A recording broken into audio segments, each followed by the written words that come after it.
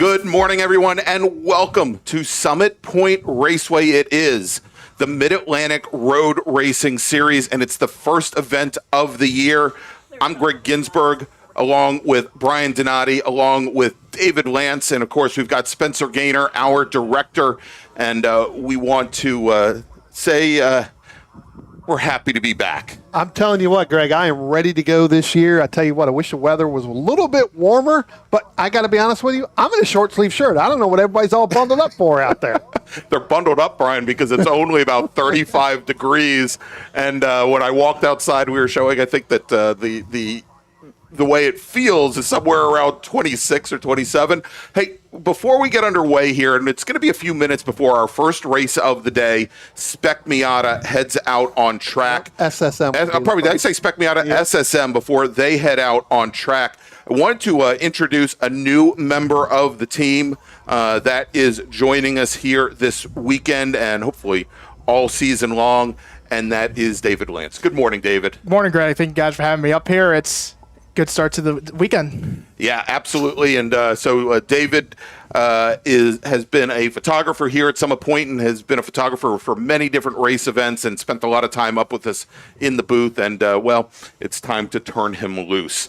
So as we get things underway, and again, it's going to be a few minutes before our racers start to head out on track for this very first race of the day. Let's do a couple of things, Brian. First off, let's take a look at the schedule and how things are going to play out here this weekend. We're going to have today 15 lap races, the sprint races for each of our 8 different race groups. We've got 7 Mid-Atlantic Road Racing Series groups. We've got our sprint bracket road racers as well. We expect there to be 2 races this morning before we break for lunch, and then we'll bring you the remaining 6 this afternoon. And then tomorrow, of course, feature race day starts at 8:40 a.m.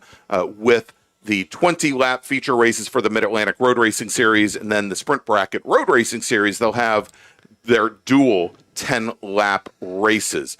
But let's do this, Brian, as we take a look around beautiful Summit Point here. Let's go and fly in from millions of miles up in the sky and take a look at the track that we call home, Summit Point Raceway. Why don't you tell us a little bit about it? Yeah, 2 miles, 10 turns. I'll tell you what, natural terrain, just as we, as we talked about, quite a bit. First race here back in 1969. I tell you what, it is completely changed, David, from that time frame in 1969. It's got a lot of flow, a lot of speed, a lot of places to really make some really good passes, especially when you come out of turn 10. We go down by the start-finish line. We go down into turn 1. It's a hard-braking right-hander. You got to set yourself up. That's going to help you get turn off of turn 2 into turn 3. That's a quick stab of the brake. Make that left-hand turn. Get up over the hill as you come down into turn number, what we call turn number 4, what we also call the chute. You can see that on your screen. That's the fastest turn we have on this racetrack. We kind of bend off to the right. We go down into another hard-braking left-hander down in turn 5. Probably the hardest braking zone here at the track, Brian. Yeah, we are going to see a lot of brake lockup, especially this afternoon and especially tomorrow morning. That's where drivers are going to try to get everything you can to make that pass. As we come out of turn number 5, we head kind of into our carousel there in turn 6. We come out of turn 7. We come up the hill out of turn 8 into turn 9. We come down underneath that bridge. Brand new bridge, by the way, here, gentlemen. So fantastic to see that. We come down into turn 10. And I tell you what, Greg, that is where a lot of the speed and races are won and lost here, right out of turn 10. That's right, as they come back onto the very long straightaway here, David, to complete a lap. So that is 2 mile, 10 turn Summit Point.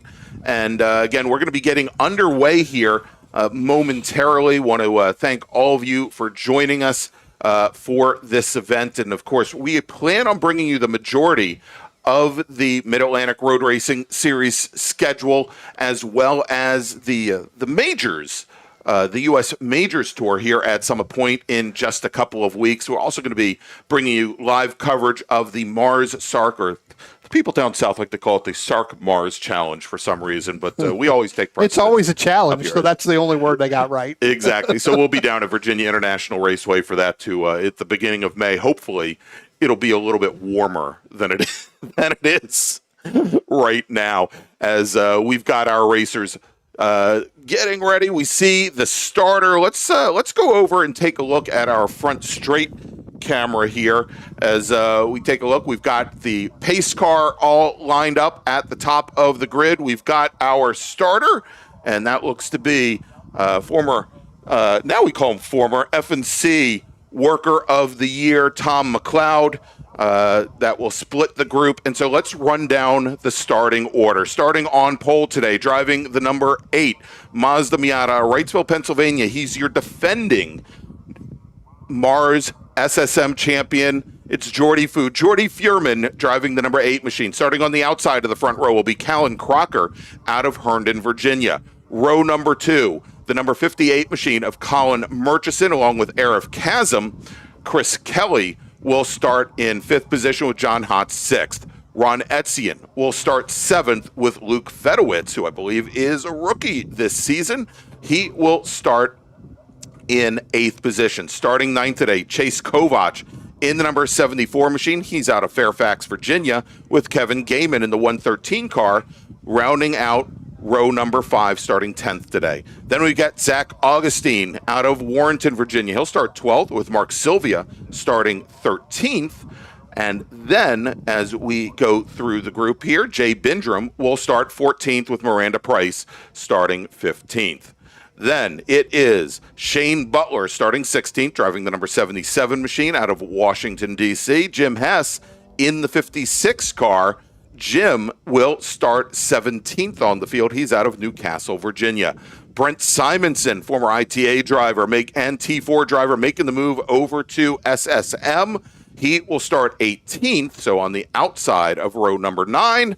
And then starting in 19th position, the inside of row number 10, it's Scott Kane. He's in the number 97 car. Parker Moden, a rookie this season, driving my favorite race car, number 72, joins us from Purcellville, Virginia, so just a couple minutes down the road. And he is in the, as I said, the number 72 machine. He starts 20th. Starting 21st today, driving the number 6 Mazda from Mount Joy, Pennsylvania, James Roberts. Then we've got John Grayhor starting in 22nd position. John is driving the number 40 machine. Then we've got Davey Ahern. He is going to now start in 23rd position. He's in the number 7 car. And then rounding out the field, driving the number 73 Mazda out of Fairfax, Virginia, it's George Kovach. Tell you what, Greg, as our drivers get ready to go, I want to wish Ron Etienne, it's his birthday It's his today. birthday. I saw that. Somebody just put that down in the chat, and apparently somebody very close to Ron. So great to hear that. Congratulations. Great way to celebrate your birthday. Did they say how old he is? Because the guy just told me he was like 82. 82? Yeah. So, I don't. The guy that just came up in here, but no, I'm kidding.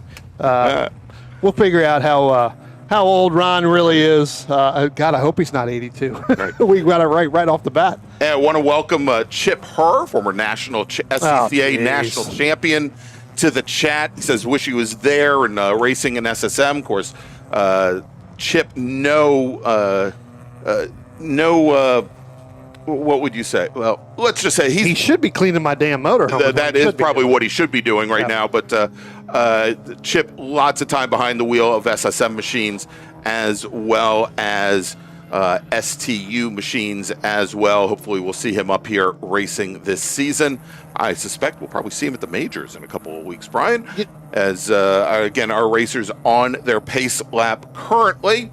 Got a couple other folks here in the chat. We've got Steve Moeller joining us, and great to see Steve. He says, good morning, Greg, Brian, and Spencer, and he forgot David. Don't do that again. Steve's a bowler, so he doesn't really think about all this stuff when we do it.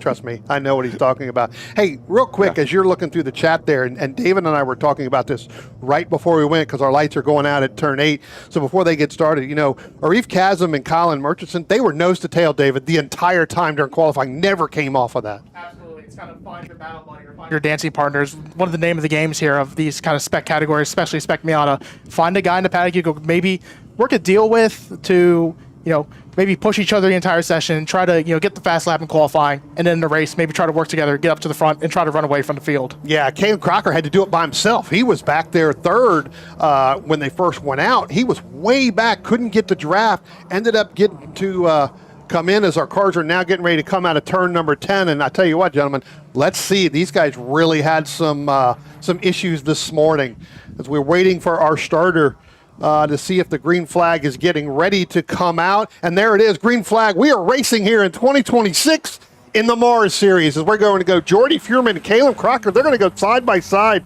down into turn 1. And gentlemen, I don't think they know the green flag's out. They're still side by side for 6, 7, 8 rows deep.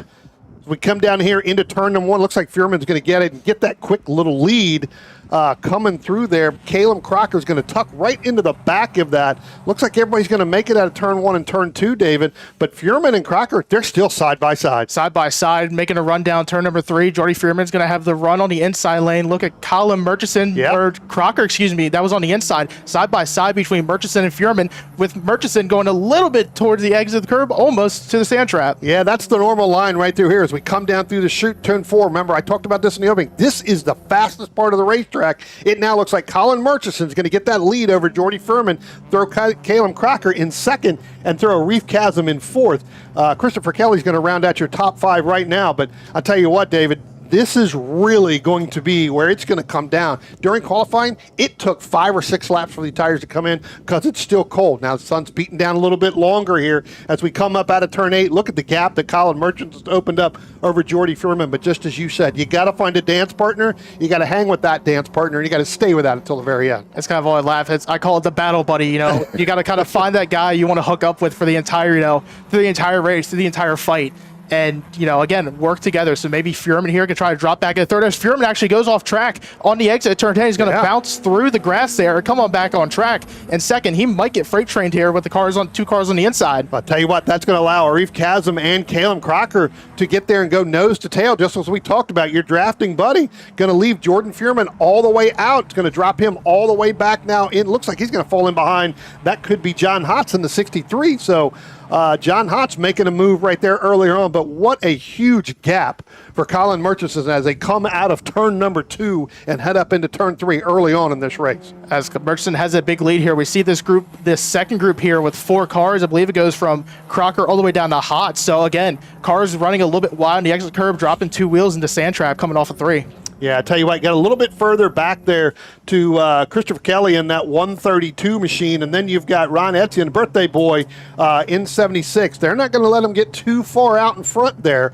Look for this as we've got 14 laps to go, still early on. Look for that pack, Colin Murchison. He could end up coming back to those couple cars there. Yeah, I definitely want to count it out. We've seen that. He did that a couple times last year, where he was a little bit farther back, but it's we got a good battle here for third again. John Hotz on the back of Reef Chasm again. Trying to work with each other, maybe try to get a run going, to hopefully catch up to first. Tell you what, a little bit further back, I was watching the Ron Etienne in that 76 machine come out of turn number 8. Looks like he's going to make the pass right here. Believe that is Ron in that 76 machine, getting ready to go through. Greg shaking his head yes, so that does look like that is going to. Actually, that was the 71 over Andy O'Brien, so that's Luke Fedowitz over Andy O'Brien. And Andy had a pretty tough qualifying this morning. So first couple laps out, him and Jay Bindrum got together, and Andy just still getting his feet wet because Andy didn't really race a whole lot here last year. It looks like we had a couple cars going side by side down in turn 1. Side by side was a battle for second place. It was Kayla and Crocker again, that lead pack of 4 there. They're going to try to work with each other. So let's see what they could do here down turn number 3, Brian. Yeah, I tell you what, it looks like Caleb Crocker's going to hold that on a little bit more as we go through turn number 3 and up through turn 4. But I was talking about with Andy O'Brien. Andy ended up having a wreck last year, didn't really get a whole lot of racing. This morning early on, kind of came with Jay Bindrum and kind of pushed him all the way through turn 3. Didn't think Jay was going to get hard on the brakes there. Definitely not. And Brian, interesting here is we're watching the front of the pack here. Of course, we do have Colin Murchison, who just, and again, it's only lap 2, but reset fast lap again, running almost 0.4 of a second faster than the pack behind, led by Colin Crocker and Reef Chasm. It looks as though our pole sitter, Jordy Fuhrman, obviously had that off at turn 10, has not been able to find a way past Hotz. He keeps taking a look to the inside of the white number 63 machine directly ahead of him, but he just seems kind of stuck back there in fifth position. Not only that, as we saw him come up the hill into turn 8, Brian, rear end of that number 8 machine appears to be very, very loose. Yeah, I'm wondering if he knocked something a little bit loose there coming off of turn number 10, especially when you get through there, you hit that big dip. That could knock something loose. But I think Jordan is okay just to sit there right now early on. Still knows he's got plenty of time. Still got 12 laps to go. Long way to go in this race. I think he's content. It's just amazing to watch Colin Murchison that far out in front, knowing that you don't have a draft partner there, David. Definitely, and I think what Murchison really is hoping for to maybe extend that gap. He's maybe hoping that two cars, somebody off into gravel, don't know who that was, might have been the 14 of Andy O'Brien, but Brian, no, back to your point, again, Murchison, he kind of is hoping the second pack here, the second through fourth battle keeps on up, because the more they battle, the more he's going to run away farther. Yeah. Again, when we were just watching, and you're right, that could have been Andy O'Brien. We've seen too wide there before, and it works. Neither one of those drivers wanted to give an inch right there earlier on. And so, again, this is the new part of 2026, right? It's, try to get in and get settled. You put that helmet on and a bunch of things. Side-by-side battle, car around, that's the 75. That's the 76. Happy birthday, Ron. Boy. Yeah, happy birthday. We tried to go 3 wide during turn 8. That doesn't work there, gentlemen. I mean, turn 9, that does not work there. Definitely not the birthday gift he kind of wanted to expect not. From either Augustine or maybe Silveira or Fedowitz. I couldn't tell maybe who was the side. I couldn't tell that third car in that battle, but Ron Etzeno not off to a great start here early on. Yeah.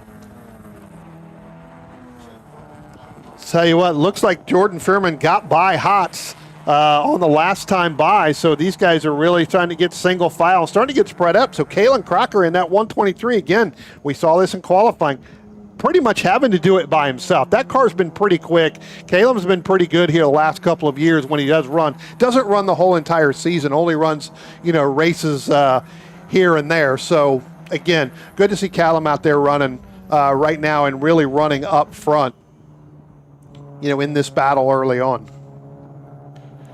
Say pretty much single file now. Field's starting to surprisingly get a little spread out, Brian. Something we really didn't expect, but something I noticed, though, in the qualifying session, some of those guys, they could possibly, somehow on their own, they could be able to be, a little faster maybe on their own if they ran away in some of the battles here. So I'm interested to see how this plays out. Some guys may be looking for possibly a full course yellow, maybe bunch the field back up, gain a couple spots. But right now, though, it's pretty much just single file throughout the field. Yeah, with only 20-some cars, and this is kind of the lowest SSM field we've had in a very, very long time.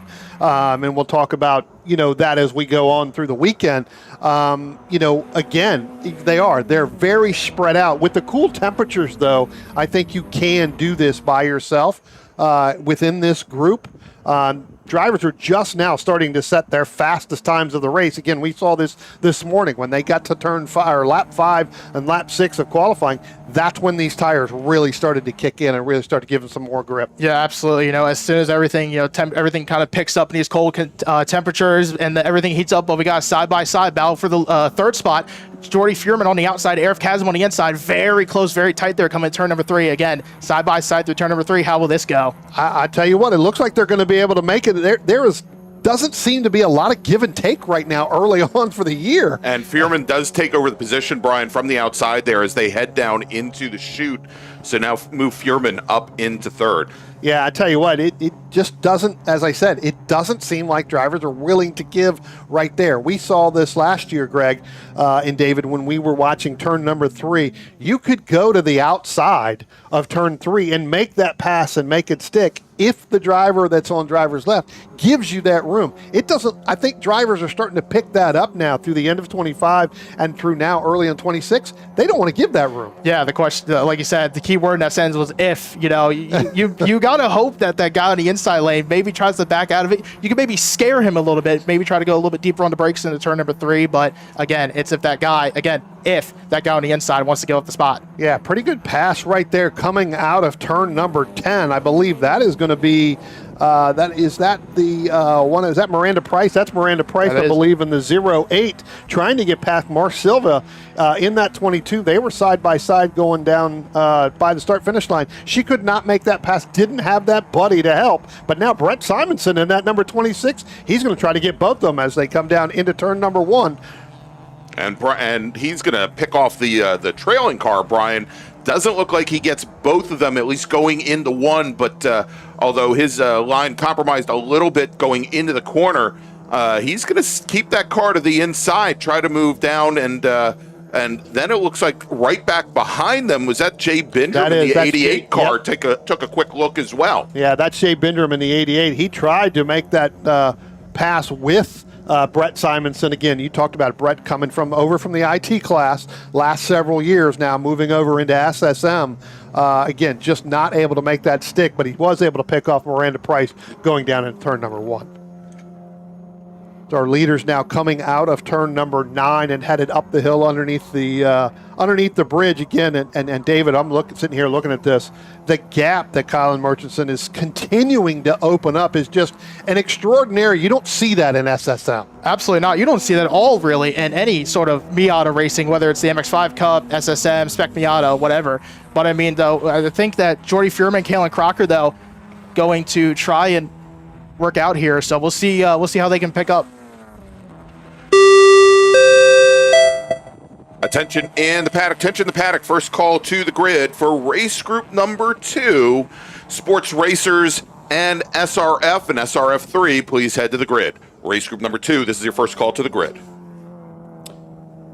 Yeah, I mean, Jordy Fuhrman just trying to hang on to Callum Crocker to try to get them to run down now as he's starting to pull away from Arif Kazim in that number 98 machine. Again, you've got to think that Callum and Jordy are just kind of saying, hey, let's work together. Let's not try to pass each other. Let's try to figure out who's faster, who's not faster, and then move up to try to run down Colin. Yeah, without a doubt. I mean, Colin right now with 8 laps to go, he's got about a 3-second lead last time at the line. So we'll see how these two second and third place cars can close up the gap here in about 8 laps. I mean, if you look at the timing right now, Fuhrman now just set the fastest lap of the race there at a 128.125. Again, that's 0.7 faster than our leader. Problem is he's 0.7 faster than Calum as well. So Calum's like holding him up a little bit, trying to get through there. They might want to think about, since they have a little bit of a gap with Kazim, see if they don't switch and see if Crocker in that 123 machine, see if he can't push Fuhrman to try to run down Murchison. It does look like, as we come down into turn number 1, it does look like Fuhrman, maybe he's listening to the broadcast here, Greg, inside, because it looks like he's going to try to make that pass over Callum Crocker in that 123 machine. And guys, all this is doing it. It does look like he's going to do it. Looks like Crocker not able to get out of turn number 2. He's going to follow all the way back. Yeah, Brian, he dropped the wheel as he was trying to come underneath the number 8 of Fuhrman. So he's now going to fall back in the 3rd place. And I think where you were going with this is, this just must be, almost like Christmas Day in March for Colin Murchison here, as he's just able to continue expanding this lead now to almost 3 seconds. I mean, as he looks in that rearview mirror and the cars behind him are getting smaller and smaller, you're right. It's like Christmas Day in March, right? It's like trying to open that up. But, yeah, with Crocker dropping a wheel off on there, and that's going to allow Arif Kazim, John Hotz, and I believe Christopher Kelly may have gotten in front of him as well. Now, it looks like he got back in front of the 132 of Kelly. Right. So we'll see whether or not he's going to be able to roll back up into that. Yeah, as we focus back here on the leader, still nose to tail there. Actually, Jordy Fuhrman actually drops a little bit back to Arif Kazim, Arif Kazim might have caught back up a little bit to Jordy Fuhrman now. So Jordy going to have a new dancing partner with Arif Kazim.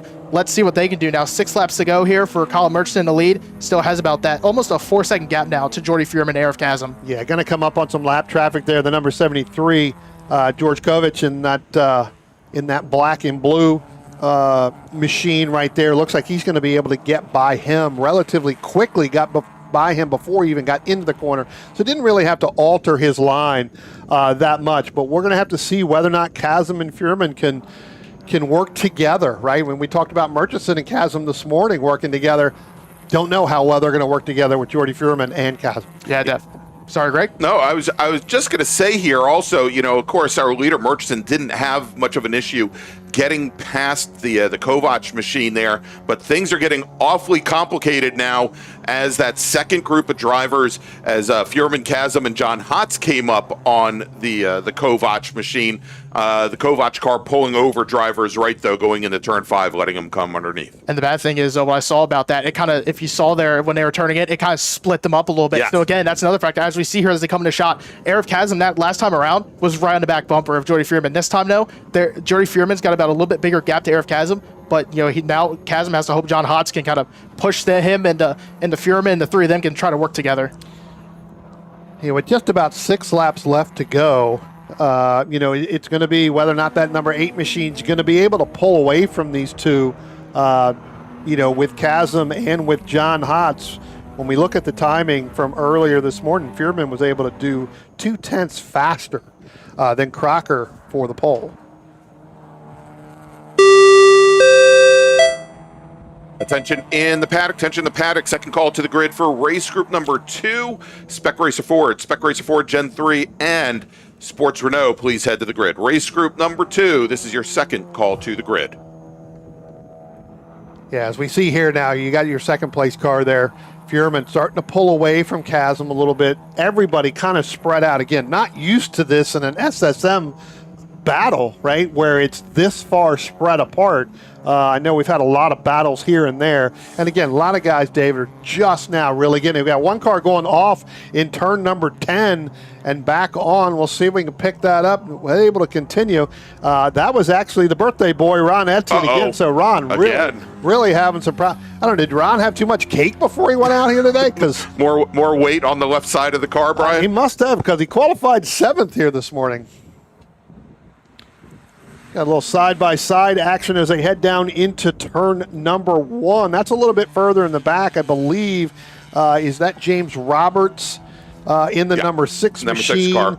And is that Davey Ahern in there, or is that John Grant? I believe that's John Grayhor, if I remember. Yeah.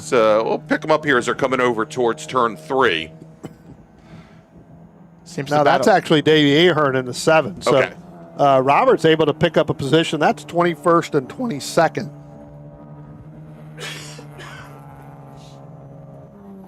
So again, battles, even though we're sprung out here, David, we still got battles going on even for 20 and 21st. Again, as I mentioned, 24 cars in SSM. That's the lowest I've seen here in the last 4 or 5 years, especially for an opening event here at Summit Point. Yeah, I mean, don't forget, though, it's early in the season. It's March. It's still cold out. So hopefully as the season goes along, you know, we get to June maybe and we see a couple more guys come out. Maybe we can get to the 30s, and maybe by Labor Day, you know, we get to maybe the 40s again. Yeah. Greg, if we can, let's go ahead and go down into turn number 5. Really good battle here between Brent Simonson, Jay Bindrum, and Miranda Price. Going to be getting ready to come in your shot here. Here they come. Momentarily down the hill. That's the last 3 cars on there. We saw them earlier on as we saw Brent Simonson trying to make that move on Miranda Price, get by them. Well, that opened the door for Jay Bindrum. Again, that's actually 13th, 14th, and 15th. And they've been kind of nose to tail the entire time. All right, well, we'll stay here, Brian. We're having some problems with our camera down in the carousel, so we'll pick them up here. Well, the problem is it fell over. Yeah. The cameraman lost his caffeine and decided to fight. That or it got too cold out there for him. Decided to want to go warm up. That's right. He's laying down in his sleeping bag down there. So, yeah, we'll pick them up now coming out of turn number 10. You can see Simonson opening up just a little bit, maybe a car length, 2 car lengths over Jay Bindrum. But it's when they get down into braking, it looks like Bindrum and even Miranda Price, when we get down there on that shot, you're going to see that's where they're going to reel in Simonson. So I don't know if Simonson's braking a little bit too soon, trying to back that corner up. Handling may not be where he likes it. Again, probably new car here to Brent. Used to driving those ITBs to be able to get off the corner a little bit more, and these cars are all about momentum, speaking from experience. Well, and so Brent had been driving for years an ITA Mazda Miata, and so a lot of I would say a lot of parallels to the machine that he's running right now. Used to a lot more horsepower. The last couple of years, as he's been in a Touring 4 Mazda RX-8, the braking, I think. Oh, as we've car got off. one driver off, and is that the 22, Brian? It looks like it went off. I think Mark Sylvia. See here, he was just a little bit further back. Yeah. Whoops. There's our carousel camera. Brian is. We'll wake him up from his slumber during lunch. Tell you what, Brian, this battle for 13th is heating up here with Simonson, Bindrum, and Price. We see the little far out there. We got turn number 1. We cut over to turn number 10 here, and it's going to be a good fight for leads. They come down, or excuse me, battle for 13th as they come down out of turn number 10. Tell you what, just in front of them, and Andy O'Brien having a really tough battle here again, and that's with Luke Fedowitz in the 71, and Andy went 2 wheels off out of turn 10 as well again. So I tell you what, when Colin Murchison gets back to the start-finish line here, gentlemen, he's going to be getting that 1 to go board. So Colin Murchison, a pretty dominant race here right now in this opening 15-lap race. Yeah, without a doubt. I mean, this is, to him, I mean, it might be, it seems like a flawless victory here so far. That's going to be today if he get to keep everything hold on. He's going to get the 1 to go board. So again, Furmano and Hotz and Chasm out 2nd through 4th. 4 seconds left, or 4 seconds on the gap to first. I don't think that's going to be enough time with 1 to go, Brian. Yeah, I tell you what, flawless race by Colin Murchison so far as he comes out of turn number 10 right now. That's him. That's your first car right there. A couple lap cars in between. I think that's the Roberts machine in that yellow one, but you can see that gap back to Jordy Fuhrman in the 8. Now, they're going to run into some traffic. Davey Ahern and James Roberts in that number 6 and 7 machine as they get down into turn 1. That's going to open up that gap even more. So again, a flawless run by Colin Murchison. Just went out and did what he had to do, let everybody else take that battle. Yeah, without a doubt here, as we see the 2nd through 4th battle, or 2nd through 5th, get down turn number 1. They're going to try to get around lap cars. That's probably going to hold them up. So we'll see what it looks like when they come out turn number 2. Yep. Again, now John Hotz, he's going to come out of turn number 2. Look, John Hotz going to go diving way down to the left to get by Davey Ahern, not really wanting to get Jordy Fuhrman there, but now Hotz is going to get stuck behind the James Roberts machine as they come up the hill out of turn 3 down into the chute right here. Does look like Hotz is going to be able to. We got a little bit of a mess right there. And Brian, it looks like Hotz has gotten around Chasm as well as they came down into 5. Yep, absolutely. Great move there by John Hotz in that 63 machine. Again, that suave little veteran that John Hotz is trying to get around there. Colin Murchison, though, comes out of turn number 9 for the final time. We'll make the run up the hill and down the hill down to turn number 10. Again, just look at the gap, though. Very far out. Colin Murchison, though, again, a flawless victory. It pretty much was a smooth race. He can probably look in the mirror. He comes out turn number 10, said, man, where'd everybody go? Or where is everybody? Right? Again, great win there for the 58 machine of Colin Murchison. I'll tell you what, Jordy Fuhrman looks like he's going to come home 2nd. John Hotz is going to finish 3rd. Arif Chasm going to roll in 4th, and Caleb Crocker fought back to finish in the top 5. Christopher Kelly going to finish 6th in the 132. Chase Kovich in that 74. He's going to cross the line here and finish 7th. Zach Augustine in the 12 machine. Zach had a little bit of a problem during qualifying, too. Good to see him come back. He's going to end up finishing 8th. Kevin Gaiman in the 113 going to finish 9th. Luke Fedowitz is going to round out your top 10, and we'll let the others come down and come across the start-finish line. Looks like Andy O'Brien is going to battle hard in that number 14 machine. He's going to finish 11th. Brett Simonson's going to pick up the 12th position, so they picked up another position over one of our drivers, and I think that's because of the Ron Etienne machine that had some problems during the race. Jay Bindrum in the 88 going to finish 13th. Miranda Price in the 08 going to finish 14th. Mark Silva in the 22 looks like he's going to round out your top 15 as some of our other cars crossing the start-finish line right now. Pretty good battle there between Jim Hess and Sane Butler in that 56 and 77 machines respectively. As they get ready, the last couple cars here getting ready to come across the start-finish line. There's the Ron Etienne machine. That's the birthday boy. And then the last car to cross the start-finish line in the 20th is going to be Parker Modem in there. So a really good race right now between this, but yeah, dominating performance by Colin Murchison in that 58. All right, so one race in the books with 7 more here to go, gentlemen. Let's do this. Let's make a final call to the grid for our last race before lunch. A Attention in the paddock, attention the paddock. Final call for race group number 2, Spec Racer Ford Gen 3, Spec Racer Ford, and Sports Renault. Please head to the grid. Race group number 2, this is your final call to the grid. And with that, we're going to take a quick break. We'll be back here with more racing action from Summit Point Raceway. It is the March MARRS Mid-Atlantic Road Racing Series presented by the Washington, D.C. region of the SCCA and OG Racing. We'll be right back.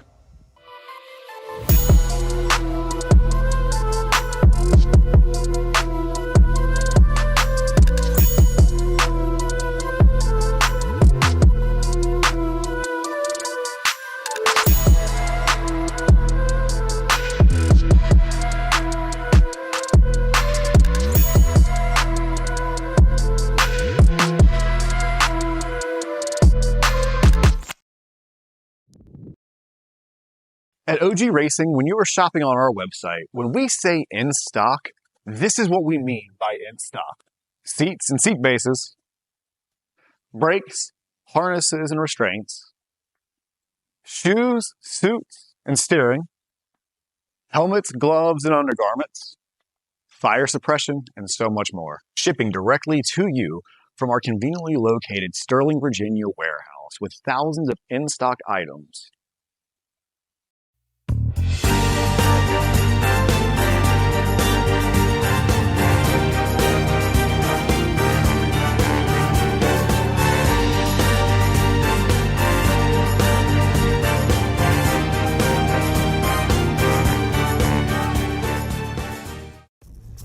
RP Performance is the only premier race shop in the region that specializes in both street and track Mazdas and is located right in the heart of racing at Summit Point's Gasoline Alley. RP has been involved in countless race wins and series championships across many classes with drivers of all ages. Not just a full-service shop, RP has been helping drivers with their individual racing and other track event needs for over 30 years, providing trackside support, arrive and drive packages, as well as race car transport services. And they're known for its help all attitude. RP Performance is your go-to for getting cars back on track for that positive experience at Summit Point when you're ready to pack it in. For more information about RP Performance, come talk to them here in the paddock. Call them at 304-728-6749 or email them at Brett, that's B-R-E-T, at rpperformanceracing.com.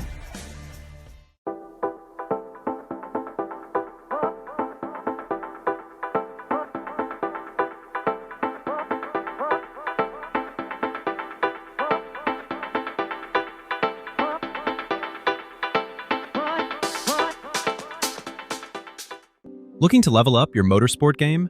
At Courage Motorsport, we've got everything you need, from high-performance parts and racing equipment to expert driving instruction and even our own Courage racing gear. Whether you're a beginner, a pro, or looking to kickstart your motorsport career with training in both the business of racing and securing sponsorships, we've got you covered. Check out our gear, grab a shirt, and represent your passion. Email us at trackready@couragemotorsport.com or visit couragemotorsport.com and get ready to hit the track.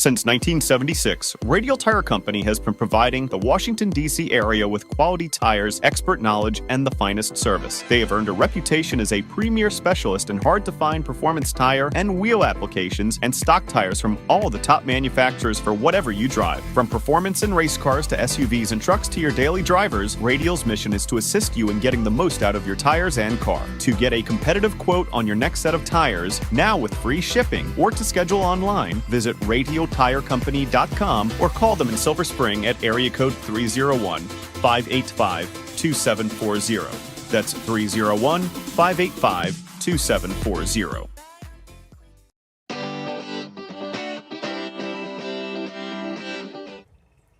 Welcome back to Summit Point Raceway for the March MARRS presented by OG Racing. I'm Greg Ginsburg along with David Lance and Brian Donati. And next up, it's Spec Racer Ford Gen 3. We'll stop calling for the sports Renaults because, well, there aren't any this weekend. Yeah, they're not here. Yeah, all right, let's run down the starting order if we can. Starting on the pole today, representing the Surf Shop, Brian, name that's definitely new to us. He comes to us from the Ohio Valley region. I think he calls Mid-Ohio his home course. It's Elliott Lang. He's driving the number 42 car. Starting on the outside of the front row, it's going to be Sam Schechter, also representing the Surf Shop from Boyd's, Maryland. Kyle Herlitsky from Coon Valley, Wisconsin, is going to be starting on the inside of row number 2, right alongside Stephen Shue, driving the number 81 machine, and he starts 4th. And Brian, the top 4 drivers, all representing the Surf Shop. Brian Cates from Cates Engineering, driving the red, white, and blue number 127 machine. He will start in 5th position today with Jamison Huffman racing sports Spec Racer Fords here this weekend. Our track record holder in Formula Enterprises 2 is driving the number 38 machine here today. He starts 6th. Starting 7th, it's Theo Pepes from Clifton, New Jersey. He's in the 27 machine. And then we've got John Ryan in the 87 car. He'll start 8th. Next row number 5, maybe a little bit further back than he would like. In a new Spec Racer Ford to him, it's Liam Kerper, who finished in the top 10 at the runoffs this year. Good to see this. He's in the number 30 car, right alongside Michael Amena, who starts 10th in the number 8 machine. Then we've got Richard Herman. Richard is going to start 11th alongside, and then right alongside Stephen Mincon in the number 99 machine out of Schwenksville, Pennsylvania, starting 12th. Starting 13th, great to see her here, the McNichols Company Ruman Racing entry, Nikki Ruman Skinner. She's in the number 23 car. She starts lucky 13th. Jason Pintar in the number 56 car. He will start in 14th position. Row number 8, it is Kevin Silbert starting 15th with Joe Blanks starting right alongside Kevin. Will be in the number 14 car. Then we got Joe Blanks and Andrew Procario starting 16th and 17th with Petri Utavainen starting 18th today. Then we've got Keith Frazier. He's going to start on the inside of row number 10 in the number 7 alltackle.com Liqui machine. Mike Kosuth will start alongside, starting 20th in the number 5 car.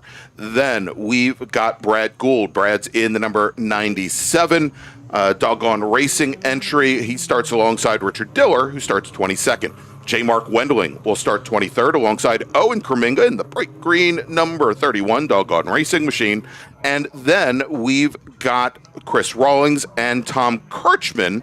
Good to see Tom back here joining us from Framingham, Massachusetts. And then David Lanning and the Rodriguez machine, Gabriel Rodriguez, rounding out the field in 28th. As the pace car now still on the track. And Brian, I went blasting through the order here.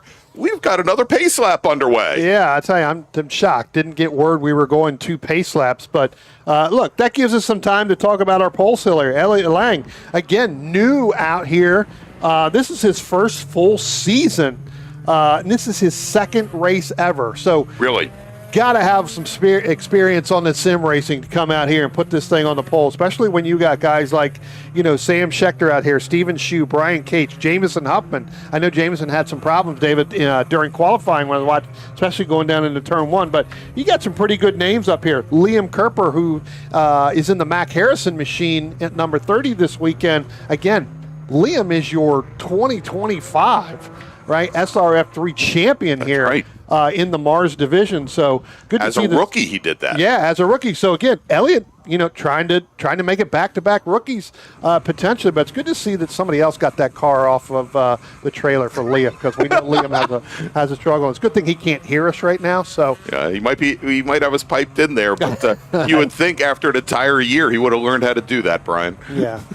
We talk about Elliott, David, real quick. So got his start kind of, his mentor and driver coach, Jacob Petticord, kind of helps him every week hone his craft. Looked up to Graham Rahal who's a hometown hero for him. Also looked up to Connor Zilich, basically from a work ethic and a talent. Like, who the heck wouldn't? I mean, I had the opportunity. I was going to say, I had the opportunity to be a teammate to Connor Zilich a couple years ago down in Charlotte when I was doing some karting down there, and he just kind of looked at me and says, he had 3 words: "Can't help you." Right, that was it. I mean, it was all over. So, pretty good mentors to look up to. No doubt, Connor Zilich. I mean, that's really someone a lot of young guys would look up to. Because he got started. Spec Miata here in the SCCA when he was doing Spec Miata racing and the Super Tour and everything, and then he just kind of climbed the ladder in that rapid rise to success. So, definitely a guy to look up to for Connor Zilich with how much he's done and how good he's been. Yeah, I tell you what, this is going to be a really good race again. There's some pretty big hitters in here. Like I said, you've got the former the 2025 champion. You got Michael Lamena in here, Richard Herman in the 0, Steve Minkon in the 99. Like you said, Greg, good to see Nicky Rumaskiner back here. So ready to get this thing going. That's right, Brian. And so lights are out on the pace car. So we won't have a third pace lap. I hope not. We should be getting underway here soon enough. Interesting that you were talking about Connor Zilich, of course, who now is making his name known in the NASCAR world. Just a couple of weeks ago at Road Atlanta, I was talking to Dean Dibdahl and Rich Dibdahl that they actually teamed up as part of a karting race at the MARRS Challenge 4 years ago with Connor Zilich, who was racing for Panic Motorsports and Spec Miata at the time, as the green flag now, gentlemen, in the air, and we're racing once again here at Summit Point. Tell you what, Greg, as we go down into turn number 1, we're not only 3 wide, David, we're 4 wide, 2 rows back there. So Schechter and Lang trying to get out, got some heavy brake lockup coming out. Looks like Michael Amena is going to go off in that number 8 machine. Again, Michael having some problems with those brakes. Talked to him right after qualifying, had some problems down through turn 4. Looks like that reared its ugly head here going down into turn number 1. Great move on the start there by Steven Shue, who is not known for his very strong starts, David, as he, for a moment there, had a dalliance with second position. He now slots into third as they come into turn 5. Yeah, looks like got a battle for first here, and actually a battle for fifth here. It is Liam Kerper. I saw he was on the outside there going turn number 5. Liam Kerper was 3 wide on the front straightaway here before they got to the line. Liam, he started probably a little bit further back than he wanted to, but he's ready to gun it already to the front and hopefully get kind of an early good start. Yeah, didn't have the qualifying run that he wanted to, but I tell you what, it looks like he's going to battle real hard right now in this race. It looks like Sam Schechter is going to pull out in front there in that number 55 machine, coming down out of turn number 10, getting ready to head down to the start-finish line. He's going to open it up. Jamison Huffman's going to move in second, and guys, Elliot Lang, who are our pole sitter, he's going to fall back into fourth. So again, looks like the veterans of the group really decided to welcome Elliott to the group pretty darn quickly. Baptism by fire there. Sorry, Greg. Baptism by fire there for Elliot Lang, starting on pole and kind of, hey, welcome to Summit Point. This is how we do things around here. So Steven Shue, though, Jameson Huffman, though, moves over from the Sherman Spec Miata last year, our last race. Yep. He now moves over here, Spec Racer 4. Did a little bit of racing last year. I think on a weekend, won both races that he did. So I think he, liked it so much, he's come back for more. Yeah, it looks like we may have had some contact on that opening lap there, Greg, between Liam Kerper and Elliot Lang going in. So that looks like that may have been coming up out of...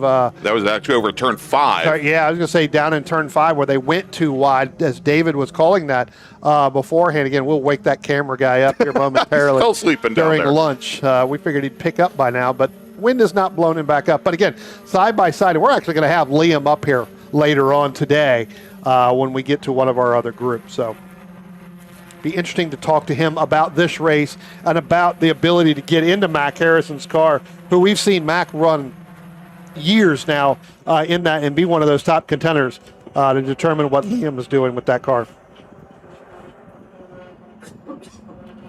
Yeah, still kind of nose to tail a little bit, maybe with a little bit of separation, but battle for second, though, is actually really close between Steven Shue and I believe that was Elliot Lang here as they're starting to come to turn number 3. So as they come into the shot, again, I don't think much. Maybe Lang peaks a little to the inside. Maybe starting to think about it, but not going to hold on yet. Maybe just kind of testing the waters to see if you might want to use that move later on. Yeah, Sam Schechter, again, leading right here with Jamison Huffman behind him in second place. And I tell you what, gentlemen, I got a chance to really talk to Sam during there. I was looking, we got some heavy brake lock going down in turn 5. I'm wondering if that was the Steven Shue machine. I think I think that might have been Liam Kerper in the number 30 machine. Okay. I got a chance to talk to Sam during driver school. He was the one who led our Group 1, which was our open wheel cars. Asked him about the season. He said he was really looking forward again to this year, coming out here and racing and really trying to do it. I do believe he is going to go ahead and run, our runoffs, national championship runoffs here at the end of the season. We get down to the end of September and October. Again, another year out at Road America. So he's going to try to get everything he can, but he was really looking forward to this season. As the field comes down in front straightaway, 3 laps in, still 12 laps to go here. Side-by-side battle for the lead. Elliott Lang down to the inside of Steven Shue. Let's see who gets the spot when they get up to turn number 2. And it's still side-by-side with Shue on the inside. He's going to move now to the outside and in front of Lang. He's going to almost kind of slam the door on the straightaway. Yeah, kind of close the door there on Elliott Lang. So again, Lang still trying to figure out where is he going to make that pass on Steven Shue. It does look like Lang is a little bit faster than Shue is right now. It's not by much, but it does look like he's going to push the issue as much as he can. Then you got a little bit further back. We talked about Liam Kerper. Then you got Theo Pepes. I'm talking about Theo here. Theo was pretty good driver here last year, Greg. Yeah, and Theo's had some challenges over the last year. Of course, at Labor Day, had a car, I don't want to say go up in flames, but it went up in flames, flames. And came back in October after getting the chassis rebuilt. Doggone Racing doing a great job of getting that car back together. Theo is incredibly quick, and I know that he's gotten some coaching, I believe, from Morgan Burkhardt, as a lot of the Spec Racer Ford drivers have Morgan Burkhardt racing in the Michelin Pilot Cup Series. And I think this weekend we'll be providing some data acquisition coaching as well. You can check in over at the Doggone Racing trailer for that. But Theo, he is also just so enthusiastic. He comes up and gave us a nice big debrief of how his October race went, and again, continuing to get faster as he's now up in the 6th position, hanging right back there with Liam Kerper. I'll tell you what, you watch him coming out of turn 2, right there. You're not going to see it on the screen, but he did get a little bit loose going up into that turn. I'm not sure if his foot kind of rested harder on the brakes than he really wanted to, but that back end got a little bit sideways. That's going to slow him down a little bit. You're going to see a little bit more of that gap open up between Liam Kerper and Theo Pepes, where Pepes was starting to make that move. Good battle a little bit further back as well between John Ryan and the white number 87, Brian Cates in the 127, and then Jason Pintar in the 56. It looks like maybe that may have been Steven Shue. It was. Getting that left rear off into the dirt right there. Again, and I want to say it's Mac Harrison, but it's not Mac Harrison. It's Liam Kerper in that 30 machine. I'm so used to calling Mac in that 30. He was able to get around him, but the 87, the 127, John Ryan, Brian Cates starting to pull a little away from Jason Pintar as we come out of turn number 10. Start to head down into turn 1, Greg, if we can. We're going to go side by side here with Brian Cates over John Ryan. Not sure if he's going to make it stick. It looked like it may be an over-under in that 87 with John Ryan. So we'll see as they come out. As they come out of turn number 2, you're still going to see them side by side. What that's doing, David, that's allowing Jason Pintar in that blue number 56 to reel back up to them where he was starting to be gapped a little bit. Yeah, it looks like he's called to him more here as they run out of 3, though. And going to come down the chute here to the fastest car on track. And it looks like Pintar, though, might take a look to the outside. He's going to file back inside there as they make the heavy braking zone down turn number 5, Greg. Saw he jumped there a little bit, got a little excited. I certainly got excited because it for a moment there, as Pintar tried going around the outside of that car, he ran out of real estate very, very quickly at probably the worst point in time that he could. And so Pintar now ends up having to slide back behind. Who is that? Is that Herlitsky there? Or probably no, I guess that's John Ryan along with him. Yeah, he's going to follow in behind John Ryan. I tell you Yeah. what, maybe Pintar's been watching too many Miata races because that actually is the Miata line, right? Yeah, it is. As they come out of turn number 10, you're going to see right here, it does look like Pintar is trying to get some air to that nose, gentlemen, because he is going to ride right on the right-hand side of John Ryan as they come down into turn number 1.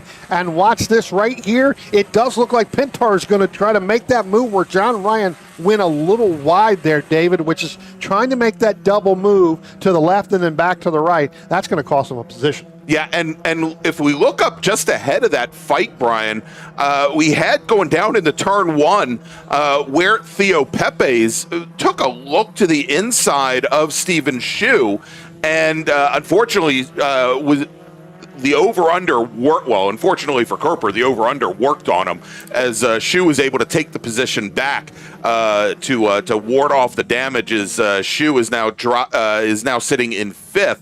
But Pepe's now, I think his time is, running down a little bit here. We've got 9 laps remaining. He now may be getting a little bit desperate as he watches that pack ahead starting to move away from him. Well, I tell you what, a little bit further back, and we were talking about John Ryan. Brian Cates has gotten around John Ryan with John Ryan and Jason Pintar, but Kyle Herletsky in that 06 machine there, David, last time by through turn number 5, he tried to make that move and really kind of got in front of, I believe, Jason Pintar John Ryan, excuse me, in that white number 87. They went side by side. May have been a little bit of contact there. Yeah, it looks like here we're going to pick him up down turn number 1. Herlitsky in front of Ryan again. Well, it's kind of single file there. Kind of the battle has kind of eased up a little bit, but I think that when we get down turn number 3 here, it's going to be interesting to see what happens. Will Ryan maybe try to go to the inside? Peaks just a little bit, but not much though. So we'll see what happens again. Turn number 5, what happened last time? Herlitsky, big move around the outside. It looks like a little deeper on the brakes. Kind of had to catch that car a little bit on the brakes. So again, this time, no, it's not going to be as exciting as last. Yeah. As we kind of start to reach our halfway point here, Richard Herman in that number 0, Greg, and David, he's starting to reel both Herletsky and John Ryan in because of the battle that they're having a little bit further back. And again, that's 9th, 10th, and 11th, overall. But again, battles going on all different parts of the racetrack where, we start to see Sam Schechter in that 55, just as we talked about with Colin Murchison, opening that gap up even more as they come out of turn number 10 and head down towards the start-finish line. Again, that gap now is 2.6 seconds over Jamison Huffman. Again, another unheard of characteristic, especially in this group as well. Guys, I don't want to spend a lot of time on this, but I should also say that the Greg Ginsburg worship account in YouTube has now been started. And it says Greg Ginsburg is the greatest announcer of all time. Oh, boy. Thank you very much, Greg Ginsburg worshiper. Oh, my goodness. True statement right Tell there. your friends. And you know what's really funny? It's even copied your picture from your profile. I know. Isn't that great? So I thought your mom was listening to Johnny Mathis. I didn't think she would be available Yes, to get definitely. Say a couple weeks ago, I remember the Nathan Nicholson worship account. Yeah, that's where it comes from. That's where it comes from. As Nathan Nicholson, who's one of the racers in the MX5 Cup Pro Series, has a worshiper account, and as we were interviewing him down at Michelin Raceway Road Atlanta for the Hoosier Super Tour, he was sitting in with us in the booth during the SMX race. The worshiper came out, and I said that's what I need, and now that's what I've got. Tell you what, Greg, let's go back and let's check out a turn number 10 going by the start-finish line here. We talked about Sam Schechter opening up, but Elliott Lang has now reeled in Jamison Huffman in that number 38 machine. And as they go by the start-finish line and head down into turn 1, you're going to see here Elliott Lang going to make that move on Jamison Huffman. Now, Jamison's got a lot of laps around this racetrack. I would not be surprised if Jamison doesn't try to do the over-under coming out of turn number 1 into turn number 2. And there it is. You can see that Elliott Lang tried to make that move. Jamison Huffman, again, and I can't believe I'm going to say this, we'll call Jamison Huffman the veteran of only like 19 or 20 years old here. He is going to do that over-under, and he's going to keep that second place in that 38 machine.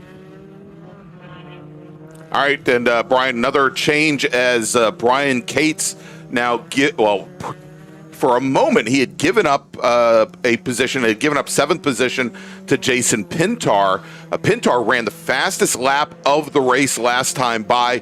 Cates was able to hold him off going into turn 1, and now back into 7th position as we watch him coming through turn 8 now and up the hill. The 2nd and 3rd cars in that group, but it's also given Kyle Herlitzky a little bit of a run. He's right there with him now as well. Yeah.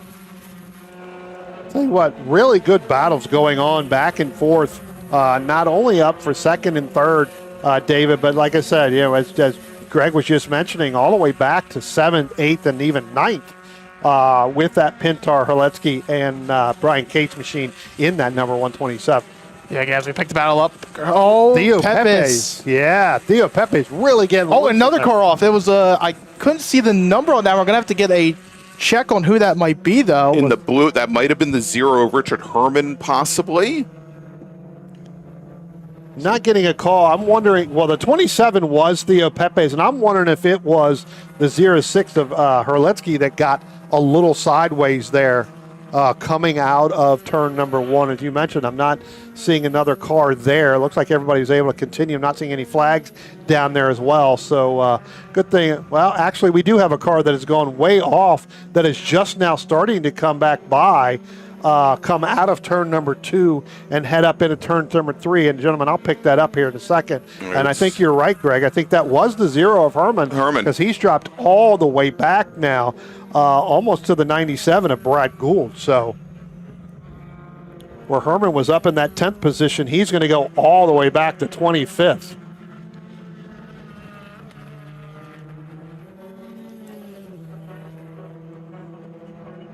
Looks like we're going to get 2 calls coming out of turn number 1 there. Yeah, and we have confirmed that one of those was Richard Herman in the number 0.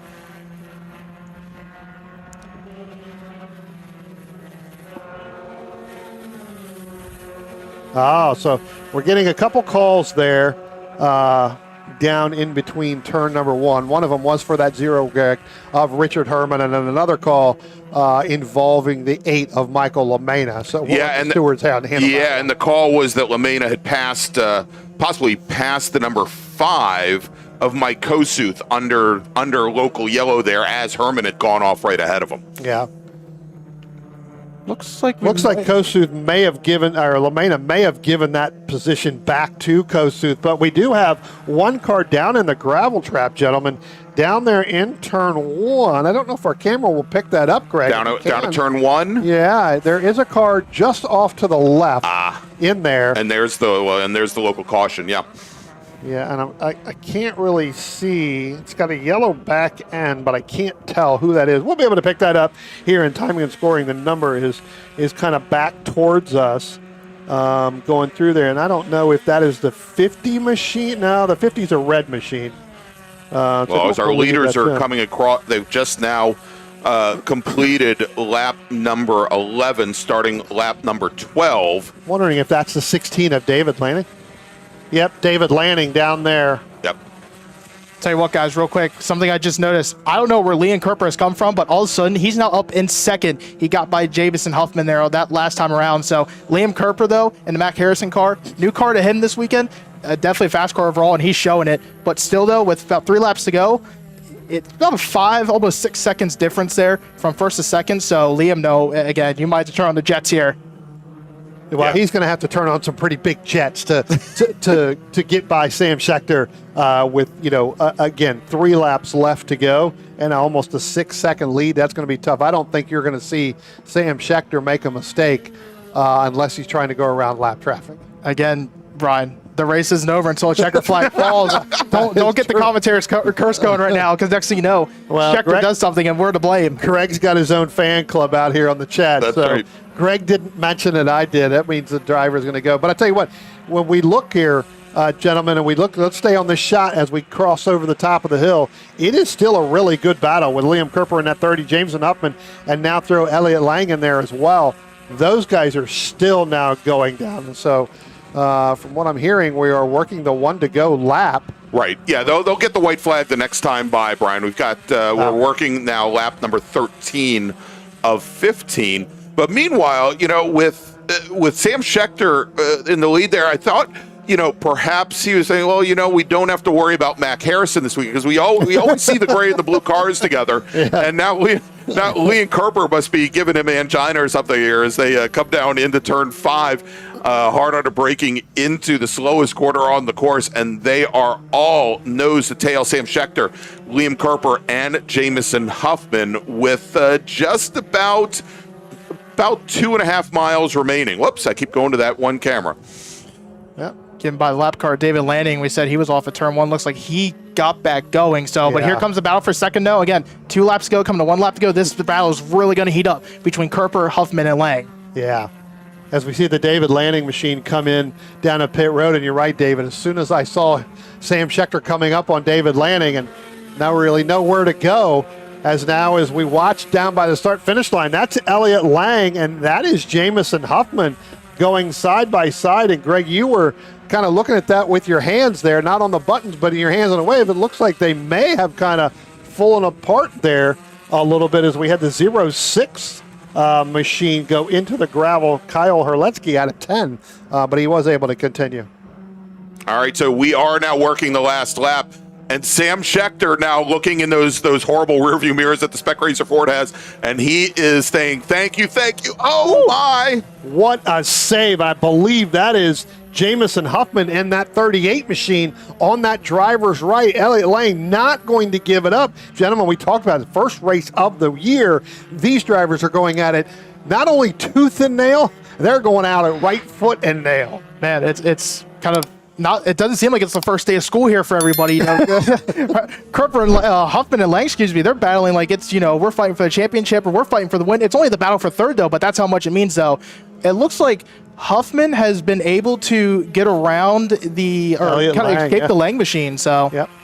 As our leader now, he has already come out of turn number 10. Sam Schechter has taken the checkered flag. Here comes that battle. That's going to move the 30 of Liam Kerper into second place. Jamison Huffman's going to finish third. Elliott Lang is going to finish fourth. Stephen Shue in the 81 is going to finish fifth. Brian Cates sixth. Jason Pintar in the 56 is going to finish seventh. Theo Pepe's, Greg, is he going to drop all the way down to eighth? Eighth. Actually, he's going to finish ninth because 27 has not crossed the finish line yet. He is continuing to drop down. So Theo Pepe's in that 27, falling all the way down. So what does that do? That puts Kyle Herletsky in the 8 and the 06 and 8. John Ryan 9th. Joe Blanks in the 74 10th. Steve Mekon in the 99 is going to finish 11th. Keith Frazier in the number 7 12th. Nicky Ruben Skinner in the 23 is going to finish 13th. It looks like a little bit further down, I think we got Kevin Silbert in the 14. He's going to finish 15th. 8, Michael LeMay is going to finish 16th. The number 5 there, Mike Kosuth, is going to finish 17th, and we'll let that battle out from hopefully or believe that pass under yellow with LeMay over Kosuth.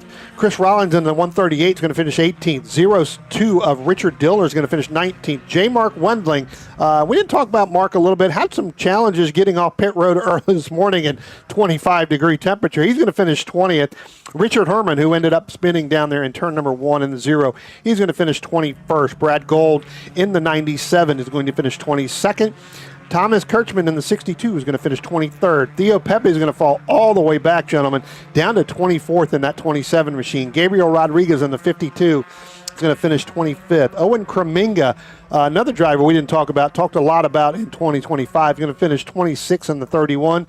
Andrew Picaro in the number 50 is going to finish 27th, and David Lanning is going to round out your field and finish 28th in that number 16 machine, only completing 10 laps. So that's going to be your complete rundown in our group number 2 of our SRF 3 group here today. I believe we are, Greg, going to lunch at this point. We'll find out what time we're going to be back. So yeah, we're going to put up on the screen as soon as we get some definite information as far as when we are going to be starting back up with our first group after lunch. We will let you know. We think it's going to be about an hour from now. So we are thinking probably somewhere around 1:25 p.m. this afternoon. But as soon as we get that updated, we'll let you know.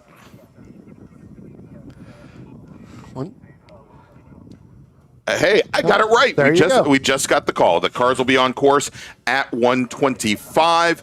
And so, of course, what we want to do is thank you all for joining us here this morning, especially the Greg Ginsburg worship account. Thank you so much. I'm just trying to figure out how much you paid this person.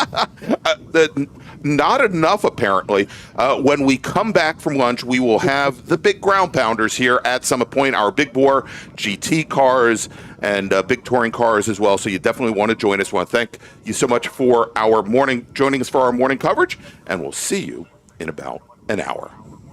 At OG Racing, when you are shopping on our website, when we say in stock, this is what we mean by in stock. Seats and seat bases, brakes, harnesses and restraints, shoes, suits and steering, helmets, gloves and undergarments, fire suppression, and so much more. Shipping directly to you from our conveniently located Sterling, Virginia warehouse with thousands of in-stock items.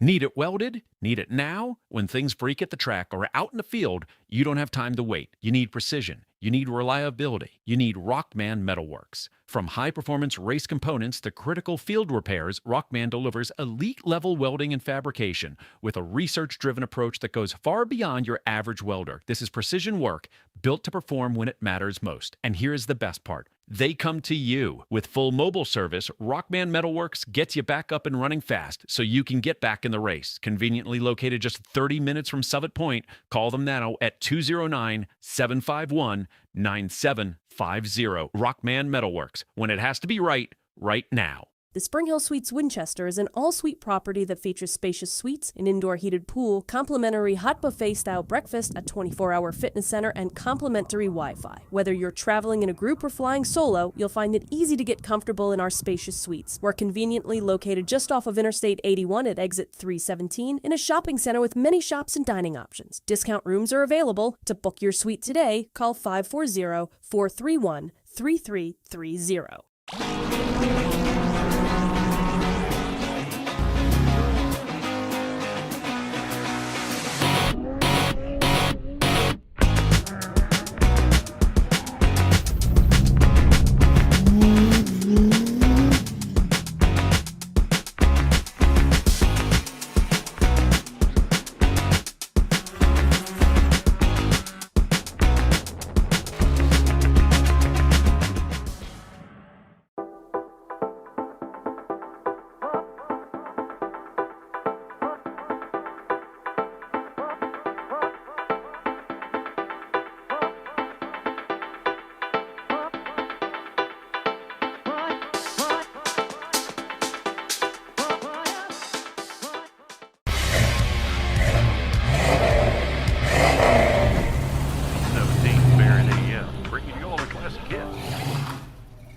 Need a ride?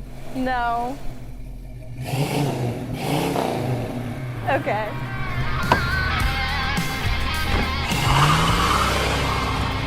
Taking you back to simpler times. Hey, dog. Belmont Classic Cars, Belmont, Ohio.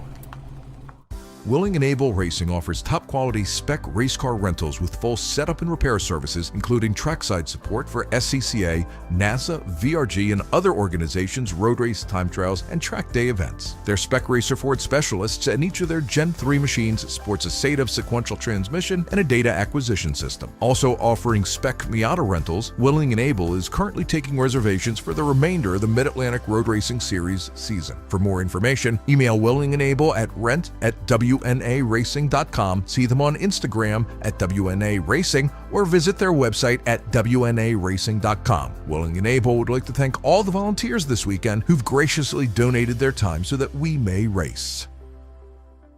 Since 1976, Radial Tire Company has been providing the Washington, D.C. area with quality tires, expert knowledge, and the finest service. They have earned a reputation as a premier specialist in hard-to-find performance tire and wheel applications and stock tires from all the top manufacturers for whatever you drive. From performance and race cars to SUVs and trucks to your daily drivers, Radial's mission is to assist you in getting the most out of your tires and car. To get a competitive quote on your next set of tires, now with free shipping, or to schedule online, visit radialtirecompany.com or call them in Silver Spring at area code 301-585-2740. That's 301-585-2740.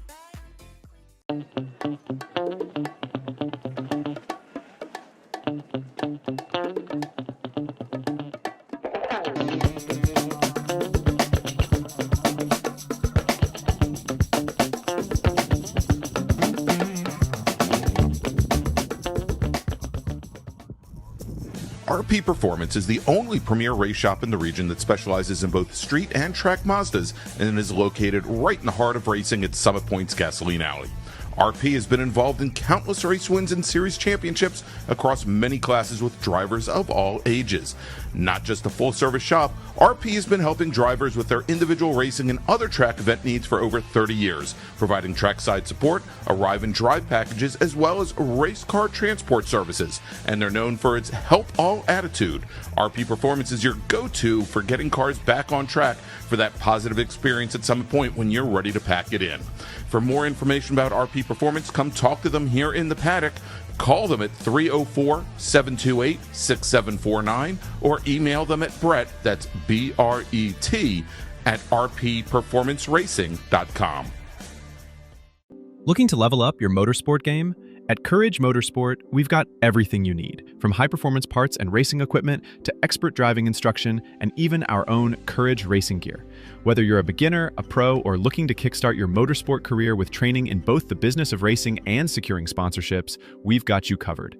Check out our gear, grab a shirt, and represent your passion. Email us at trackready@couragemotorsport.com or visit couragemotorsport.com and get ready to hit the track.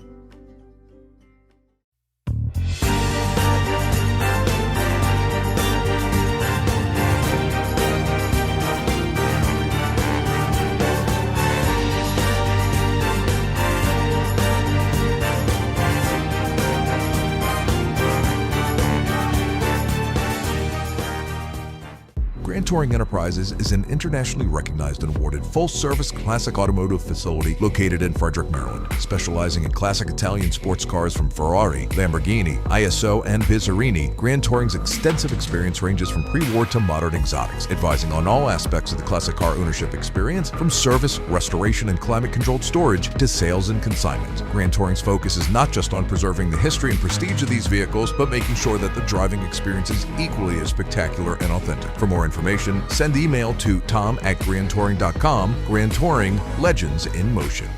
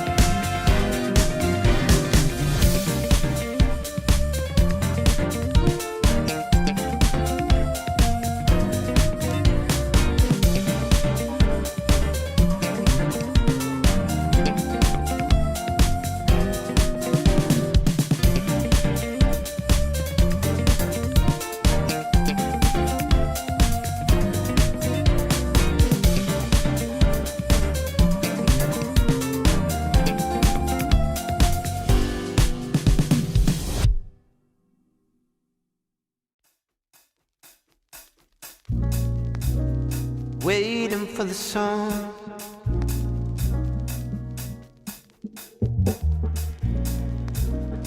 Waiting for the sun.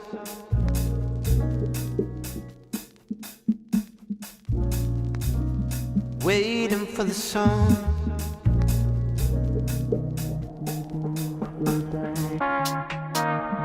Waiting for the sun.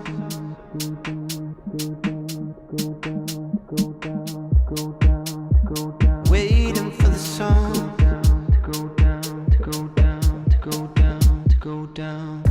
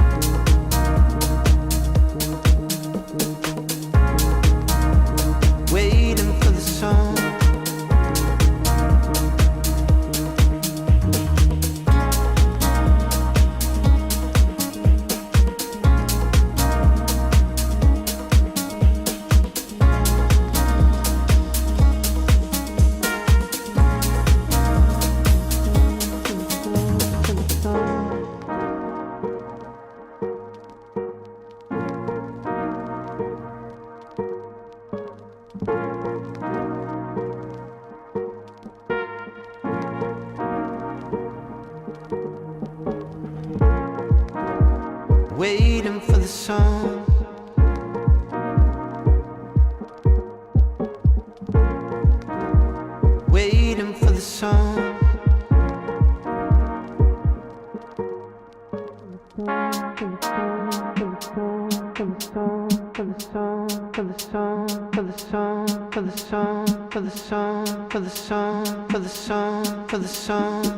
Waiting for the sun.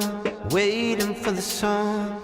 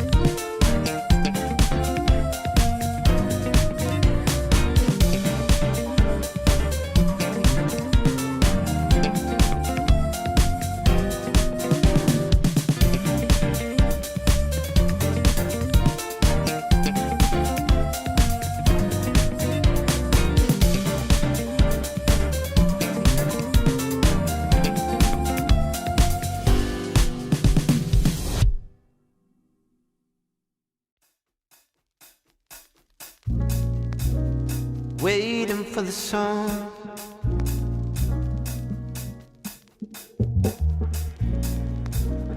Waiting for the song.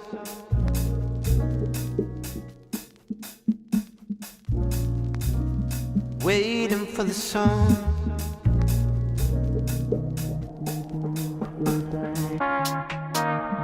Waiting for the song.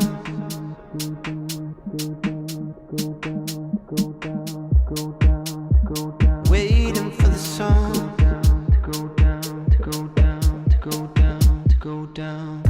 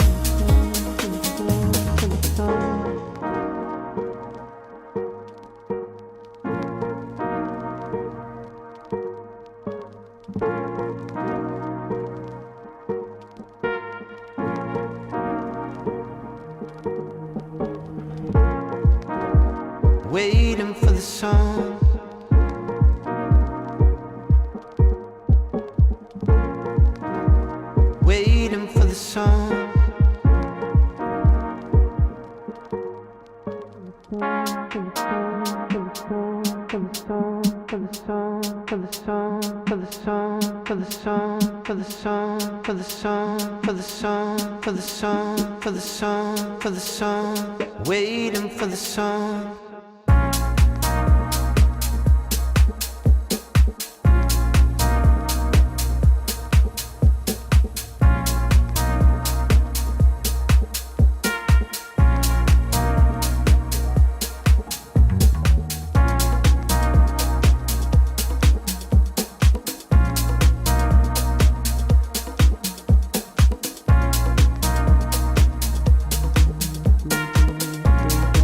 Go down,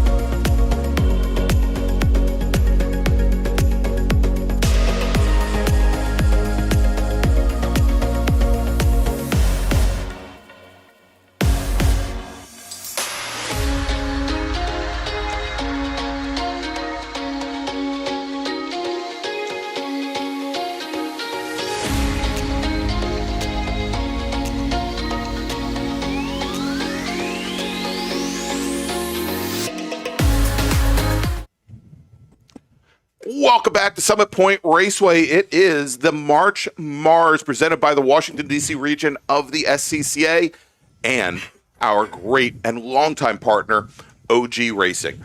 I'm Greg Ginsburg, along with Brian Donati and David Lance, and of course, the magic fingers of Spencer Gaynor, giving you all the great views of today's action. And we are ready to get underway with our third race of the day, gentlemen. This is Big Bore, our big ground pounders, the big touring cars, the GT cars, and we've also got our special guest this weekend, the United States Touring Car Championship, and we're going to have a split start with the non-USTCC cars at the front, and then the rest of the drivers there will be behind, I believe, a second safety car, second pace car for just the USTCC team, and that is indeed the case. So let's run down the starting order for our first group. Starting on pole, driving the number 139 Touring 1 BMW M3 from Washington, D.C., it's Chris Schooler. Starting alongside Chris, driving the number 18 GT2 class Porsche 911 GT3 Cup car from Martinsburg, West Virginia, Kari Markovits. Then we got Ted Warning. Ted's back. Excellent to see. He's out of Thompsonville, Kentucky, longtime American sedan racer. This weekend driving his Touring 2 number 72 Chevy Corvette. Joseph Latanzi will start right alongside Ted, starting fourth in the Touring 2 number 99 Chevy Corvette. He's out of Haven Beach, New Jersey, represents the South Jersey region. Then Michael Chapman in his GTA Chevy Monte Carlo, that's the OMR After Hours fabrication machine. He starts fifth. Alan Phillips, driving the number 46 Touring 2 Turf Trade Ford Mustang, will start sixth. Bob Hayshak will start seventh. He's in the number 9 Factory 5 Racing Cobra, that's the CSRS machine. Thomas Giulante will start eighth. He's in the number 55 Touring 2 Chevy Corvette, representing the New York region of the SCCA. Justin Shepard is driving with the number 1 on his door. It is the SPO class he's driving with the number 1 on his door. He is driving the SPO Ford Falcon, represented by V8 Supercars USA. And then starting 10th, it's Mike Herbert in the number 62 BMW M240i. And Vinny Gautieri will start 11th. He's in the number 48 Touring 2 Ford Mustang. And then wrapping up our first group, it's Joe Foglia. He is in the number 50 GT1 C3 Chevy Corvette. That is the mobile auto repair services machine. Now moving over to the United States Touring Car Championship, it's Patrick Terrarouge. He's in the number 79 Subaru BRZ. He'll start alongside Anthony Pizzelli in his Subaru Impreza. That's the number 44 car. Then we got Daniel Swark in the number 37 Nissan 370Z, starting alongside Andrew Connor in his On-Q Racing BMW 325. And then Michael McLaughlin out of New Freedom, Pennsylvania in the Mike Tries Motorsports. I love that. Audi A4. All right, pace car on the pit lane for our first group. And there we go. Green flag is in the air. And we are racing once again here at Summit Point, gentlemen, with Chris Schooler in that BMW M3, Kari Markovits leading the field down into turn 1 as the USTCC field now comes out of turn 10, second pace car on the pit lane. And starter looks over the field. They get the green flag, and we are underway. And the battle of the Subarus from the outside of the front row, Anthony Pizzelli getting an early jump on Patrick Terrarouge as they now barrel down towards turn 1. I'll tell you what, Greg, in that first group, as we watch our second group, our USTC, go down into turn number 1, it is going to be Pizzelli and I think Patrick Terrarouge are going to be side by side going in there. Patrick had some problems earlier on, but within that first group, Kari Markovits got a great run down the start-finish line, down into turn 1, but Chris Schooler was able to get inside of him on that, in that 139 machine as we come out of turn number 6. Ooh, a little bit loose right there with Schooler, but he was able to outbreak him, get around turn 1, and kept going after there. We did have Justin Shepard in that number 1. Again, that's a V8 supercar from across the pond that has come back over here. Justin's got a few of those cars out here this weekend, I believe, or only brought the one, but I know he's got several of them and continuing by more. He had a little bit of a problem going down into turn 1 there, David. Just didn't make that stick, and he's dropped way back. Yeah, without a doubt. Now he drops back towards the back here of this kind of first group as we look at the field, thunders down the front straightaway here. This is always one of my favorite groups, again, because of that noise, the thunder most of these cars make as they roar down the front stretch here, back turn number 1 now, Brian. I tell you what, guys, you talk about that Justin Shepard machine, Greg, and if you're a driver getting ready to go up to make that pass in turn 1, as he went to driver's left, you look over, you normally don't see a driver right next to each other. No. Right? In the past, in the driver's seat. Normally, it's a left-hand drive. That's a right-hand drive car. He goes over, give the other driver a little tap on the shoulder there. Yeah, absolutely, as they go in. Now, Shepard, I think this is the second of the V8 supercars that he has brought. He also had another machine over Labor Day that he brought to us. So, but great seeing that car. I think the other one was it wasn't the original 888 car that ran at Labor Day, but we'll see here as our 2 leaders right now. Chris Schooler in the Touring 1 BMW M3 leads Kari Markovits down into turn 10 as they come onto the front straight to complete their second lap. And we've seen this before. Of course, Corey, we've seen for almost 3 years in the Sprint Bracket Road Racing Series driving a BMW. BMW M3, we're seeing them here in the 911 Cup car here this weekend. As in T2, Ted Warning is your leader, Joseph Latanzi, and they're in that group. And over in the United States Touring Car Championship. Oh, Greg, and we've got a car down into turn number 1, and I believe that could be the Justin Shepard machine. And indeed it is. Down there, hard on the brakes down there, sliding up into the gravel trap again. We saw that earlier on. It's just out of our shot right there. No, it was right. Yeah, and nice pickup there. Spencer is he's there, and I think he's got the rear end possibly in the gravel there. Nope, he's actually on the access road just to the right, was able to get out of that.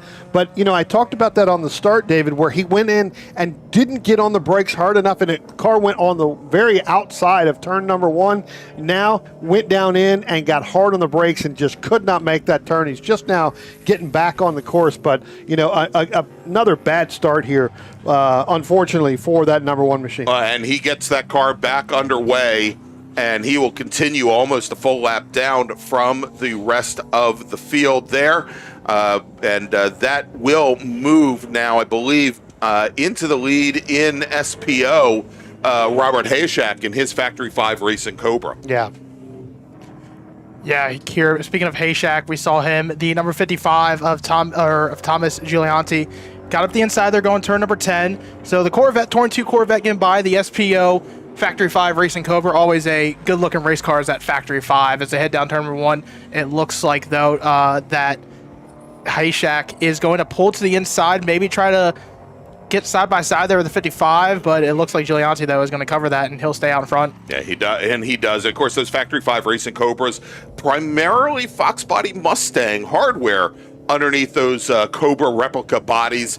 And Hayshak there a little bit earlier on the brakes, and he loses a little bit of ground actually to the Corvette of Giulianti as they go in there. So real quick, wanted to mention here, because we thought we'd have our first appearance of the day of the fine folks from Minix Towing. Let's hope we don't. Yeah, let's hope we don't. But wanted to welcome them. They are doing a huge service for us. Minix Towing. You can find out more information about them at Minix, MINNICKS towing.com.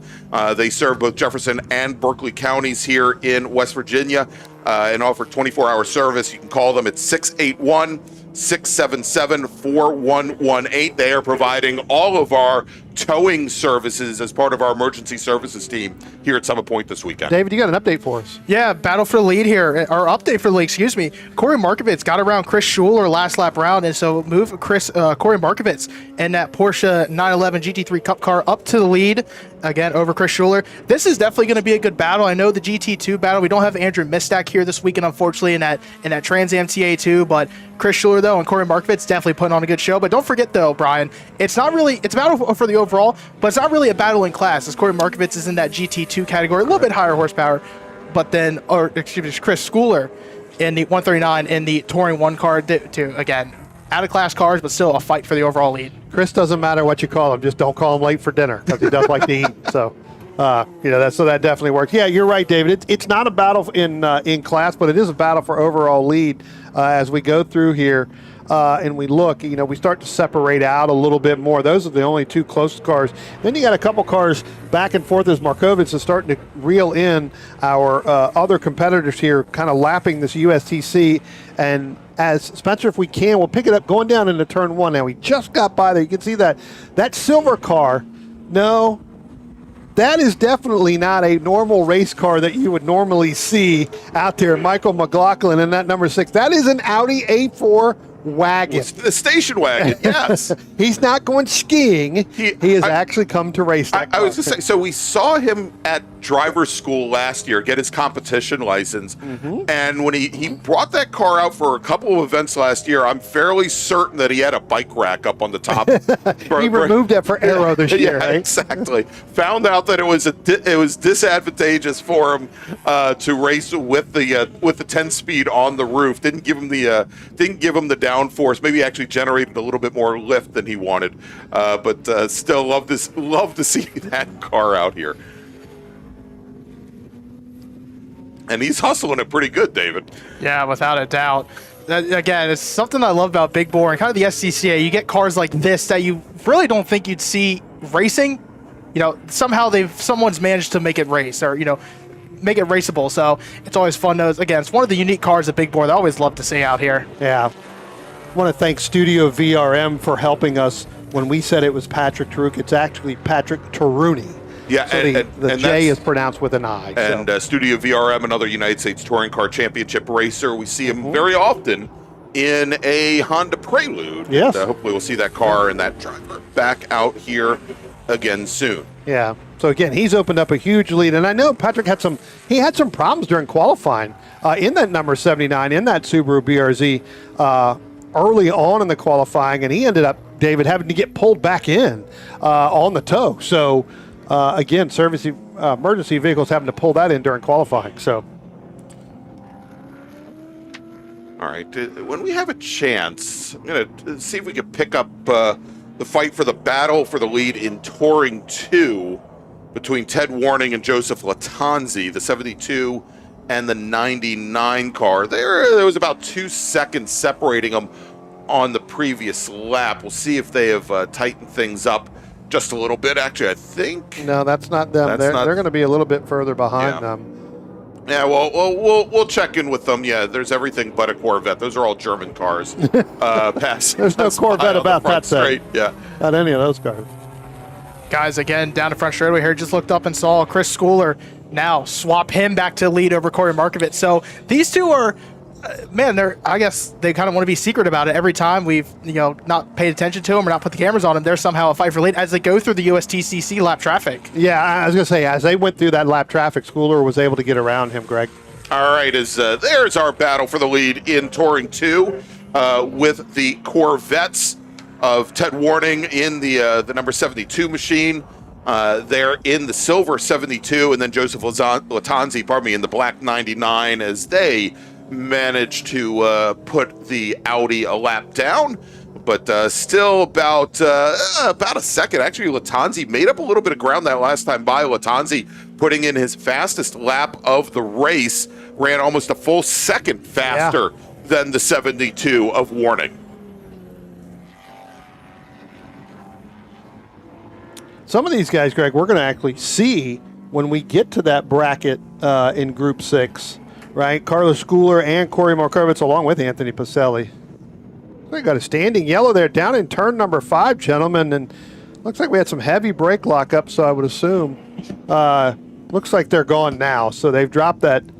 They've dropped that away. So yeah, and Brian, that was the Audi wagon that had brake lockup there. Michael McLaughlin had some challenges there, and I think we're kind of joking about the wagon itself, but it's not an all-wheel drive car. That's a front-wheel drive car. The rear end doesn't have a ton of weight in it, and I mean, it's pretty common to get, especially if he doesn't have a brake bias adapter there, to have some rear brake lockup. And you can see he's being a little bit more cautious now going into some of these corners. Yeah, trying to get deep in there, going down in turn 5. And again, when you've got another purposely built race car coming up on you like that with one of the larger fast groups, it becomes where you take a quick glance in that mirror just to see where they're at, David, and next thing you know, you're going to go around because you've missed the entry to that turn. And by the way, Studio VRM in the chat, that's Roger Maeda in the Honda Prelude. And he is saying that he'll be back in June. So, and he is telling me now that the Audi is actually all-wheel drive. And now let's take a look here at the battle for the lead on the front straight, going down towards turn 1 as Markovits now bringing the fight to Chris Schooler with the Porsche, which should be better on the brakes than the BMW. Actually, it's the opposite way around here, Greg. That BMW is really getting in there. Wow. Looks like Markovits gave him that line. I think if it was a battle in class, I think you would have seen a little bit difference there. All right, we got 6 laps remaining here, Brian. Let me make a call to the grid for our next group. Attention in the paddock, attention in the paddock. Race group number 4, small bore, please start heading to the grid. Small bore racers, race group number 4, please head to the grid. And that is a group I am looking forward to, Brian. Huge H-Prod field we're going to see. Yeah, huge STL field. 17 cars, 16 cars deep. But first, we've got 6 laps remaining, or 17 minutes, whichever comes first, here in our big bore race where it is Patrick Tararui, pardon me, your leader in USTCC over Anthony Pacelli in the battle of the Subarus. Andrew Connor and his BMW 325 running in 3rd with Daniel Swark in the Nissan running 4th. In Touring 2, it is still Ted Warning, and I'm looking here as Warning now starting to looks like he's found his pace as he and Latanzi are running almost identical lap times, right in the mid 121s, still separated by about 1 second. Alan Phillips 13 seconds back in 3rd. Well, that gap's now really going to open up, Greg. So I think Latanzi now has fallen back 3.2 seconds, where the last time by it was with under that second.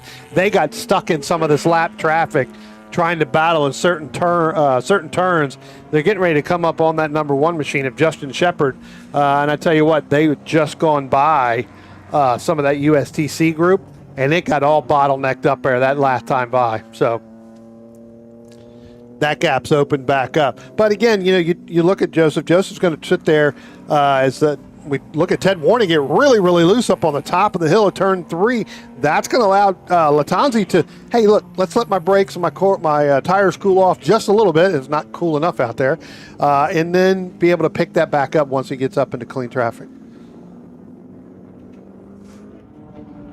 Our overall leader now coming by the start-finish line to Corey Markovits. And I tell you what, one of the things I've been noticing, guys, with Chris Schooler in that BMW, when he comes off of turn 10, if there is a car that moves out of the way and moves over to driver's right going down the front stretch, he tries to stay with them until the last possible minute to use that draft in that BMW to do anything he can to catch Corey in that Porsche 911 GT3 Cup car. So it looks like he might try to kind of do anything at this point, because we've seen now Markovits has extended that gap a little bit now. Last time at the line was just about 2 seconds. So Markovits, though, it seems like the car, starting to come alive a little bit here at the end, starting to pull away a little bit from Schooler, or Schooler, excuse me.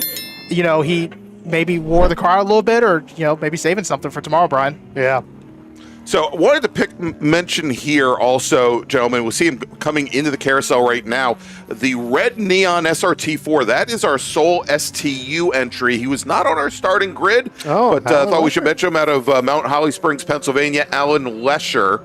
I thought that might have been the old Jeff Liller neon, but apparently not. I don't believe it is. Okay. I think that car went somewhere, I think in the Midwest somewhere, I believe.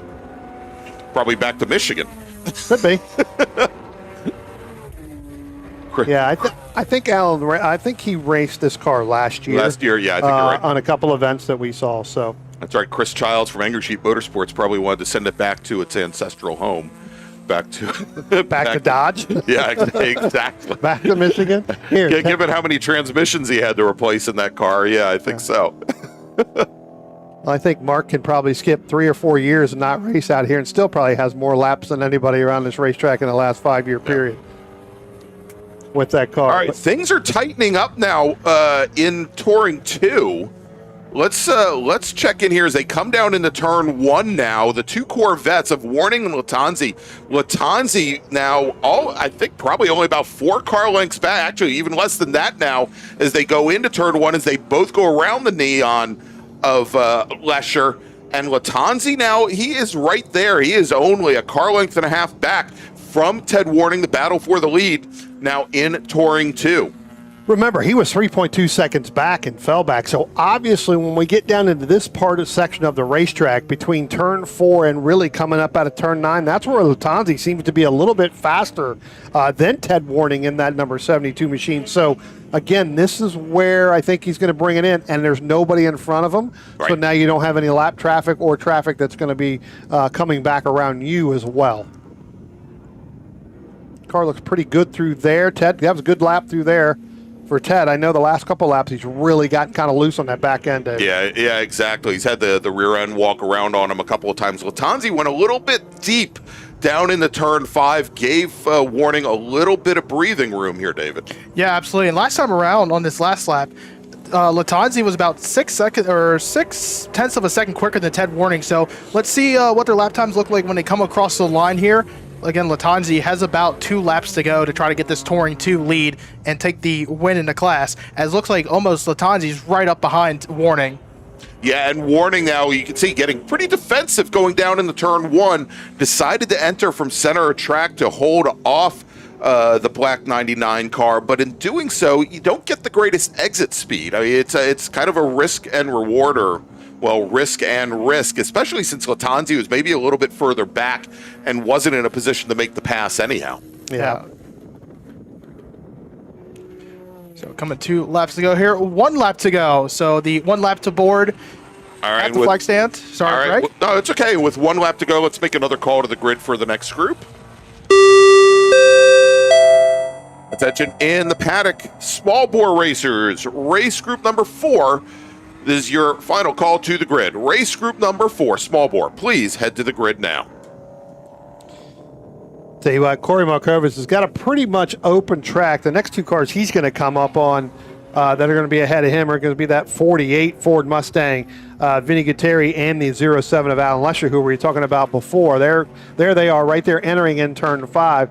I would think Markovitz is going to get to them probably by the time they get just past this carousel here, David. So that's going to come into play, but I think at that point it may be a little bit too late for Chris Schooler, as he's already 4.3 seconds back. As you can see, Markovitz now come through the carousel through turn 7 and 8, and here comes that BMW there. Markovitz coming up the hill out of turn number 9, down under the new bridge, into turn number 10 for the last time.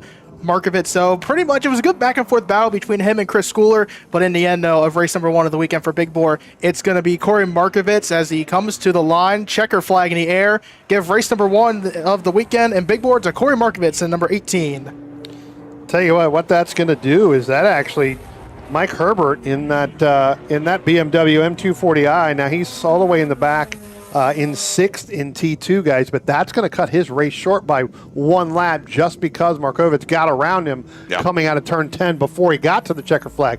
So he's already taken it, which will allow the 48, I believe, to keep going. All right, well, let's check into that battle for the lead in Touring 2 as they come up underneath the bridge with Ted Warning still with that 1 car length, maybe 3/4 of a car length advantage now over Joseph Lattanzi. As they come out of the final corner, I don't think Lattanzi's going to be able to get the run to the checkered line and checkered flag, and Ted Warning will take the win in race number 1 this weekend in the sprint race in Touring 2. Joseph Lattanzi will finish 2nd and 4th overall. And now coming to the line, I love this car. This is Michael Chapman, our sole GTA racer this weekend. He was the 2021 NASCAR Southeast Regional Champion and wish we had some more competition for him this weekend. I love the sound of that machine. He's going to finish 5th overall. Alan Phillips in the Turf Trade Mustang will finish 6th overall. Will take the last podium position in Touring 2. Thomas Giolante will finish in 7th. Then Patrick Tararui will finish 8th overall. He takes the win in the United States Touring Car Championship, with Andrew Connor finishing 2nd, Daniel Swark finishing 3rd in USTCC. Actually, I left out Anthony Pacelli, who finished 2nd. How'd I do that? So Pacelli will finish 2nd. Connor will finish 3rd. Sorry, Daniel, you don't get a medal. You get a trophy, I think, but you don't get a medal this after this race. Daniel Swark will finish 4th over in the United States Touring Car Championship. And then look at the C in SPO. Robert Hayeshak takes the win over Justin Shepard. All right, that's going to wrap things up for our 3rd race of the day. We go from big bore to small bore. Let's make that final call. Well, as long as I hit the button, let's call our small bore racers to the grid, because they're going to be racing here in just a few moments. So we're going to take a break, and you guys can just wait in anticipation for that. We'll be right back. Grand Touring Enterprises is an internationally recognized and awarded full-service classic automotive facility located in Frederick, Maryland. Specializing in classic Italian sports cars from Ferrari, Lamborghini, ISO, and Bizzarini, Grand Touring's extensive experience ranges from pre-war to modern exotics, advising on all aspects of the classic car ownership experience, from service, restoration, and climate-controlled storage to sales and consignment. Grand Touring's focus is not just on preserving the history and prestige of these vehicles, but making sure that the driving experience is equally as spectacular and authentic. For more information, send email to tom@grandtouring.com. Grand Touring, legends in motion. Need it welded? Need it now? When things break at the track or out in the field, you don't have time to wait. You need precision. You need reliability. You need Rockman Metalworks. From high-performance race components to critical field repairs, Rockman delivers elite-level welding and fabrication with a research-driven approach that goes far beyond your average welder. This is precision work built to perform when it matters most. And here's the best part. They come to you. With full mobile service, Rockman Metalworks gets you back up and running fast so you can get back in the race. Conveniently located just 30 minutes from Summit Point, call them now at 209-751-9750. Rockman Metalworks. When it has to be right, right now.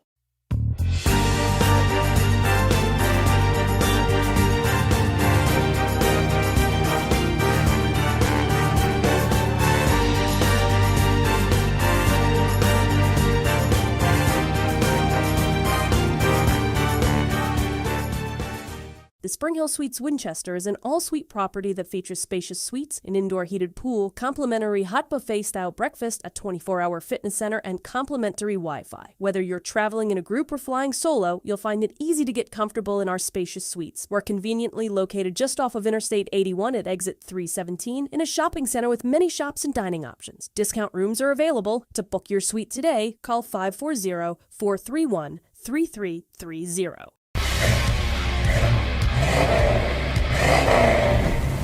17 Baron AM, bringing you all the classic hits. Need a ride? No. Okay.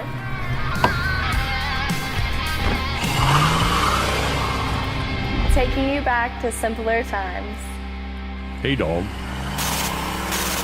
Belmont Classic Cars, Belmont, Ohio.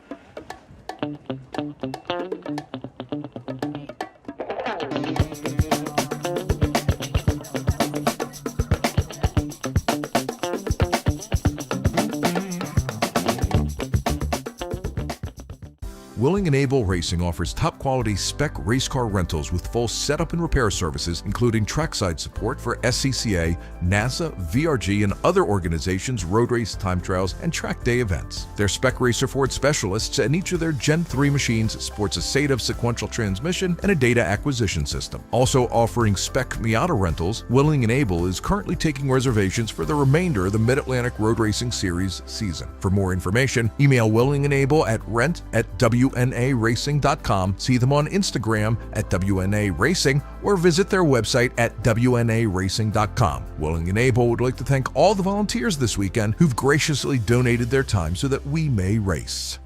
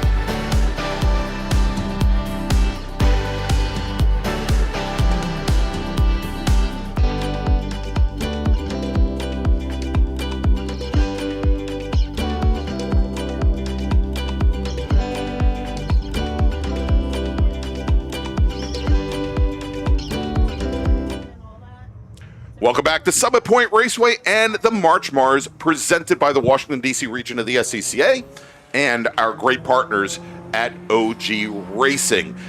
Now we're moving over to what we call small bore, but it's Super Touring Light, as well as our production classes, as well as Touring 3 and Touring 4, and a whole bunch of other classes, including and Jim Karamanis will love this, GT Pinto. Let's run down the starting order. It's going to take me a while because we had, well, a lot of drivers, something like 37 or 38, but they've got 2 pace laps, and let's see the starters. Starting on pole today, driving the number 182, K-Hall Racing, J&L Auto, Angry Sheep Motorsports, Mazda, it's Ted K-Hall. With Jeremy Butts in the CVET Windsor Customs Mazda, starting on the outside of the front row, also in STL. Starting third today, driving the number 21, STL Mazda Miata, the Windsor Customs machine of Michael Apatoff. Dylan Witt driving the number 85, STL Mazda Miata. He's out of Roanoke, Virginia, but don't tell Scott Witt, who starts right alongside him in the 84 machine. He's from Monetta, Virginia, also in an STL Mazda. Tyler Reynolds is our Legends car pole sitter today. He's driving the number 177 machine. He's out of Warrenton, Virginia. And then we've got Greg Witt out of Monetta, Virginia. He's driving the 04 STL Mazda Miata. Robert K-Hall driving the number 7. Or pardon me, let's try that again. Driving the number 5. I've got too many numbers in front of me. You know that? But I got time to get this right. Robert K-Hall, Bob K-Hall, driving the number 178, K-Hall Racing, J&L Auto, STL Mazda Miata. I think I finally nailed it. There you go. Starting 9th today, driving the number 9, 1934 Ford Sedan Legends car, the Crosby's Crab Company machine of Robert Connor. Ben Foltz will start 10th. He's in the number 5, STL Mazda Miata. He comes to us from Peru, Vermont. Bruce Shelton is our pole sitter in the GT Pinto class. The number 11 machine, the Wheel Cork Street Tavern entry, will start 11th. Daniel Freeman is our Touring 4 pole sitter. He's out of Pawleys Island, South Carolina now in the Asbestos Consultants LLC Scion FRS. John Jenkins will start 13th today. He's in the number 195 STL Mazda Miata representing the Classic Car Club of Manhattan. Chuck Allard will start 14th. He's your pole sitter in H Production. He's driving the number 50 plus cars Porsche 924. Griffin Witt will start 15th today. He's in the number 06 STL Mazda Miata out of Monetta, Virginia. And then we've got Ray Seabird Heath. He's your F Production pole sitter. He's driving the number 38 RHR&L Windsor Customs Mazda Miata. AJ Ferragonio from Freedom, Pennsylvania in the C&G Performance STL Mazda Miata will start in 17th position, with Rich Ura in the number 61 STL Ura Motorsports Windsor Customs Mazda starting 18th. Starting 19th, driving the Touring 4, number 186 Scion FRS out of Fredericksburg, Virginia, it's Jennifer Romes, with David Gast starting 20th. David is in the number 81 STL RP Performance Mazda Miata. Michael McQueen in his H Production MG Midget, the Olipo Racing entry from University Park, Maryland, will start 21st, with Michael Arendosh in his STL Mazda Miata, the Gibsonia, Pennsylvania machine, starting 22nd. Starting 23rd, Naif Altawai. Let's try that again. Altalawi. There we go. We're gonna get that right at some point today, because we've got somebody cheering Naif on in the chat. He's out of Blacksburg, Virginia. Starts 23rd. Alex Cumming in the Touring 4 Mazda RX-8, the Courage Motorsport machine, will start 24th. John Moyer in the number 113 STL Mazda Miata. He's representing Dwarf Racing, and I thought I was short on puns today. He starts 25th. Mark Anthony will start 26th. He's in the number 59 F Production Windsor Customs Mazda Miata. He's out of Elmira, New York. Then we got Chris Schooler. Pardon me, no, we just had Chris Schooler. This is his brother Carlos, who got Chris into racing, by the way. Carlos is in the number 111 H Production Toyota MR2. He's out of Middletown, Maryland. Tyler McBain, the youngest of the McBain clan, is taking over the reins of the universally modified H Production Honda Fit, the number 75 machine, starts 28th on the grid. Then we got Tom Gahn. Tom's driving the number 49 Alkin Marisa Racing Windsor Customs Mazda. He's out of Winmore, Pennsylvania. A lot of M's there that I got to worry about. Tom is starting 29th on the field. Then we got Greg Plush in the number 63 Nissan 510H production machine. He starts 30th. Hudson Williams driving the 01 SPU Volvo 262C, the Flying Brick, starts 31st. Starting 32nd in the number 90 H Production Blue Crab Racing Volkswagen is Carolyn Bayer Brewing, and we'll cover the rest of the drivers here in just a moment as the pace car on the pit lane. Starter looking over the field, and green flag finally in the air as we are racing. Ted Cahall, Jeremy Butts on the front row, Cahall in the dark car, Butts in the red car. And then taking a quick look to the inside, that light blue machine of Dylan Witt in the light blue 85 car takes a look, not quite close enough. Oh, and a big sandwich there as Chuck Allard goes around the outside, your pole sitter in the 924, Brian. Greg, we got a waving yellow down, actually just a standing yellow right now. It looks like Tyler Reynolds in that 177, one of our legend car drivers, just coming out of driver school, kind of got squeezed off to driver's left there, ended up with his tires over on that side. He has now continued, so he's going to have his work cut out for him if he wants to run down Bob Connor in that number 9 machine. But again, Tyler Reynolds has gotten going again, but just a calamity in there in turn 1. And that normally happens, right? Because cars can't see, the legend cars in certain aspects of that turn 1. Trust me, I've been involved in that many, many times. There's really not much you can do. Is it they couldn't see you or they just ignored you? They probably did both. They couldn't see me, so they ran me off to ignore me. There you go. But David, I mean, typical start here at small bore when you have those huge STL fields, huge H production fields with about 40 cars all going down into turn one. This track is 3 cars wide at its widest. When you try and put 4 in there, obviously it's a problem. Yeah, no doubt. And we saw it earlier today when the SRF race, when they tried to go almost 4 wide down there, it almost didn't make it work. But I mean, for the small bore field, though, there's such a variety of different cars here. And at the start, I can imagine where it gets. Brian, I know you've gone through this before when you raced here, how much of kind of a cluster it gets, and a little chaotic it gets, just again, because there's so many different cars. You got Legends cars, you got Miatas, you got, so much there on these small bore fields. Yeah, I mean, this is a fantastic group to race in. You want to talk about multi-class racing? 8 different total classes racing in here. Yes. 16, I think, STL drivers, 8 in our H production class. Listen, 12% of the field is of wit. So, at that point, it becomes, in there. So we're the only witless ones here. We are, because they're all on the racetrack right now. So, Dave, you said it best. I mean, this is a fantastic product of small bore. And Greg, you know this, just as well as I do. It's fun to race it, but you do get that calamity when you go in, especially when you have this many cars. Normally, we're in the 20 to 30 range. We're at almost 40 drivers. It takes just that much.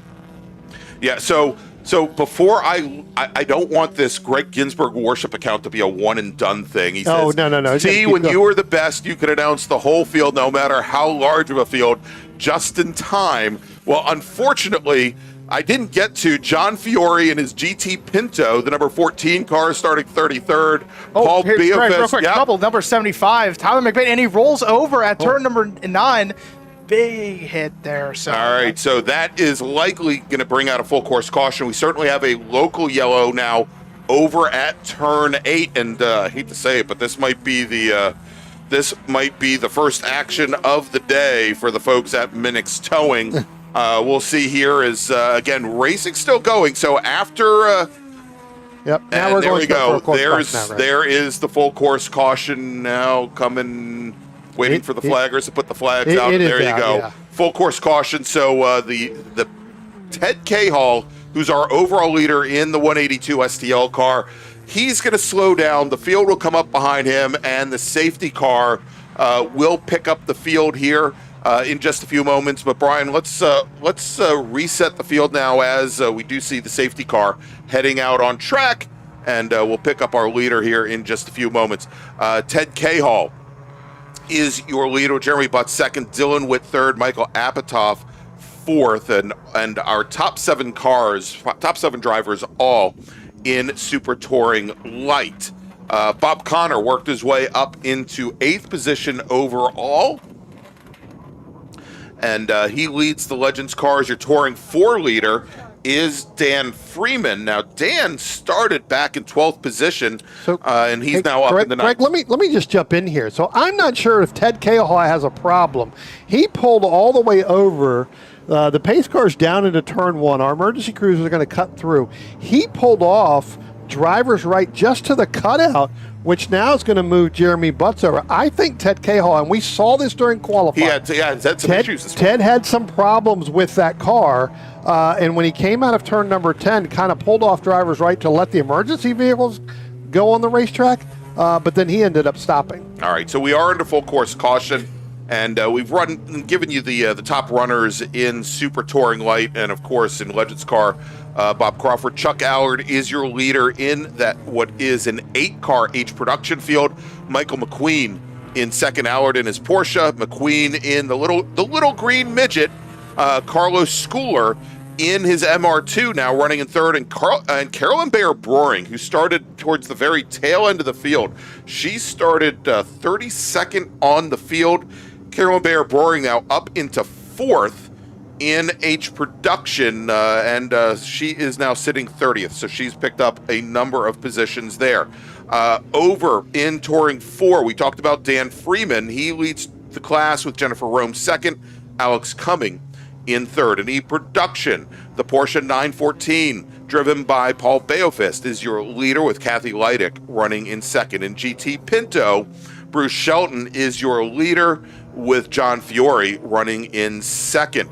Over in F production, Ray Seabird Heath, your leader, with Tom Gahn second, Mark Anthony third, and as we mentioned, Bob Connor leads Legends Cars with Tyler Reynolds in second. Greg, real quick, update on Ted Cahall. He will be done for the day. They rolled that car into the paddock, so that is signifying day done early for Ted Cahall. Really good start to him, unfortunately, end there. So problem there on the 182. We'll see if he comes back out tomorrow. All right, so that moves Jeremy Butts now to the lead, both in STL and overall. He's the red Mazda Miata that you see now back behind our safety car, as again, we are at full course caution here at Summit Point Raceway, and things getting a little congested as they're coming up on the incident area just ahead. As they're trying to get that car get that car righted and get it out of the area there. So things kind of accordioning up, kind of like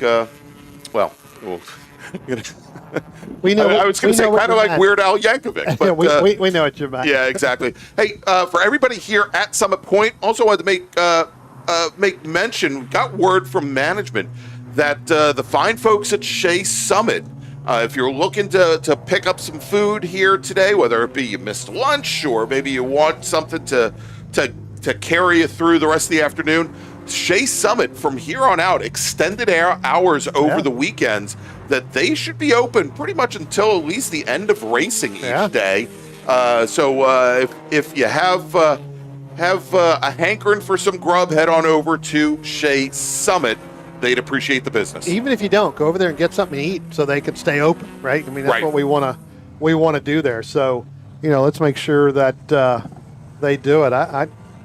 I wanted to go in there and get a Mountain Dew during lunch and totally forgot all about it. So, well, now bring me a Mountain Dew from down there. We've got 5 more races. You'll have plenty of time to do that if you Somebody want. bring me a Mountain Dew. You know what? I think we're going to have Liam Kerper up in here. Maybe I should just do a tell Liam that when he comes up here, bring me a Mountain Dew from Shea Summit. Exactly. So. All right, check in. I think Greg, just real quick, I think we are going to do a black flag all. Okay. I think at this point it looks like some of our grid workers are out there. I can see Joelle wrapped up in that big, huge jacket. Hi, Joelle. down there. She's waving at us. You can't. We'd have to probably get rid of the ticker there to. So she moved out. She moved out of the way. She was there, but she moved out of the camp. Now she's going to move back. Keep going. Keep going. Keep going. Trust us. Our fine volunteers here down on the grid, all bundled up. There she is in the pink jacket. Thank you, Joelle. Going to be taking our drivers now. Of course, new this year in SCCA, and I know this may sound odd, but drivers have been instructed under black flag conditions that there's no passing. We've been under full course caution, so it really doesn't matter at this point. But this will also help with the need, hopefully, to regrid drivers. I was going to say, allow us to get back underway a little bit more quickly. You know what, Greg? You talk about that, and we talked about driver school, right? So 2 weeks ago we had driver school. We've got some of those drivers that pass that are rookies, and they came out. And one of the things during the classroom sessions was, that was put up right under black flag, coming in. You can't pass. I've never seen so many instructors turn their head so quick going, excuse me, what? But yes, that is a great way to do this, because now they no longer have to hopefully come in and regrid everybody after a couple laps, because you should be in that without having to make that pass, without not being able to make that pass. So, all right, so we've got racers coming in now, and we've got we have, Brian, I think more importantly, this is huge. Now, we've talked about the safety car, the pace car that Graham Taylor, our pace car driver, has driven here for years at Summit Point Raceway, that beautiful Pontiac G6. And we've worried about its electrical systems over the years. Graham has now changed over to LED lighting.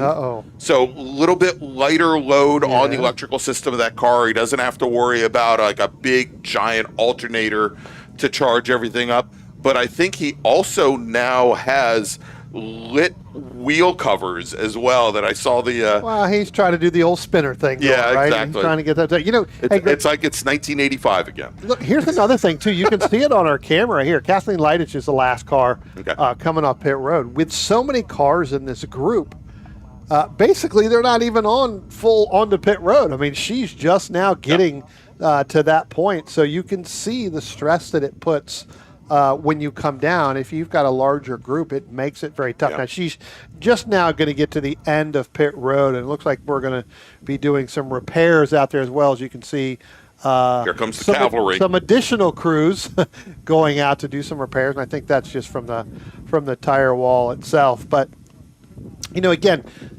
you know, David and Greg, let's talk about this from a driver perspective, right? So we come in here, we've got 4 laps, kind of underneath here, right? Then you know, you come down because you have that black flag all. You're sitting there. Your car may not have worked out well on the start of this racetrack. Now you get to regroup. We saw Tyler Reynolds in that 177 spin in that legend car, you know, with the calamity that we had down in turn 1. Yes, this will be a single file restart when we go, but his car gets a great jump off the start of any type. So depending on where he is in that, you know, in that lineup, now he's going to be able to possibly go back and try to reel Bob Connor in. Although, you know, again, the wily veteran that Bob Connor is around this racetrack in that legend car after so many years of racing, you know, we're talking 10, 11, maybe even 12 years in that car alone, is going to make it tough. All right. Well, you know, let's do this, if you don't mind, and I'm sure that our viewers at home probably won't mind not having to listen to our voice. Well, you got worshipers. I don't have any worshipers or nothing. Even David's got a fan club on the ticker. I mean, on the in the chat. All right. What we're going to do, we're going to take a quick little break here. Okay. And as soon as we get an update as to when we're going to return, we will jump on the air, jump on the headsets here, and let everybody both on the stream and here in the paddock at some point know. But we're going to take that quick break. We'll be back in just a moment.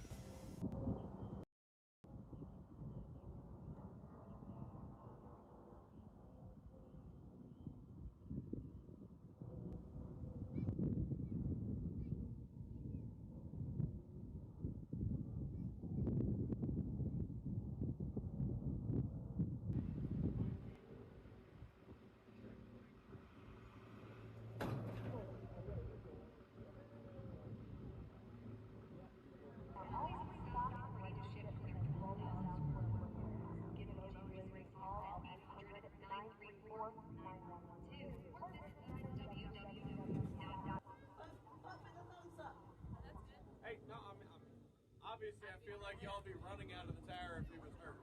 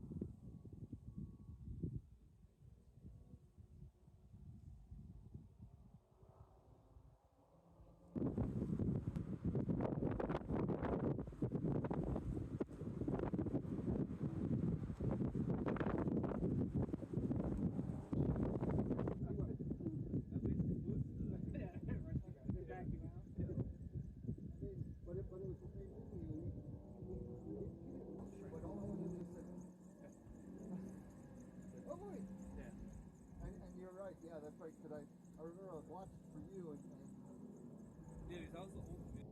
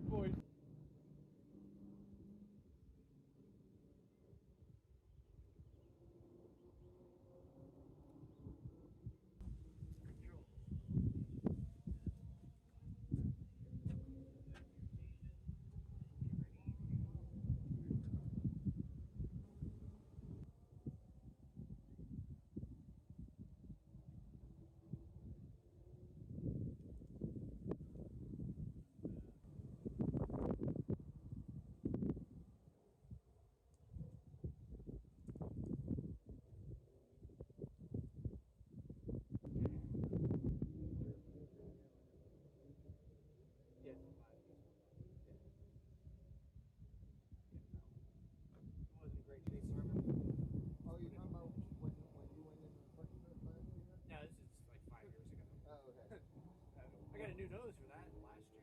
Or, yeah, last year.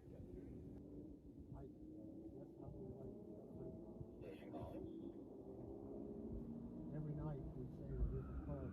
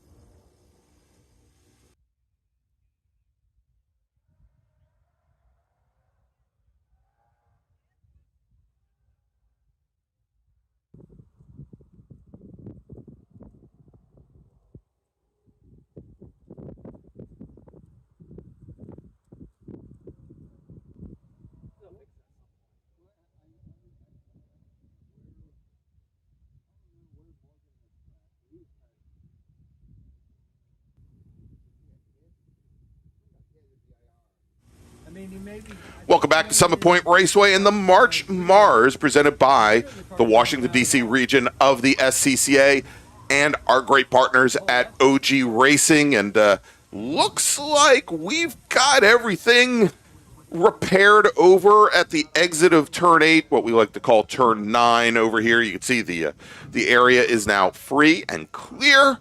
And while that repair was ongoing, the decision was made by race control to go from black flag conditions to red flag conditions, which stopped the clock at 10 minutes remaining on the clock. And so we're now under good amount under the 5-minute warning that was given to drivers. We'll be sending them back out on track here momentarily.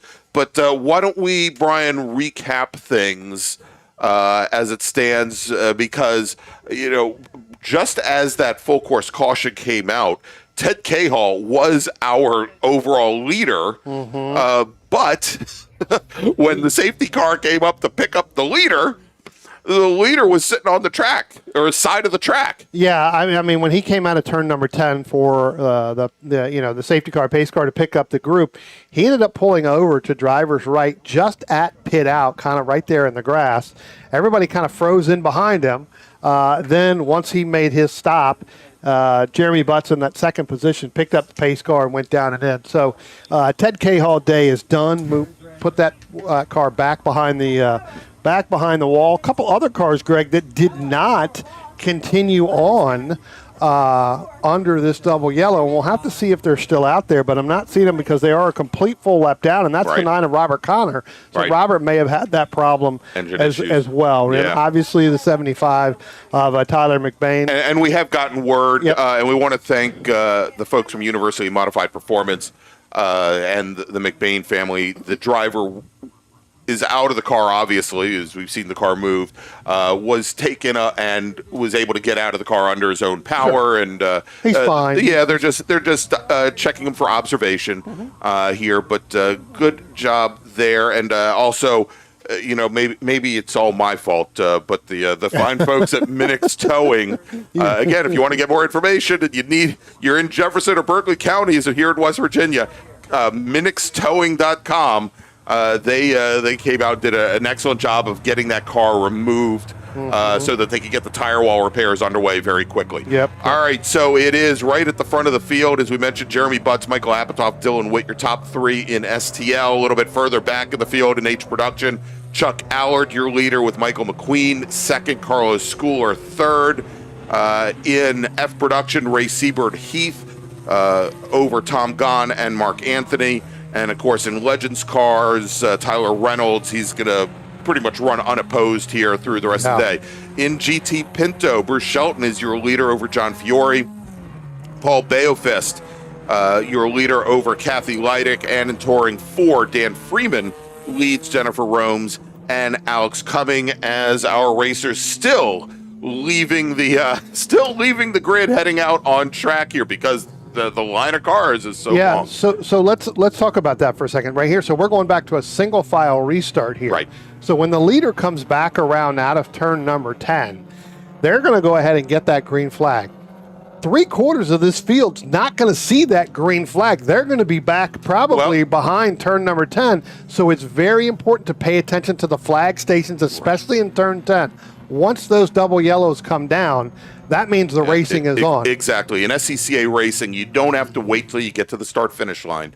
The yellow flags at all of our corner stations will be dropped as soon as the green flag is displayed, David, on the front straight, and you can start racing. So you're going to want to look. There may be some folks that are sleeping, we'll say. And Greg, we talked about this. We're going to go green with about 10 minutes to go. And Brian, since again, both of you guys can either comment on this real quick. So as a driver, when you're kind of in this race, you're in this situation, you get that red flag, you got to stop with about 15, 20 minutes to go. Well, then you come back out and you got 10 minutes to go. So now for guys that are trying to make up positions, it's basically go time. Right. Yeah, I mean, this is a 15-lap sprint race, right? It's go time the whole time. But you're right. You get a chance to regroup, talk about it. Now you've got your car, and may be able to do it as our leaders are now coming out of turn number 10 right now. And I do believe we'll see. And there is the green flag, guys. So again, big jump as we look out our window here, and as we look through there. In that black car, that I believe is going to be Daniel Freeman in that Scion, Greg. And I'll tell you what, he is made up probably 7 or 8 positions just on there. So you talked about it. Drivers may be sleeping. I think he caught quite a bit of people. Well, and he's got a lot more displacement. I mean, it doesn't sound like a lot. I think it's only like 2.2 liters, but he's got a lot more displacement and torque than those Mazdas do that were just ahead of him. Without a doubt, I saw turn number 1, a couple of these Mazdas are trying to work with each other, but Daniel Freeman, no, I mean, he was launched out of a cannon there on the start, and a little bit of a wiggle, though. With still about 8 minutes we're going to have to go here. So Jeremy Butts out front. Daniel Freeman, move him up to the second spot, and you got some of the Miatas of Apatow and the Witts and K-Hall right behind them. Well, Michael Apatow and Dylan Witt, that 21 machine and that 85 respectively, look for those two to work really well together here to try to move in front of Daniel Freeman in that number 1 machine to try to catch Jeremy Butts. Jeremy Butts starting to open it up a little bit right now as Apatow and Dylan Witt are trying to get around Daniel Freeman because, again, that's a T4 battle, or that's a T4 class car in Daniel Freeman. And they're in STL, so they're trying to catch Jeremy because that's not only the win in class, but the win overall.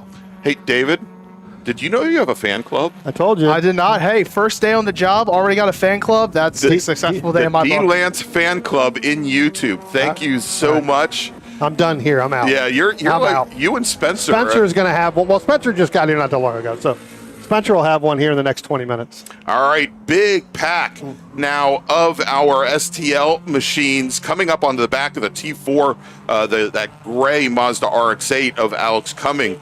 So let's take a look here as they come down into turn number 1.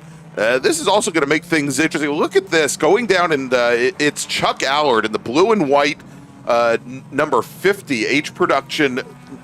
Porsche 924. He had Jennifer Romes and her touring for Toyota right behind him, and he was actually kind of defensive there going down into turn 1, trying to hold off that out-of-class car. Yeah, no doubt. Again, out-of-class battles, what we talked about, kind of you want to pick your battles with who you want, and definitely try not to hold yourself up trying to battle an out-of-class car.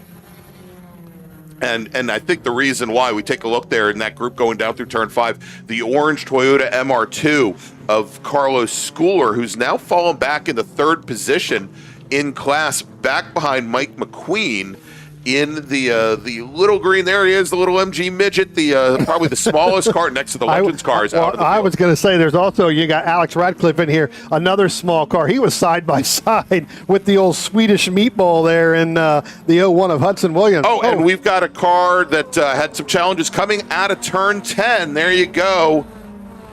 As we are now back to a local caution. That car now pulling onto it didn't hit anything. That's Scott Witt, I believe, in that 84. Yeah, the 84 car. And he is now, let's take a look. If we stay on this camera. That's the 0-4, Greg. So my mistake there. Yeah, there he is, and he's getting back underway. It's going to take a little time for him to get up to speed here with about 25 cars driving by him on the front straight. I was right. It was one of the Wits, but it's actually Greg Witt in the 0-4. So when you have 12% of it, of the class is Wits, you're bound to get one of them right. But no, Greg Witt, he continued on, and I think he just may have hooked the left-hand side of the the sand trap or the gravel trap coming out, Greg, and got on that grass. Yeah, David. I mean, that is such a big tendency here at turn 10. If you run wide, maybe you go into the gravel just a little bit, is you'll crank that steering wheel all the way over to the right, thinking that you're going to be able to steer the car out of that gravel trap, and you don't. You keep in that same trajectory. The problem is once you leave the gravel trap and you've got that wheel cranked over all the way, you end up shooting all the way across the track, which is exactly what the 0-4 machine did. Thankfully, didn't hit the wall, and there he is. He's lost a lot of positions, but more importantly, he continues. I was going to say, he's got that car right-sided back and moving forward. To do that. Hey, one of the things I want to give another shout out here is to Taylor Hyatt running 7th in that H production in that number 131 machine. Again, Taylor, first time back in the car here for this weekend since her ankle injury during the offseason, Greg. Here we go. Attention in the paddock, race group number 5, open wheel and prototypes. Please head to the grid. Your race is next. Race group number 5, open wheel and prototype racers, please head to the grid. Tell you what, the back half of this group here, gentlemen, they're really battling back and forth in between classes. Again, we talked about this, 8 different classes in this group. We talked about Tyler Reynolds earlier. He's moved all the way back up to 17th after pretty much shotgun on the field after that turn 1 spin on the opening lap. He just went around. Raymond Heath, along with Tom Gahn, made 2 really good passes, one going into turn 1, one coming out of turn number 1, headed up into turn 2. So good move there by Tyler. As your leader starts to come out of turn number 10, still got about a minute and 45 left, so we're just going to have about a lap or 2 left. So Jeremy Butstow so far out front has basically been uncontested since this restart. I do believe that Jeremy has taken that one to go and everybody else behind there. I know that he has just put a lap on Kathleen Leitich in that number 64 machine. So again, lapped all the way up there at 35th position. So they are working the last lap. Again, this race is going to come down on time and not overall laps. They're only really going to complete 10 laps in this race. But a lot of good battles. And Greg, it looks like you just talked about him, one of the cars off. I believe that is the H production machine of Michael McQueen, just past the start-finish line, pulled off driver's right or left, headed down into turn number 1 right there. And you can see him on the screen. A lot of heavy smoke out of the left side of that car. That looks like that may be an engine that expired on that car. All right, so that's going to move Carlos Schooler now up in the second. Alex Ratcliffe in the light blue Mini Cooper, the German. Well, I guess it's technically still British. With the, but the not British Leyland Mini now will move in the third. That'll move Carolyn Bear Broering up in the 4th. All right, as our leader, our STL leader and overall leader now, Jeremy Butts comes out of the final corner. He's going to see he's the first to see the checkered flag there. So congratulations to him as now coming out of turn 10, big pack with Dan Freeman, our Touring 4 leader, right behind with the battle for second in STL directly behind with Michael Apatow and Dylan Witt and Scott Witt. And Dylan Witt in the 85 machine gets around Apatow at the line to finish second in STL, third overall. Scott Witt will round out the top 4. John Jenkins in the 195 machine, about 10 cars back from there. Now let's take a look at the fight coming out of turn 10. This is Jennifer Romes, our Touring 4 second place finisher, taking the checkered flag as Chuck Reynolds just got Chuck Allard got freight trained by Tyler Reynolds. I know you were mixing them together. And Jennifer Romes there. Alex Cumming finishing only a couple tenths back from there, but Chuck Allard's going to take the win in H production. Alex Cumming will finish third in Touring 4. Bruce Shelton will take the win in GT Pinto. Ray Seabird Heath holds off Tom Gunn by 0.14 of a second at the line to take the win in F Production. As we move down a little bit further, finishing third in F Production will be Mark Anthony in his Mazda Miata. Let's take a look in SPU, of course, Hudson Williams, our sole racer in the class. He finishes 26th overall. John Fiore finishes second in GT Pinto to Bruce Shelton. Paul Bayofest will take the win in E Production, finishes 31st overall. And I think that wraps things up for small bores. Brian, it's a good thing that that Summit Point put that tint on the windows here in the beautiful broadcast center high atop Summit Point Raceway. Starting to shed jackets up here. Yeah, I was going to say, because otherwise, I mean, it would feel like it's about 85 degrees here in the booth when the actual temperature is, well, it's 45. And outside, as soon as we walk out the door, Brian, what does it feel like? Cold. I don't care what it feels like 38 There you degrees. go, 38 degrees. Doesn't matter what the number is. It's cold when you walk outside. But it feels like 130 here in the booth. All right, we're going to take a quick break. We'll be back here. Actually, before we do, let me make that last call to the grid for our next group. And now, let's call race group number 5, Open Wheel and Prototypes, to the grid. This is your final call. Race group number 5, Open Wheel and Prototypes, to the grid, because they're going to be on track here in just a few moments, and we will be right back for that race. Stay with us. At OG Racing, when you are shopping on our website, when we say in stock, this is what we mean by in stock. Seats and seat bases, brakes, harnesses and restraints, shoes, suits, and steering, helmets, gloves, and undergarments, fire suppression, and so much more. Shipping directly to you from our conveniently located Sterling, Virginia warehouse with thousands of in-stock items.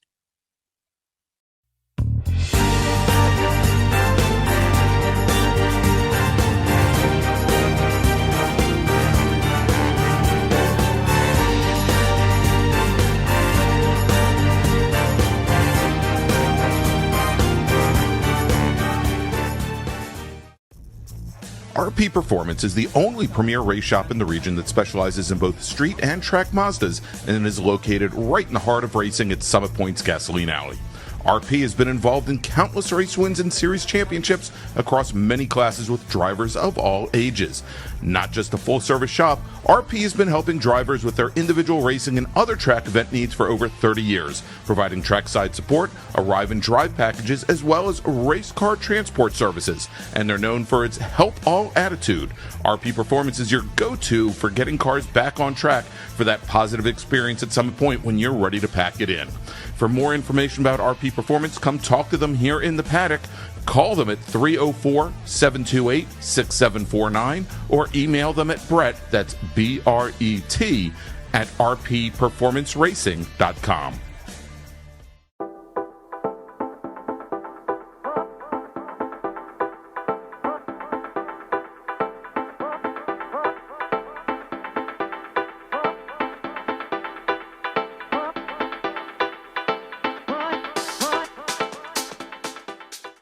Looking to level up your motorsport game? At Courage Motorsport, we've got everything you need, from high-performance parts and racing equipment to expert driving instruction and even our own Courage racing gear. Whether you're a beginner, a pro, or looking to kickstart your motorsport career with training in both the business of racing and securing sponsorships, we've got you covered. Check out our gear, grab a shirt, and represent your passion. Email us at trackready@couragemotorsport.com or visit couragemotorsport.com and get ready to hit the track.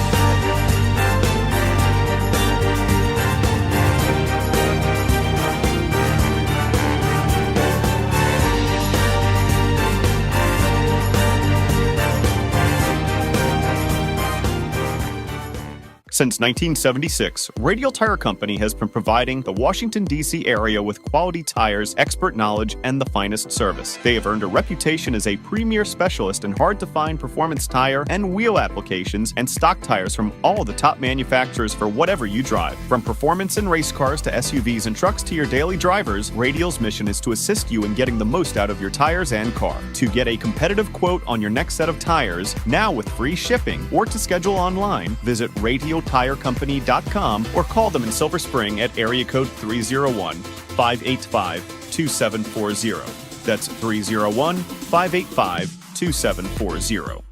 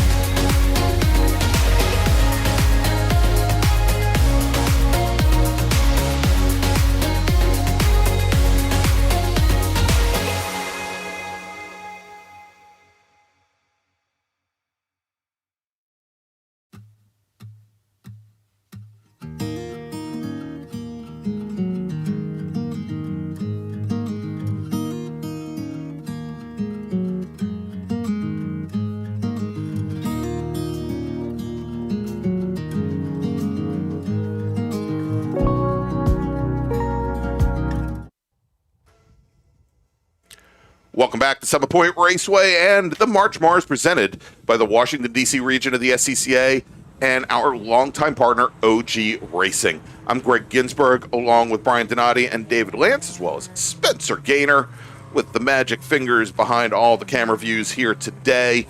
Next up, open wheel and prototypes, as well as some of our Spec Racer Ford racers as well, getting their second race of the weekend. So let's run down the starting order. Starting on pole today with a qualifying time of 1:20.807 in the Rack Engines Exhibits.net Lola T340 from Cockeysville, Maryland, Wayne Nicolette. Starting on the outside of the front row in his Spec Racer Ford, driving the number 127 Cates Engineering machine from Gainesville, Virginia, Brian Cates. Keith Frazier will start third today, also in a Spec Racer Ford. He's in the alltackle.com Liqui-Moly machine from Annapolis, Maryland, and he'll start alongside Tom Kirchman, driving the number 62 Spec Racer. He is down from Framingham, Massachusetts, representing the New England region of the SCCA, starting on the inside of row number 3, driving the number 22, Ray GR17 Formula F machine, the Maisie Racing entry of Mark Walthu.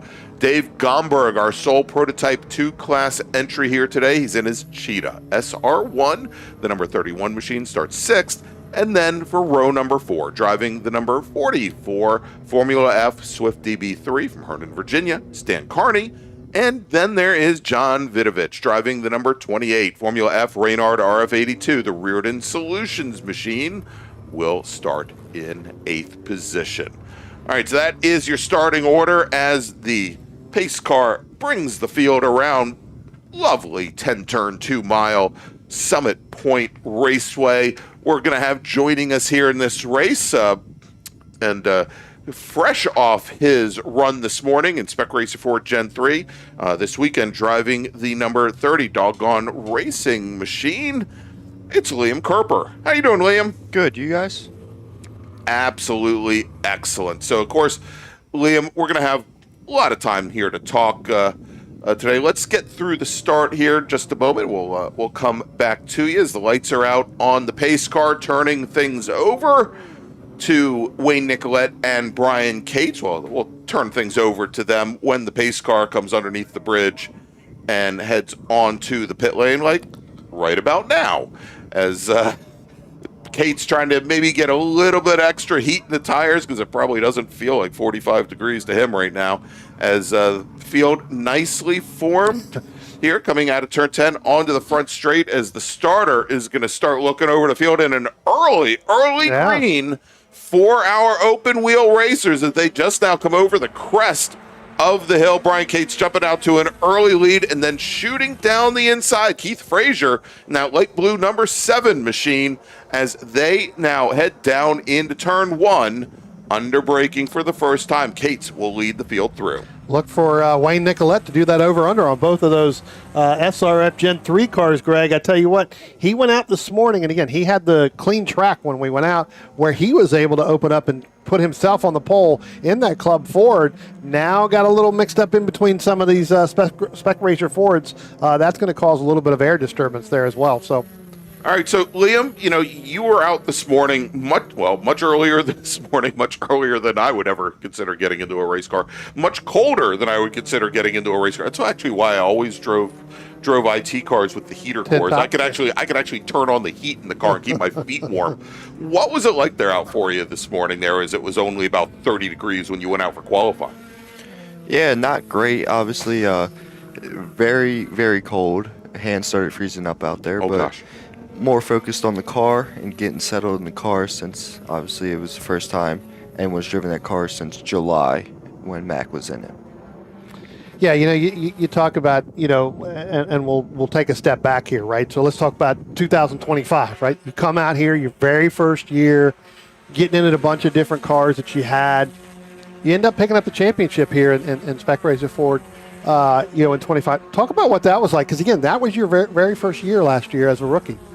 Yeah, it was honestly an amazing feeling to finally achieve that one goal that we've had for the last decade of racing. And to do it in the first year of car racing was just excitement throughout. And we couldn't have it any other way.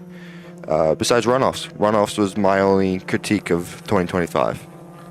When you say your only critique, elaborate a little bit more on that. What do you mean for yourself or for the actual overall of the team? Because you raced a different car at runoffs than you did here all year. So talk more a little bit about that. Yeah, as a driver, we always try to advance and change into these cars as fast as we can, but that car wasn't driven. It was wrecked the last time it was driven, and it was interesting to try to put everything together within a couple of days and go fight for a championship. And Greg, I think you said it too. I think you finished 10th last year, 10. kind of in that top 10, first time out. So again, another fantastic product of the 2025 season that you had this morning. Again, you talked about, you and I were talking a little bit before about, qualifying 9th, obviously not your best. How much of that really had to play into the weather? And then how long did it take for those tires to come in? Because we were talking about it early on, starting here at 8:15, 8:30, going after that qualifying. And it took 5 or 6 laps in most of the other classes. How long did it take your car really before it got comfortable? Honestly, I don't think my car came in. And due to the fact of the setup, we had a front end so stiff, I couldn't build heat in these tires. And it wasn't like the car wasn't fast. Car's fast, just wasn't able to put the speed to the ground. Yeah, had to really work hard. Again, Elliott Lang in the 42 machine, I believe, went out, set on the pole. You had some battles early on with him. Talk about that as technically 2 rookies. I mean, you're not a rookie anymore based off what you went through in 2025, but talk about what he may have been going through, because you went and did the same thing last year.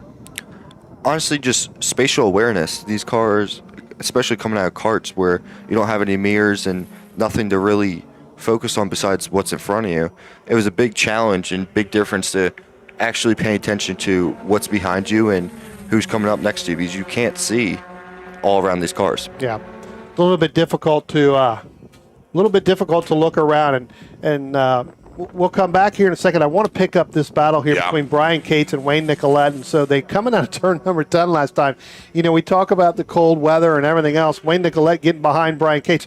Who would have thought that the car behind a Spec Racer Ford would be benefiting from the draft so much that, with that open wheel car, you're probably not feeling any air because it's going to go right over the whole entire top of that Brian Cates machine. He's just trying to stay warm. Yeah, well, that's what I say. Is he trying to get it off the exhaust to try to get it to come in there? Because that's really all you see is the back end, of Brian Cates' car, and then you don't see Wayne Nicolette till he pops out. A moment, a little bit here. Now, Liam, we talk about it now. It looks like Wayne Nicolette said, "I've had enough of this," and got through turn number 5 and turn number 6 quite easily there. And that moved Brian Cates around, or Wayne Nicolette around Brian Cates. Liam, talk about, the differences and the nuances, because, again, it seems like there's a different crop of drivers here this year. Kind of the same, but, when we look at from up the front part of it, talk about what it's going to take really to go through. And then let's talk about your schedule for the rest. I know it's just the opening day, but, talk about the rest of the year of what you got going on. Yeah, this year has been, even though it's only been 2 sessions for me, it's been really challenging, and I feel like there's a big difference in challenge coming from 25 to 26. We have a lot of new competitors, and I mean, this field's 27, 28 cars for a first weekend of a MARRS race. Yeah.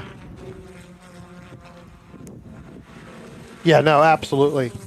And Brian, hey, real quick here, just wanted to poke in here. Great little fight going on in Formula F for the newer Formula Fords. This is Dan Carney and John Vidovich, as they've been dicing it up for the last couple of laps now, sitting 6th and 7th in the field. They're running second and third in Formula F, as Mark Walthu, currently your leader in the class.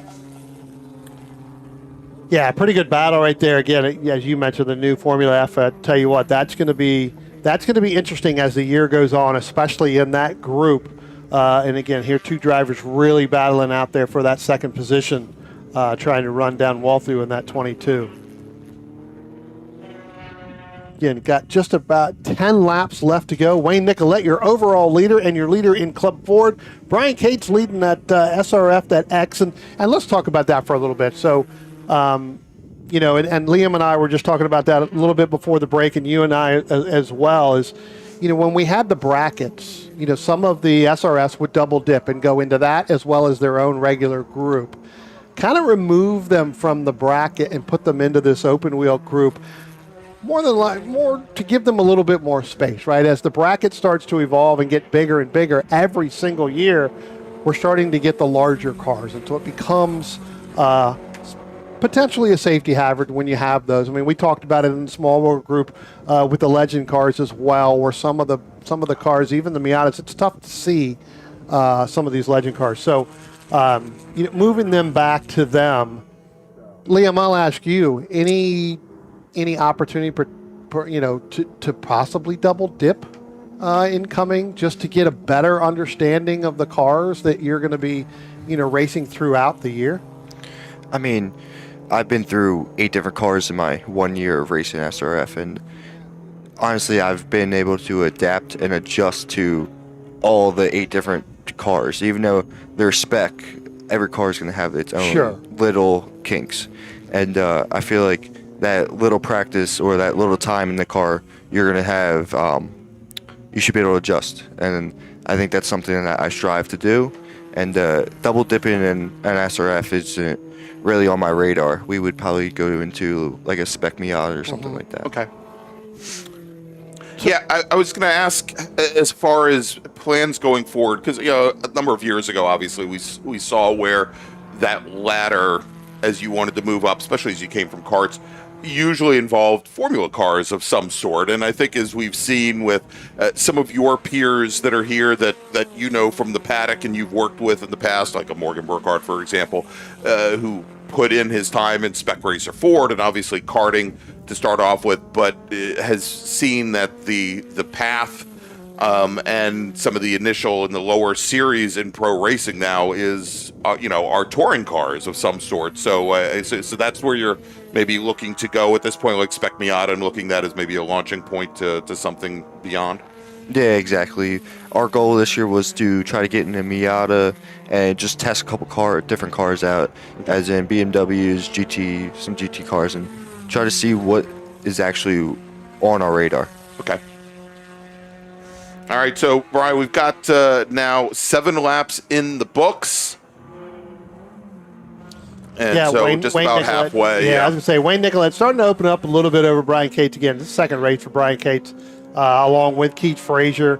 Mark Wathau leading that club, or that Formula Ford battle there over John Vidovich, has now gotten around Dan Carney in that 44 machine. So that's starting to open up a little bit more. And Vidovich's last time by went almost 0.6 of a second faster than Dan Carney. So trying to open that up. I love this conversation that you're having with Steve Bowler, because he says that, and knowing what your history is, Brian, he says that the bowlers have to keep together. Steve Moeller's the only friend I got right now out there on the chat, it seems like. But yes, Steve, us bowlers and / racers, we do stick together. That's right. Those of you who don't really know, Steve has bowled and done a lot of bowling, you know, himself. I used to do it professionally back when I was, I don't know, a youngster, and do that. That was so many moons ago. But yes, we bowlers and racers stick together. We're a different breed altogether. So Liam, talk about coaching, right? Because obviously, as Greg was talking about with Morgan and everything else, how much driver coaching have you really been involved with, or somebody being involved with you as 25 went on, and are you looking forward to doing that more in 26? Yeah, it wasn't really until Summit Point here back in July that I actually picked up a coach in Morgan Burkhardt, and only had 2 full race weekends with a coach last season, and they were tremendous helps to get acclimated to the car even more and to help obviously get faster. Yeah. I feel like coming from the background that I have in karting, the karting goes hand in hand with this. So I feel like some of these new kart guys coming out of karting will benefit a lot from guys like me and Morgan who've been karting for many years. and looking at data. I mean, I can tell you again, I'm karting myself, and I've done a little driver coaching really for you to help you get the car off the trailer. That has not been successful, so I got to work on that. But look, I mean, looking at data and coming from the karting and then moving over into this is very big. It's the next step up. How much of the data are you looking to make you better there? Or is it just more of positioning yourself on the track and getting to the right spots of all the different tracks that you go to? I mean, I'm looking at everything from video to why the G-forces in the middle of the corner are pushing me a certain way. And every single step that I take to help gets me faster and improves my lap times. Yeah. All right, Brian, I think we've got a local caution down at 1. We have a car down there in the gravel trap that has gone down, I believe, and I believe that is our prototype 2. I believe that is David Gomberg that's down there in the gravel trap. So Gomberg getting, really only 8 laps unless he's able to pull himself out. And not going to lay this all on the lap of Rev Decay in our YouTube chat, who said, good to see the cheetah back. But, Rev Decay, it's all your fault. Yep. Gomberg, unfortunately, just out of the view of our camera to the right of our turn 1 camera. And looks like they're probably going to need a flat toe there. I have a feeling, given that we have 6 laps remaining, they may leave that car there. He's very far back in the gravel trap at this point.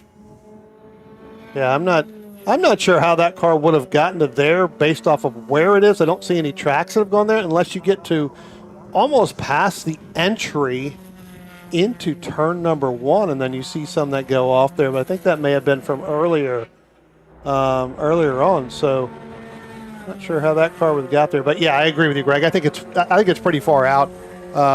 With 5 laps left to go before they need to pull that out. So Liam, I mean, you talk about looking at video and you're talking about data. Are you matching those up as well? Doing that, I know you were talking about looking at G-force. Are you trying to take that data and match that up, say with Morgan or with anybody else there, to try to see how can that car get that much better? Yeah, we always compare our in-house cars to whoever's fastest in under the tent. And with Mike Amey, we have 2 or 3 guys every weekend up at the front. Yep. Attention in the paddock. First call to the grid for bracket racers. Race group number 6, please head to the grid. Race group number 6, bracket racers, please head to the grid. All right, with now just 4 laps remaining, Wayne Nicolette is your overall leader in his 1973 Lola T340. Brian Cates leads the SRF field. He is about 3.5 seconds back from Nicolette. He leads leads Keith Frazier and Tom Kirchman. Mark Walthu is your Formula F leader. And Walthu, interesting story, Brian. And we talked about this last year. This is his 2nd year back racing with us after a number of years away. He was the 1994 Formula Ford FF. Back then it was Formula Ford, now Formula F champion. So almost 20 years after, after taking, actually that's almost 30 years after winning his last championship, he came back to start racing with us, and so happy to see that. I don't think 3/4 of the people in this booth were around when he won that 19. I think you and I are the only ones that were around. All 3 of them back there shaking their head. Nope. Like, nope, have no idea what you're talking about. Yeah, the 90s. What a year. Or what a decade. What a year. That shows our age. Yeah. All right, on the front straight here, we've got Wayne Nicolette, who just reset fastest lap of the session, getting by John Vidovich. They're going down the front straight. Let's take a look at it there. And on his way he goes.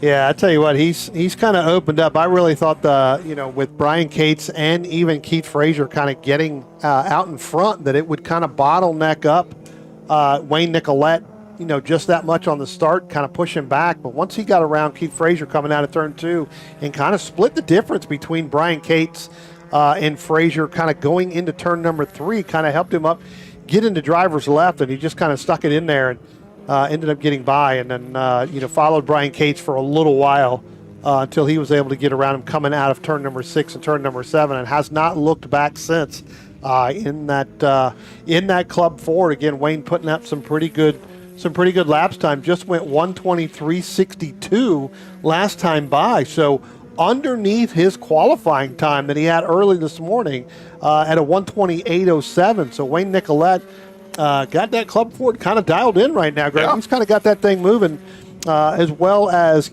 Keith Frazier and Mark Wildhu. They actually went their fastest lap times on lap 12. So again, another product again, it's still pretty chilly out there. The sun's still beating out on this racetrack. We've been talking to Liam about that as well. It's taken a lot longer for these tires to come in with each session that we see in each different group that we see.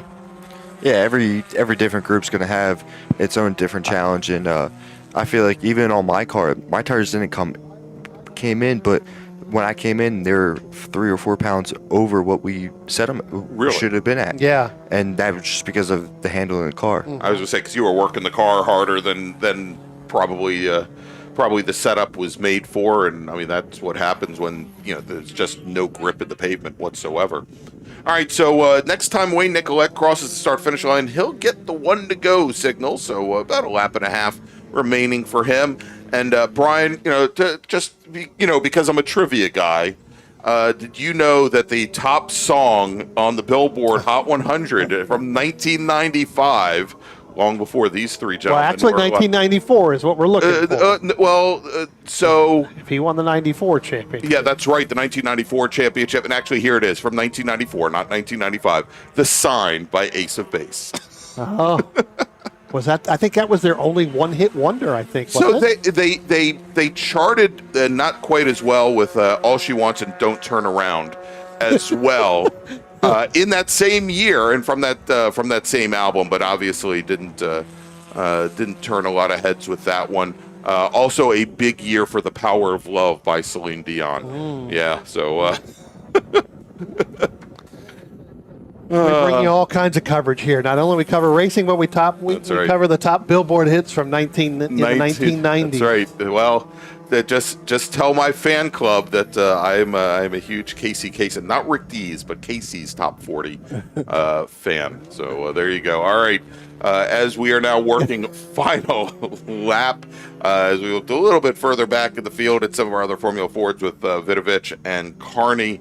Now, and actually that is Keith Frazier and Dan Carney as they make their way through. But our leader now, there he is, Wayne Nicolette, our overall leader, working the final lap. He's out of Cockeysville, Maryland, and as he comes out, gets a little loose here on exit, it looks like, or maybe it's just the sun playing with my very old eyes. But taking the checkered flag here, wrapping up race number 1 this weekend for our open wheel and prototype racers, it's Wayne Nicolette. Brian Cates will take the win for the Spec Racer Fords, although Keith Frazier, who he's coming down last lap by. Frazier ran his fastest lap. Let's see if he can repeat it, as he's going to be the next driver across the line. He does not. But Keith Frazier will finish second in the Spec Racer Fords, with Tom Kirschman finishing in third. Mark Walthu will take the win in Formula F over John Vidovich and Dan Carney. And unfortunately, Dave Gomberg only completes 8 laps. So, Liam, want to wrap things up with you. I assume you're going to be in the number 30 car tomorrow as well? I would hope so. As long as they don't put it on the trailer it's tonight. Not my they leave it out. responsibility. And he's cracking up back here. That's kind of an inside joke from New Jersey. But as long as they don't put it up on the trailer and make him take it off, he will be in that 30 car tomorrow. There you go. All right. So Liam Kerper, driver of the number 30 Doggone Racing Spec Racer Ford, thank you so much for joining us. I really appreciate it. Thank you for having me, guys. All right. And that's going to wrap things up for our first of 2 open wheel and prototype races this weekend. We'll see them again tomorrow as well. Of course, our coverage begins tomorrow morning at 8:40 a.m. But next, let me make a final call to the grid for our next race group. Attention in the paddock, attention in the paddock. Next up, Group 6, Sprint Bracket Road Racing Series. Bracket Racers, this is your final call to the grid. So let's take a break. We'll be back here with more racing action from Summit Point in just a few moments. Stay with us. Grand Touring Enterprises is an internationally recognized and awarded full-service classic automotive facility located in Frederick, Maryland. Specializing in classic Italian sports cars from Ferrari, Lamborghini, ISO, and Bizzarini, Grand Touring's extensive experience ranges from pre-war to modern exotics, advising on all aspects of the classic car ownership experience, from service, restoration, and climate-controlled storage to sales and consignment. Grand Touring's focus is not just on preserving the history and prestige of these vehicles, but making sure that the driving experience is equally as spectacular and authentic. For more information, send email to tom@grandtouring.com. Grand Touring, legends in motion. Need it welded? Need it now? When things break at the track or out in the field, you don't have time to wait. You need precision. You need reliability. You need Rockman Metalworks. From high-performance race components to critical field repairs, Rockman delivers elite-level welding and fabrication with a research-driven approach that goes far beyond your average welder. This is precision work built to perform when it matters most. And here's the best part. They come to you. With full mobile service, Rockman Metalworks gets you back up and running fast so you can get back in the race. Conveniently located just 30 minutes from Summit Point, call them now at 209-751-9750. Rockman Metalworks. When it has to be right, right now.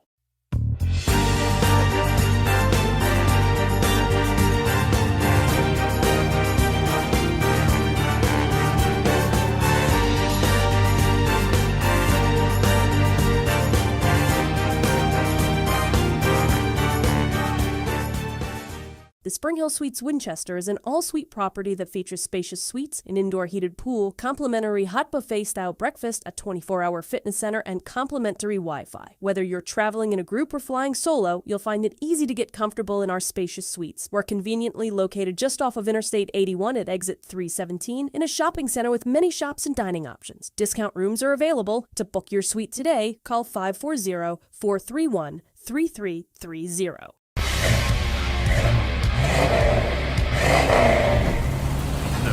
Baron AM, bringing you all the classic hits. Need a ride? No. Okay.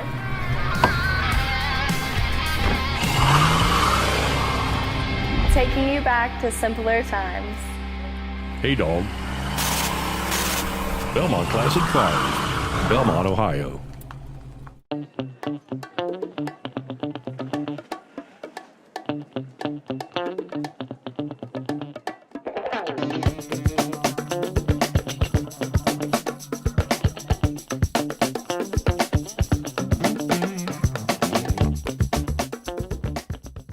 Willing and Able Racing offers top-quality spec race car rentals with full setup and repair services, including trackside support for SCCA, NASA, VRG, and other organizations' road race, time trials, and track day events. Their spec racer Ford specialists and each of their Gen 3 machines sports a SATAV sequential transmission and a data acquisition system. Also offering spec Miata rentals, Willing and Able is currently taking reservations for the remainder of the Mid-Atlantic Road Racing Series season. For more information, email Willing and Able at rent@WNARacing.com, see them on Instagram at WNA Racing, or visit their website at WNARacing.com. Willing and Able would like to thank all the volunteers this weekend who've graciously donated their time so that we may race.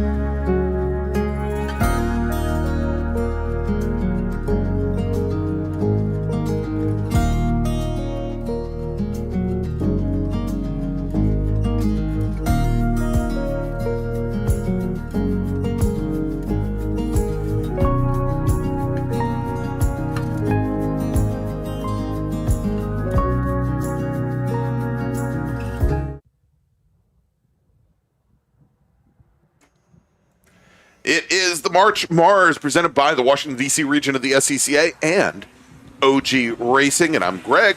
He's Brian. That's David. And over my shoulder, I got to wait till the name comes up. There he goes. It's Spencer.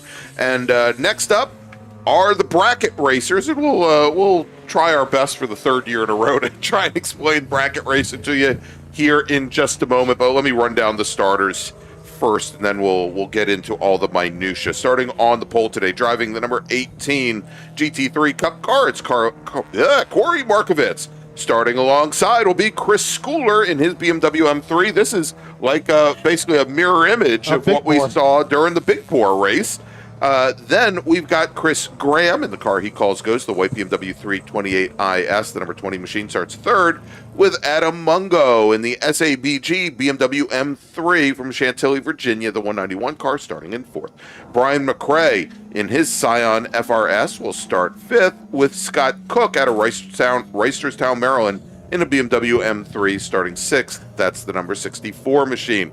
Then we got Nick Shively. Nick is starting seventh today. He's in the number 83 Panos Esperante. The track out accommodations machine will start seventh, with Steve Martin in the In-N-Out Performance Carlisle Motorsports Ford Mustang starting in eighth. Then we got Anthony Pacelli making the second viewing of his Super Impreza WRX today. He'll start ninth, with Jeffrey Walters starting 10th. He's in the number 118 Dinoco Mazda RX-8. Chuck Edmondson from Medina, Ohio, in the Paco's Parts House Nissan 350Z will start 11th, with Mike Herbert in his BMW M240i starting in 12th. Iosu Arietta in his Insane Ways Motorsports Subaru Impreza. That's hard to live up to and impress us with. He's out of Alexandria, Virginia. He starts lucky 13th. Jed Prentice is in the number 68 Mazda Miata. He's from Tacoma Park, Maryland, starting 14th, with John Legg starting 15th. He's in the number 67 Motorsport Auto Mazda Miata.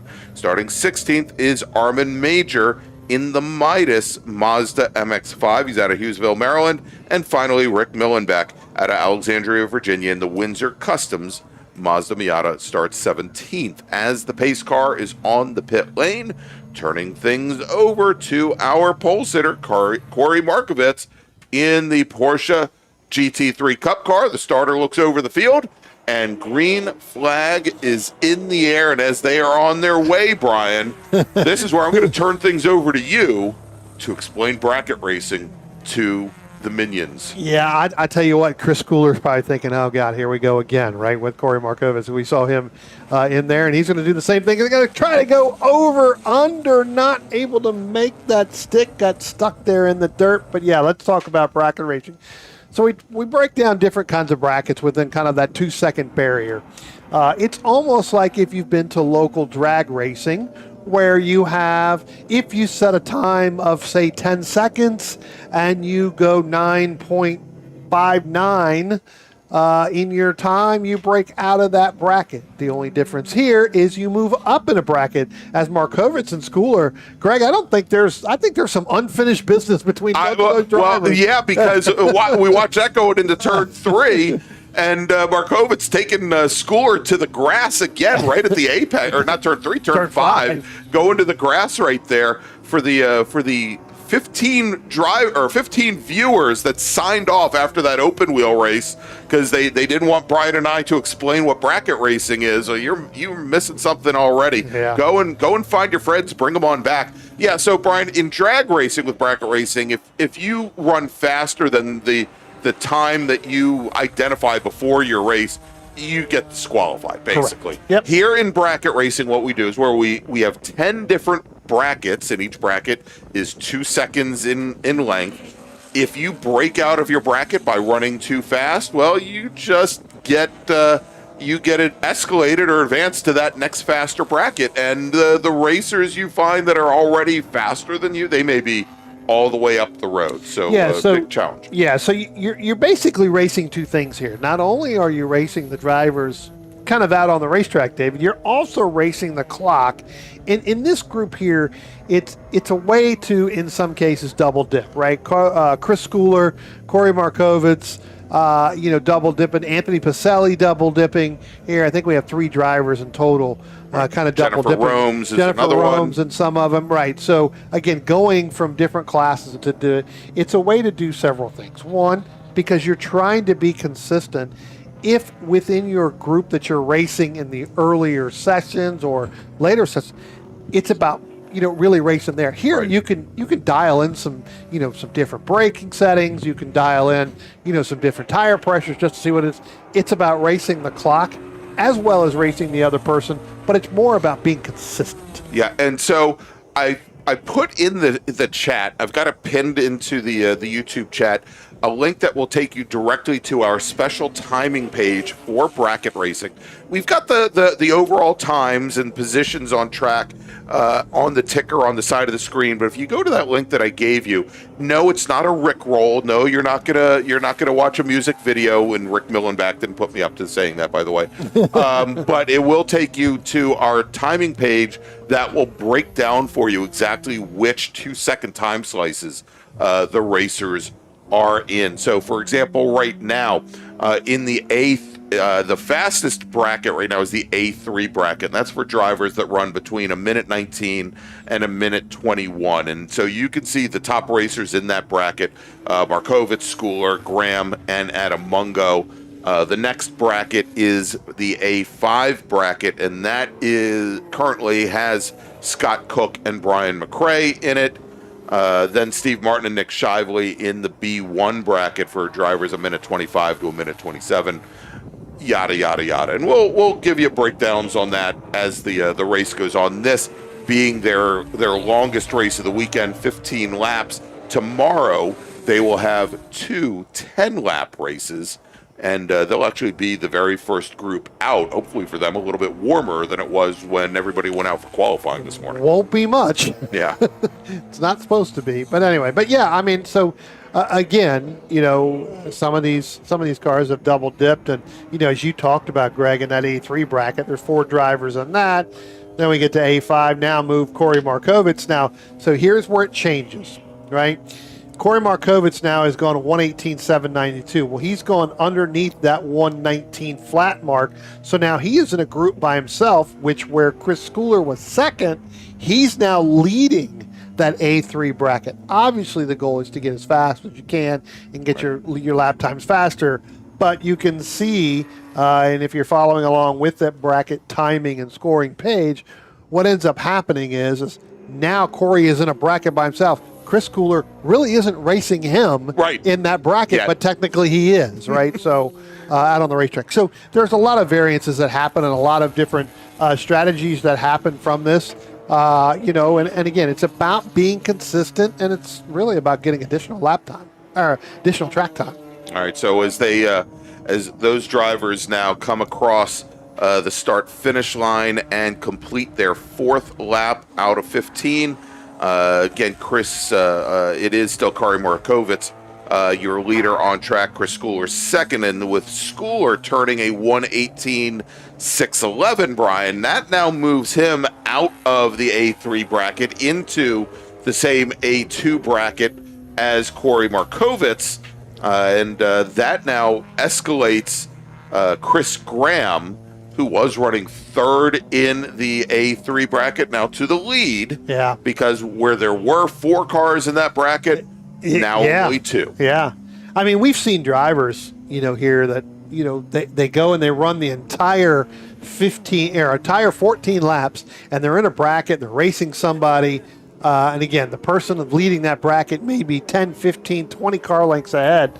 Then next thing you know, that individual, that driver runs out of that bracket, runs a faster time, and all of a sudden you're the lead, and you run out. Or you're leading your bracket the entire race, you get a good draft off of turn 10, you come down past the start-finish line, next thing you know, you run out. So you go from leading your bracket to 4th. Yeah, and one of the things that we should I guess also talk about, Brian, because as it takes us half the race to just try to even explain to ourselves what the rules are behind this. I think probably the biggest thing to to remember, and one of the reasons why this group has grown considerably over the past number of years is typically, I can say this, typically the SCCA in its road racing program is known for having some pretty rigid classification rules. And a lot of times some of the race cars that you find that are either built for other organizations, or that racers have put together in the garage simply because they're put together, or they want to build a BMW with some of the best parts. They don't necessarily fit into the classing structures that the SCCA traditionally has. And with bracket racing, the tagline here is any tire, any motor, any suspension, and essentially build it and bring it. There are a couple base requirements, and it's all around safety. Correct. But otherwise, if you've got a car that you race in another organization, there's a place for you here in the SCCA, and you could be out on track and racing here. Yeah, it looks like Jennifer Rome's going to call this race a little early again. Remember, she just ran in the small bore in that T4 class as well. So again, another product of probably just getting some additional time. Maybe made some changes. Again, Jennifer only doing really 4 laps. Maybe they made some changes to come out and run this group real quick. But Greg, you mentioned it too. Is from a safety perspective, as long as it meets the SCCA safety rules, you come in here, you can bring it out in here and you can run it. Exactly. Right. All right, so racers now working lap 7 here at the front. Chris Graham, Adam Mungo, Brian McRae, as the rest of our racers starting to come through. Just heard the lovely, lush noises of the Ford Mustang that Steve Martin is racing here. Let's try to break things down here by the classes that we see. We talked about Markovitz and Schooler. They are in the A2 class for drivers of minute 17 to minute 19. Chris Graham and Adam Mungo in the A3 class. That's for drivers a minute 19 to a minute 21. Whoa, that was a big popping noise that we just heard down the front straight. Who was that? It was one of our BMWs. Sound as the overrun there as he was shifting sounded like something with a lot more horsepower than that car. But Brian McRae now, I believe, our only racer in the A4 bracket. That's for drivers a minute 21 to a minute 23. And then in the A5 bracket, Scott Cook, Nick Shively, Steve Martin in the A5 bracket. And as we go down a little bit further in the B3 bracket, Chuck Edmondson had been leading Jennifer Romes. Again, Jennifer bringing her car back to the paddock. For drivers a minute 31 to a minute 33, Iosu Arietta leads Jed Prentice. And then in the B5 bracket, that's basically for drivers a minute 33 and above, Armin Major and Rick Mellenbach, both in their Mazdas in that order. Anthony Pacelli did not bring his Subaru out for this afternoon's bracket race, nor did John Legg with the number 67 Mazda. That's a car that he shares, I believe, with SSM driver Nate Lucas. Yeah, you talk about Chuck Edmondson. I tell you what, Chuck is known for going and leading a bracket the entire time, only to be getting a draft in, and I use that example, but he is like the leader. I think he's done it maybe 10, 15 times in the last, 4 or 5 years that we've been doing this, where he'll be leading a bracket, and the next thing you know, he goes running like second or third in a bracket like the entire race. When he gets down into, lap 13, lap 14, ends up getting that. Attention in the paddock. Race group number 7, Spec Miata, please head to the grid. Spec Miata racers, race group 7, please head to the grid. Your race is next. And that one, Brian, should be a barn burner. I think we've got somewhere along the lines of 34, 35, 32 racers qualified this morning. So, but that one is going to be much like our SSM race that we saw to start off the day. Can't wait for that. That is next. Definitely a way to try to get the viewers back. We dropped off a little bit after the Formula race. Now we're going to bring them back here, the very entertaining Spec Miata race that we're going to have. I believe so, hopefully. Indeed. All right, here. Looking to see, so Scott Cook just put in his fastest lap of the session. He turned in a 1:22.763. That was enough, Brian, to move him out of the A5 bracket and into the A4 bracket, where he now joins Brian McRae. McRae had a bracket to himself just a while ago, and they are actually very close on track right now. We'll try and find those cars for you. Is that them down in turn 1? But that's not. That's the Markovitz and the Schooler machine down there as well. Actually, they're coming out of turn 10 right now onto the front straight. There they are. And that last time by Cook did not reset fast lap. Kind of apologize there for that glitch. Like all of a sudden the entire internet kind of just blanked out. Buzzed out here, but we are back. Yep, we're back. There they are, going down into turn 1 now. That is Brian McRae in the number 98 Cyan FRS. He's out of Mechanicsburg, Pennsylvania. And then we've got Reisterstown's own. That is Scott Cook. And Cook driving that 2002 BMW M3. Brian, we talk about, having a place for your cars. Scott, I think, is like the prototype. He started racing, or not started racing, but he started doing SCCA HPDEs, graduated into doing time trials, and from time trials, and we have a lot of racers from the Washington, D.C. region's time trials program that move into the bracket racing, and said that his local mentor, somebody we know very well, the Admiral Marshall Lytle, who had raced for years in bracket racing after I raced him as part of the MARRS series. He was an IT racer for a number of years, and hopefully we'll see Marshall back out. Had some issues at the last race of the year in October, but hopefully we'll see that car back and that racer back. But here we go. This is the battle, at least for the moment. And I got to check the times, make sure that it is as it was before, and it is McRae and Cook, again, still in the A4 bracket. And I think a little bit further back in the field, going into turn 1 now, Spencer, there is, I believe, the Ford Mustang of Steve Martin. He has just gotten around the Panos Esperante of Nick Shively. We used to see a couple of Panoses here in the GT2 class running the Mid-Atlantic Road Racing Series. Obviously, not many of those GTSs ever made. They do have, I believe, also, I think, a Ford small block under the hood.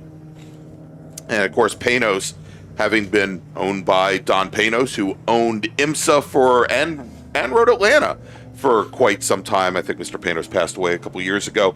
Here, let's take a look now going into turn 3. Brian, you're finding something out on track? I mean, there's a really good battle here between Christopher Graham and Adam Mungo in that number 20 and that 191 machine. They are kind of like nose to tail, getting ready to come up, or getting ready to come down the chute here. They've been kind of like this a little bit. Adam kind of fell back just a little bit, but now he's kind of reeled Christopher Graham in.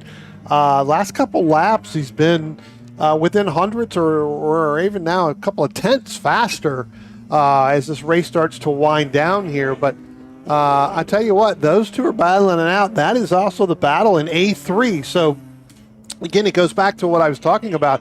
Not only are you racing the driver on the racetrack, you're racing the clock here. And, Adam's got to be pretty careful because they're coming up close to that 119 flat. And if they start to go a little bit faster than that, he gets that draft from Christopher Graham coming out of turn number 10. That could put him in a bracket by himself. And then that would end up being where he becomes the leader.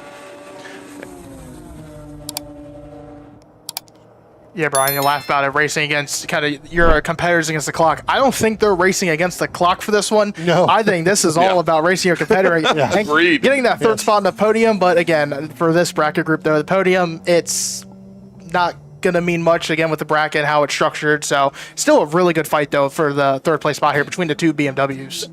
That race right there is all about mano-a-mano and looking at it, again, that's a race against a BMW, right? That's a fellow BMW racer that you want to beat. You talked about Marshall Lytle and racing the BMWs he had. Yeah, unfortunately, that was in Labor Day where he had that incident. That's right. I talked to him at driver's school here. I did see him downstairs earlier this morning. Didn't get a chance to talk to him. He was over in time and scoring, but he looks to be out here. Said he was going to miss the first one, but he should be out here for the rest of them. Excellent. All right, as we now have, I think, a lap and a half remaining, is Corey Markovitz in the number 18 GT3 Cup car. Next time he crosses the start-finish line, he'll be starting his final circuit. But this has been a great race, Brian, between these two BMWs on track, between Graham and Mungo. And tell you what. All right, we've got a local caution, I think, down at turn 5. Well, we had a local caution at turn 5.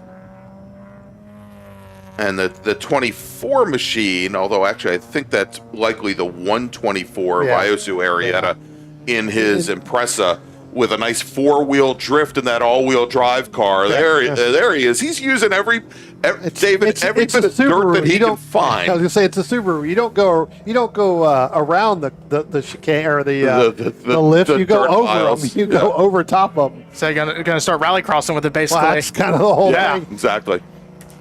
I was waiting for that call to come in. I kind of figured they were going to call him because a couple laps before, when we had the camera on him down there, he kind of jumped the curbing there. So. All right, well, right behind, there's Markovitz coming out of the final corner now and onto the front straight.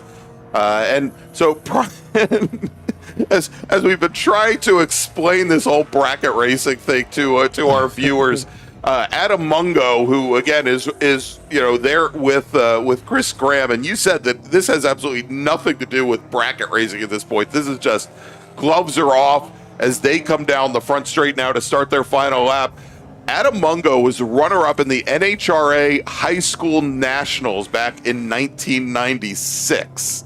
So I guess we don't have to explain bracket racing to him. He's probably going to know exactly what that is. And same deal. He did time trials for a number of years before moving up to road racing in that BMW. So great to see that. But of course, he also started much like other wackos. Started doing enduro motorcycle racing in the 1990s, Brian. And so he's just as nuts. Yeah, absolutely. But you know that most motorcycle racers, they end up going and racing cars at some point. When you get to a certain age, you realize having the tin top over you is much better. Exactly. All right, coming down to the final quarter now. That is Corey Markovitz in the number 18 GT3 Cup car. He's out of Martinsburg, West Virginia. And he's going to be the first racer here in our bracket race group to take the checkered flag. With that, Brian, and we'll let some other racers come across the line. Let me make a call to the grid for that very large Spec Miata group. Attention in the paddock, race group 7, Spec Miata. Please head to the grid. Your race starting in just a moment. Race group 7, Spec Miata. Please head to the grid. All right, let's try to make sense of the brackets here, Brian. In the A2 bracket for drivers, a minute 17 to a minute 19, Corey Markovitz takes the win over Chris Schooler. In A3, Adam Mungo beats Christopher Graham to the line, gets around him on the last lap. So congratulations to him. Then we've got Brian McRae, who takes the win over Scott Cook in the A4 bracket for drivers, a minute 21 to a minute 23. Steve Martin in the Ford Mustang, he beats the Pano. So in the battle of the Fords, Martin takes the win. That's for the A5 bracket. Our sole racer in the B1 bracket for a minute 25 to a minute 27 racers is Jeff Walters in that beautiful light blue Mazda RX-8. I love the wrap on that car. Mike Herbert in his BMW M240i, our sole racer in the B2 bracket for drivers, a minute 27 to a minute 29. In the B3 bracket, Brian, he did not break out. Chuck Edmondson takes the win over Iosu Arrieta, and of course Jennifer Ohms retired early. Jed Prentice, our sole racer in the B4 bracket. Armin Major takes the win over Rick Millenbach in the B5 bracket. All right, so that's going to wrap things up for the bracket racing. We go back to the Mid-Atlantic Road Racing Series here in just a moment, where we have 2 races remaining. But first, we're going to take a quick break, and and we'll be back with more action. Stay with us. Grand Touring Enterprises is an internationally recognized and awarded full-service classic automotive facility located in Frederick, Maryland. Specializing in classic Italian sports cars from Ferrari, Lamborghini, ISO, and Bizzarini, Grand Touring's extensive experience ranges from pre-war to modern exotics, advising on all aspects of the classic car ownership experience, from service, restoration, and climate-controlled storage to sales and consignment. Grand Touring's focus is not just on preserving the history and prestige of these vehicles, but making sure that the driving experience is equally as spectacular and authentic. For more information, send email to tom@grandtouring.com. Grand Touring, legends in motion. Need it welded? Need it now? When things break at the track or out in the field, you don't have time to wait. You need precision. You need reliability. You need Rockman Metalworks. From high-performance race components to critical field repairs, Rockman delivers elite-level welding and fabrication with a research-driven approach that goes far beyond your average welder. This is precision work built to perform when it matters most. And here's the best part. They come to you. With full mobile service, Rockman Metalworks gets you back up and running fast so you can get back in the race. Conveniently located just 30 minutes from Summit Point, call them now at 209-751-9750. Rockman Metalworks. When it has to be right, right now.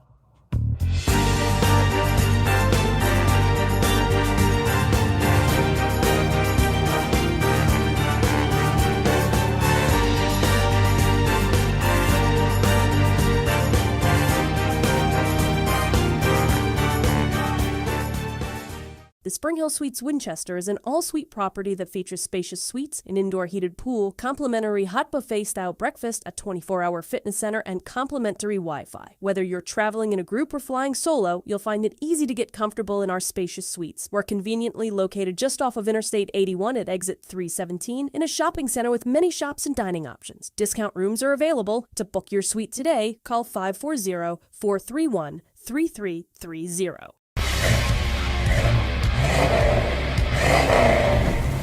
17 Baron AM, bringing you all the classic hits. Need a ride? No. Okay.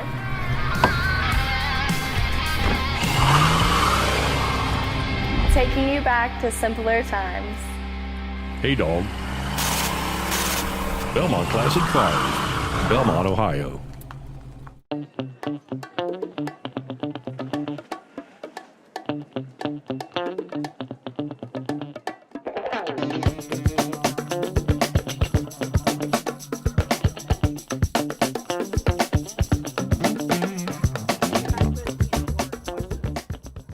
Willing and Able Racing offers top-quality spec race car rentals with full setup and repair services, including trackside support for SCCA, NASA, VRG, and other organizations' road race, time trials, and track day events. Their spec racer Ford specialists and each of their Gen 3 machines sports a SATAV sequential transmission and a data acquisition system. Also offering spec Miata rentals, Willing and Able is currently taking reservations for the remainder of the Mid-Atlantic Road Racing Series season. For more information, email Willing and Able at rent@WNARacing.com, see them on Instagram at WNA Racing, or visit their website at WNARacing.com. Willing and Able would like to thank all the volunteers this weekend who've graciously donated their time so that we may race.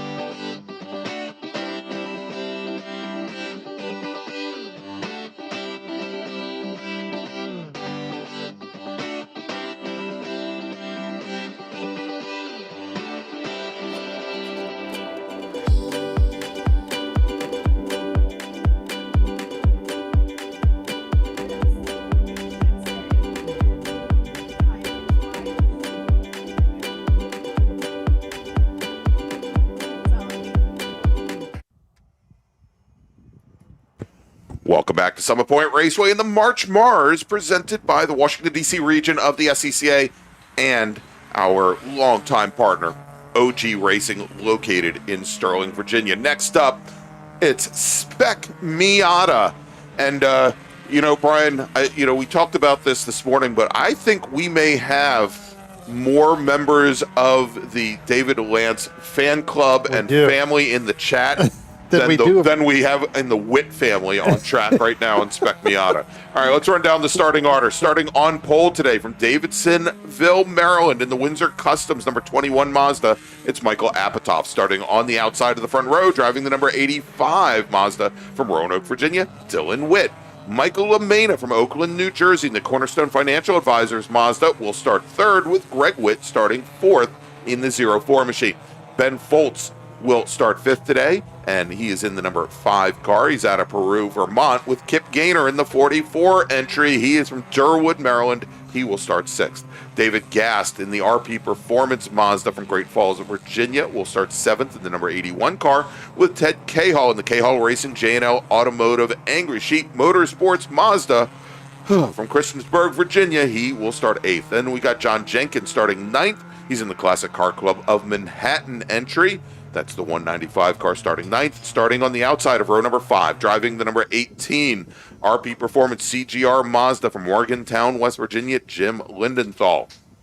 John Hotz in the Hot Stuff Racing number 63 car will start 11th, with David Henderson in the BDL Motorsports Mazda starting 12th, with Chris Kelly in the number 131 RileyKelly.com Mazda starting 13th. Jeremy Butts in the number 69 Cvet Windsor Customs Mazda starting 14th.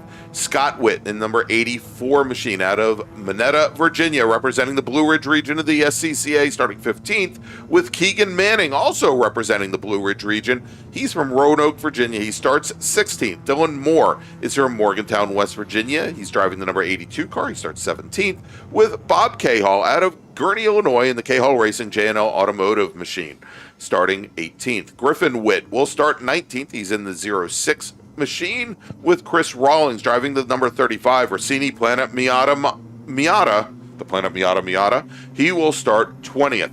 Then we've got Eric Antich. He is in the number 193 car. He's from Allentown, Pennsylvania. He starts 21st, with Nave Lawi, out of Blacksburg, Virginia. He starts 22nd. And we'll run down the rest of the field here in just a moment, but the pace car is on the pit lane, turning things over to our pole sitter, Michael Apatow, and we are now 4 cars wide midfield as the driver's he's going to run out of some grass. There it is here in just a moment, because they're not going to let him back out on track, Brian, as Michael Apatow and Dylan Witt now race down towards turn number 1. Apatow in the white car to the inside, Witt in the light blue to the outside. Lots of brake lockup now as they all head in, and it looks like, surprisingly, everyone's going to make it through turn 1 free and clear. I tell you what, Greg, the driver that got moved all the way over to driver's right on the grass that you mentioned about, that was John Hotz. That is unheard of territory for John Hotz, especially going to fall all the way back, almost to the back half of this field, Greg, as we come out of turn number 2 and head up into turn number 3. I tell you what a move, and what a good move for John to just let it ride through the grass there, but he definitely got moved over, got the little nudge. Yeah, and as soon as he was out there, there was nobody that was going to let him flat back in. And typically they tell drivers on the start that they should not be over that dashed white line. A lot of people actually call that, oddly enough, the Ginsburg line. After I made up 17 positions on a start at my driver's school by driving a Volkswagen Golf down through the grass through there. But again, John Hotz had no intention of going that far out there. Yeah, he got a little bit of a nudge there going down on that start-finish line. So, but yeah, definitely had some heavy lockup as our drivers now come out of turn number 10. And we had another car that went off out of turn number 10. That's the 04 machine. I believe that is one of the Witts as well. So that was Greg Witt again. Remember, we saw Greg earlier in our small bore race, had that same problem coming off of turn 10, Greg, where he looped it around right there at pit out.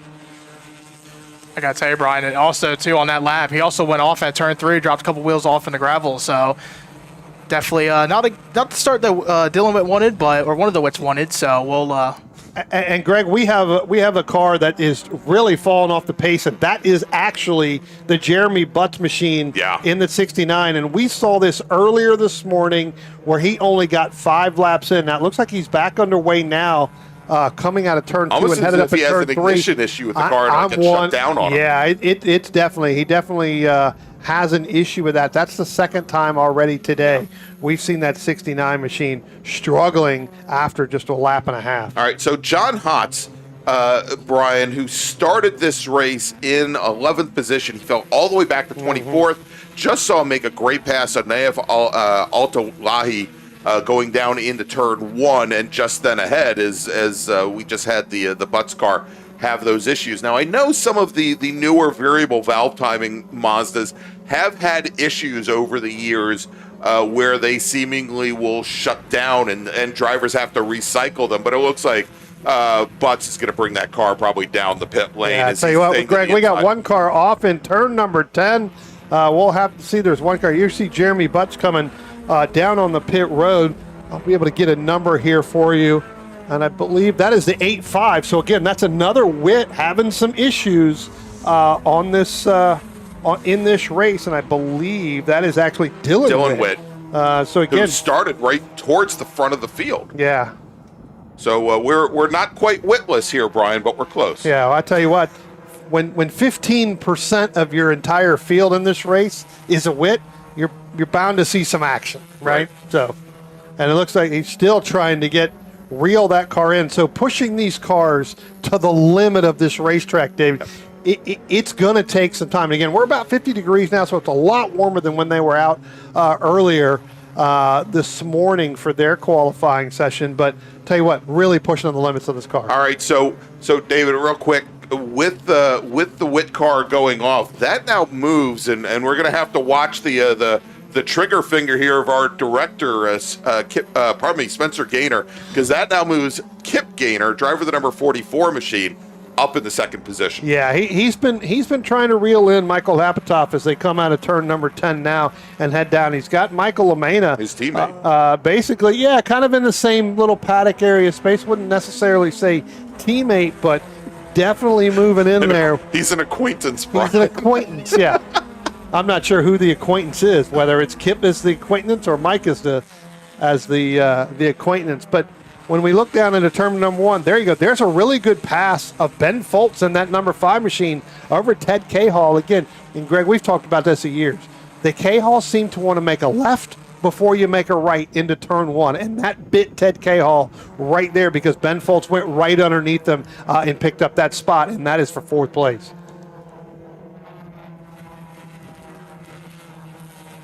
All right, as we check in on John Hotz, where is he now? John Hotz is now up into 18th position. He's got AJ Ferragonio in his sights. We'll see how that plays out. Michael Lamena, though, just turns in the fast lap so far of the race as he sits in 3rd position. And Apatow, Gaynor, and Lamena have started to open up at least a little bit of a gap now. Back to Ted Cahall, Ben Foltz, there with John Jenkins, another second back. Yeah, so things starting to stretch out here as we see towards the front of the field. Yeah, look for Lamena to stay with Gaynor and try to reel in Apatow here. Definitely seems like a bit of a callback to SSM this morning where, again, we kind of expect a little bit closer field than we have right now. As you see the battle for second, as there's a car off coming out of turn number 10. I'm not going to tell you whose last name that is. It's going to be the John Hotz machine. No, that's actually Scott Witt in the 84. Oh, excuse me. 3 Witts have gone off in this race so far. There is going to be a line of Witts at the tower after this race is done, I guarantee you. My, oh my. 1 Witt, 2 Witt, 3 Witt, 4. Well, so far, I think if we look down, I don't think the Griffin Witt hasn't had an issue so far, and neither has Adam. So they're the only 2 of the 5 that have definitely had an issue. Kyle, the car guy in the chat, says that some of these Miata drivers think they're on gravel tires. Well, some of them may be on gravel tires. Well, they are now. Yeah. Ryan, I'm going to go back to your comments about the Witts that haven't seemed to have an issue. Don't say anything now. Don't, because next thing you know, another one might go off or something, and, well, we're to blame. So that's exactly. It's been the announcer's curse thing all day long. So there you go. Let's jump a little bit further back in the field now, coming through the carousel. And I love this view, Brian, because it as you look back, you don't necessarily see the big rise right there at the apex of what we call turn 6B, where the driver kind of gets lifted up and over, but it is such a difficult part of the course, what we like to call the talent section, that you just want to keep feeding in throttle. I tell you what, Greg, and I'm watching down in here, coming down into turn 1, watching the last time. Ted Cahill was able to get back around Ben Foltz. Okay. Greg Witt in the 04 was giving Ben Foltz one heck of a push. Ted moved over into the center of the racetrack just to give just that much of a block. They ended up going 3 wide down into turn number 1. Here they come now. Ben Foltz is going to get around both of them. Here comes Ted Cahill back in, but now throw John Jenkins in that 195. Now he's right there in that battle with that group. So just a slight move over to driver's right to kind of break that draft a little bit. Almost ended up being 3 wide going down to turn 1.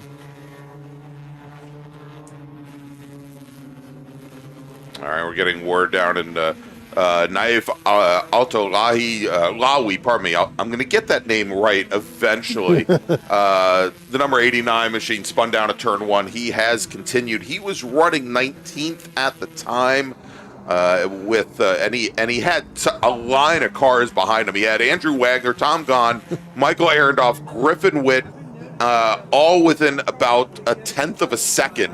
And so likely got a little freaked out there, and he's going to lose, at least 5 positions, it looks like.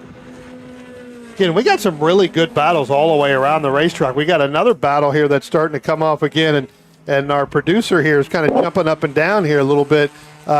Kip Gaynor, Michael LaMena, they've run down Michael Apatow as they go down into turn number 1, come out of turn number 2. You're going to see they're within half a car length. If that, you can almost put all 3 of them underneath a blanket as they come up out of 2 and head up into turn number 3. Say LaMania there just dropping the right rear into the gravel there. No harm, no foul, but the battle for the lead, though, definitely starting to heat up as they come down to turn number 5. Again, still that couple I think they're all separated by about half a car length again from each other. So this is going to be interesting to see how this battle plays out. We still have 9 laps to go, so we still got a little bit left to go in this race. Yeah, and guys, John Hotz, I'm continuing to watch this. John Hotz just passed Chris Kelly to take over 11th position. We're showing him on timing as in 12th.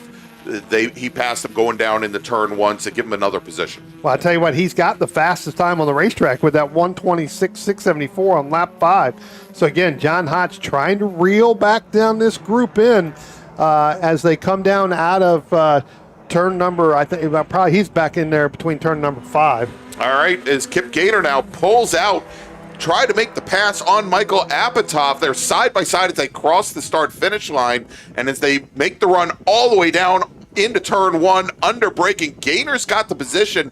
He's going to hold Apatow to the outside. No way for Apatow to come underneath him here. And as they come out, I no longer can say behind the trees because they cut down all the trees, Brian. Apatow has the inside position as he stayed right around and took the rim shot.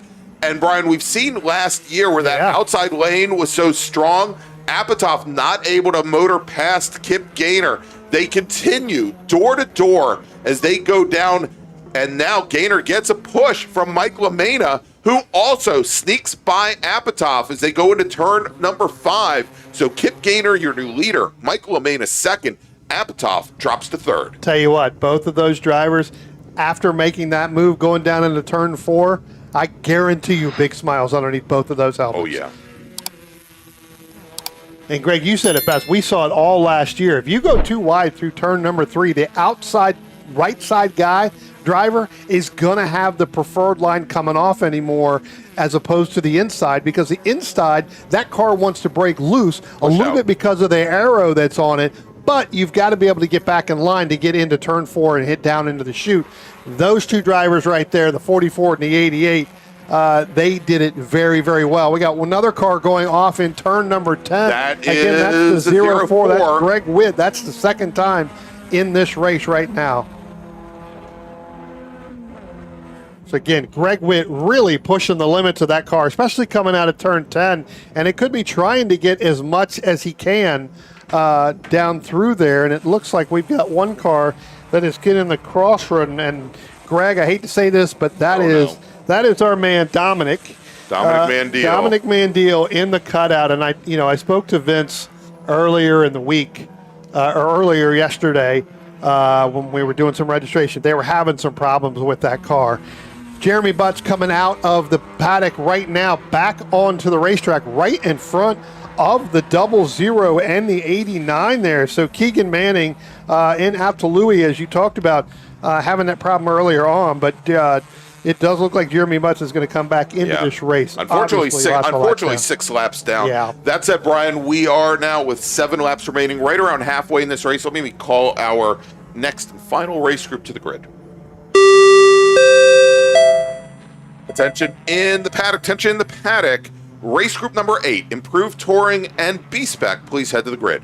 Race group number 8, Improved Touring and B-Spec Racers, please head to the grid. Your race is next. Spencer, how you doing over there, buddy? I see the leg moving. I see some deep breaths going on here. 6 laps left to go. Kip Gaynor leading over Michael Lamena, Michael Apatow. Then you got to go back another 5 seconds. Ben Foltz in the 5. John Jenkins has now moved up into 5th along with Scott Witt and then Dylan Witt. That's your top 7. Ted Cahill 8th. James Lindenthal 9th. Greg Witt still holding on to 10th in that 04 after several offs on coming out of turn number 10. John Hott still in 11th. And Brian, we're starting to see some other battles forming a little bit further back in the pack. Andrew Wagner with Tom Gahn, Micah Arendosh, Griffin Witt, and they are together also just now crossing the line. Matt Crane, Michael Cohen, Key Doss, and Brad Williams as well. I mean, this is all the way back for 23rd position that they're fighting it out. As we look a little further back in the pack, great side-by-side action through a very difficult part of the track, going through the chute and into turn 5. Yeah. Matt Crane, I believe, went through driver school a couple weeks ago in that 112. So hope he got the zipper fixed on his suit, because I know the zipper broke on Saturday afternoon. Had to use a spare suit, not a spare car, but a spare suit for Sunday. That's what you get. You go on track and let it all hang out, Brian. Here is as our lead. I guess that is a true meaning. Never thought about that. Yeah, there you go. All right, as we take a look now, coming down to the turn 1, this is the battle for the lead. Kip Gaynor, Mike Lamena, and Michael Apatow. They're right at the front, and just even a little bit further back. Look at this, 3 wide now, Brian, going into turn number 1, and that was I think Foltz and Jenkins and Scott Witt, I think. Well, that's actually Scott Witt, Dylan Witt, along with John Jenkins. So Jenkins was ahead of them, and both of the Witts ended up pushing past John Jenkins in that 195. So. And right behind her, they're going into 3. I think Ted Cahill and James Lindenthal. So we've got fights going on just off the podium. Fights for 5th, fights for 8th. Yeah. And John Hott's now up in the 10th position. Although with you get 5 laps remaining, there is still some time for him to make up a couple of positions. He's about 2.5 seconds back from Cahill and Lindenthal. But I mean, he could conceivably find himself inside. He's 10th right now. Could conceivably find himself in 7th position. I tell you what, to battle back from dropping all the way down to 24th, and then right now currently sitting in 10th, I'd say John would say, that was a pretty good run at the end to get up in there. But and he just went by David Henderson in 28. Good to see David back here. I know that they haven't been around, him or Brian. It's been a while. I did see them a couple weeks ago. David now crossing the start-finish line, pushing Greg Witt. That's the battle for 10th and 11th. So we have to take a look. John Hotz has fallen off, Greg. He's back all the way down to 50. As a matter of fact, John Hotz, I believe, is on pit road. So I think he has another issue. Race done. Yeah. So, David Henderson. Good to see David Henderson back right now. Side-by-side battle for lead between Kip Gaynor and Michael Lamena down through turn number 4 and 2-5. All 3 wide. Here comes Apatow. Thought about it, but Gainer, though, going to be on the inside, LeMay on the outside, Brian. This battle is really starting to pick up with 4 laps to go. I got to tell you what, I'm a little shocked by that pass from Michael LeMay on Kip Gainer right now. I would think that, again, 4 laps left to go. The next time they come by, be 3. Try to work together and get away from Apatow so that when you guys are battling, again, they're in the same paddock area.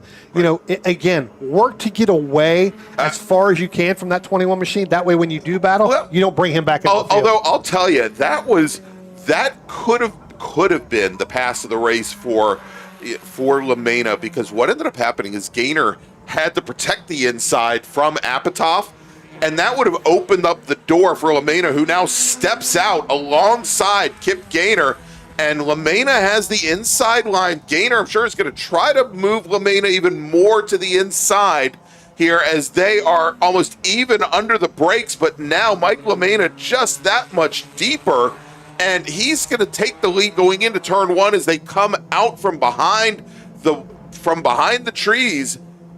Gainer's not alongside. LeMay is your leader. Apatow now takes a look to the inside as Gainer has to go to cover that as they make the run down, as we now have a little bit less than 3 laps remaining. Tell you what, power move by that 88, Michael LeMay, coming out of turn number 10. That's the 3rd lap in a row where he's really gotten a good run out of there, and he has propelled himself in front of Kip Gainer, as you talked about, heading down into turn number 1, but great power moves out of turn number 10. Both cars run an extraordinary race right now, this early on in this season. And LeMay gets a good drive through the carousel, through 6A and 6B, managed to open up at least a couple of inches on Apatow. The reason I mentioned that is Kip Gainer got back around as they went into 6A. He is your new leader with LeMay back in second. And now I'll guarantee you that the Gainer is going to move a little bit to the center of the track to hold off. And there you go, LeMay not able to make the move there. A little bit further back in the field as Ben Foltz and Dylan Witt are battling for the best of the rest in 4th position. And there you go as they head down into turn 1.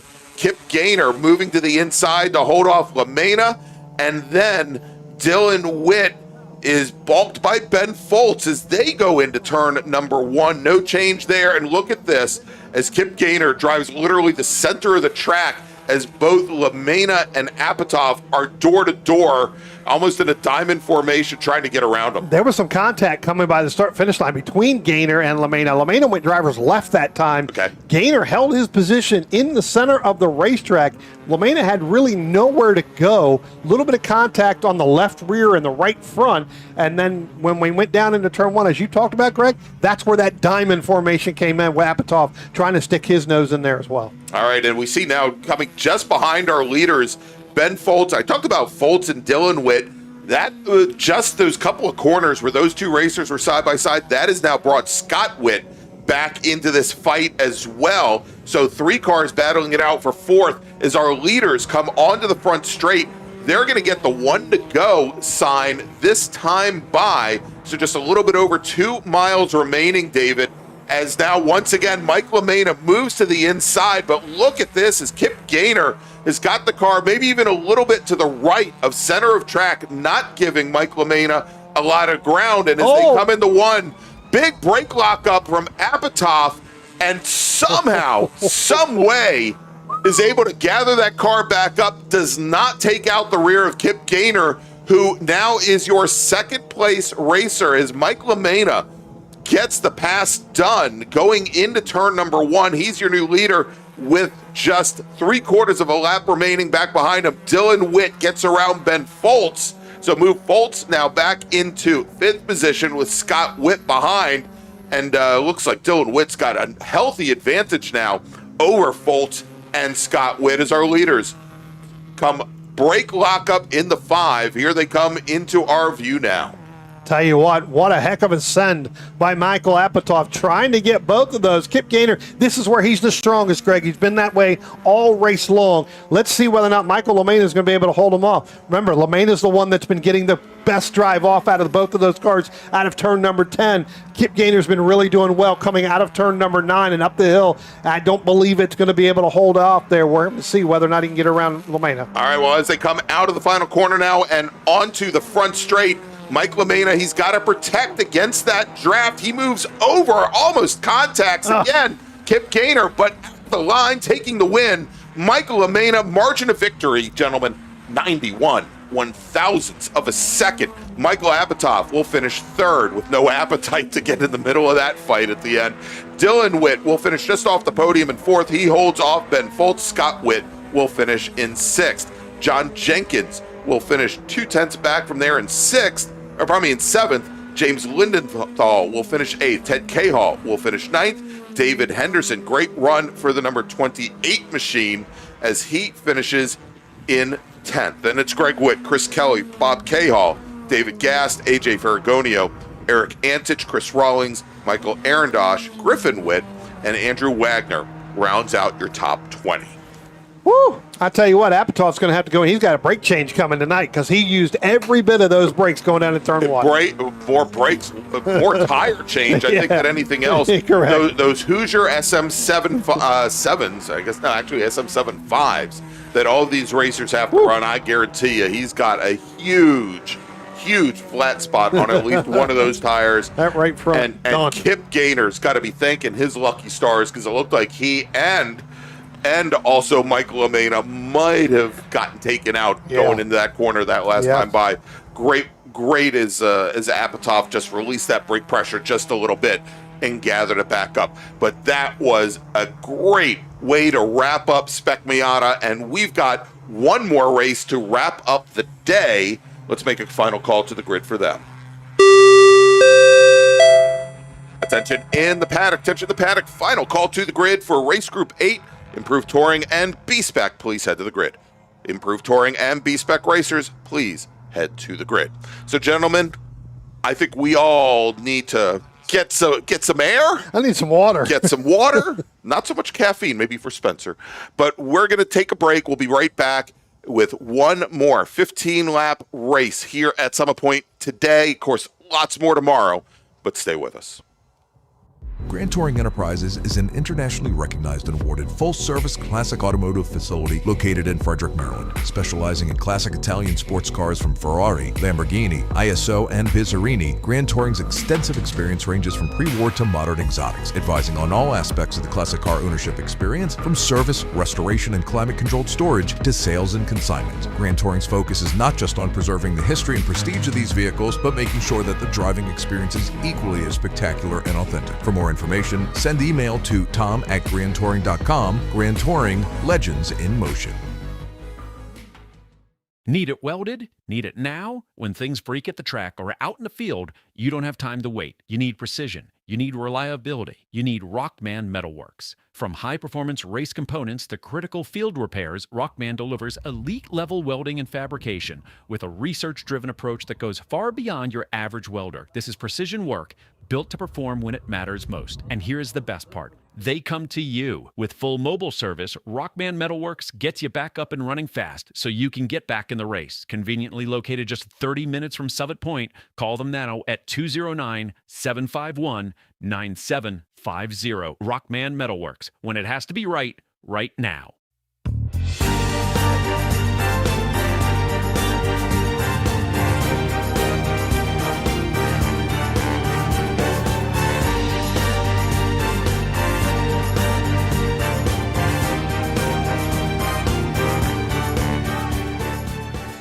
The Spring Hill Suites Winchester is an all-suite property that features spacious suites, an indoor heated pool, complimentary hot buffet-style breakfast, a 24-hour fitness center, and complimentary Wi-Fi. Whether you're traveling in a group or flying solo, you'll find it easy to get comfortable in our spacious suites. We're conveniently located just off of Interstate 81 at exit 317 in a shopping center with many shops and dining options. Discount rooms are available. To book your suite today, call 540-431-3330.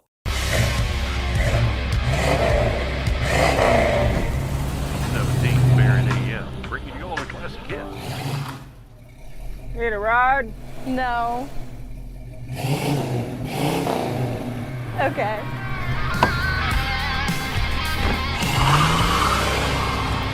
Taking you back to simpler times. Hey, dog. Belmont Classic 5, Belmont, Ohio.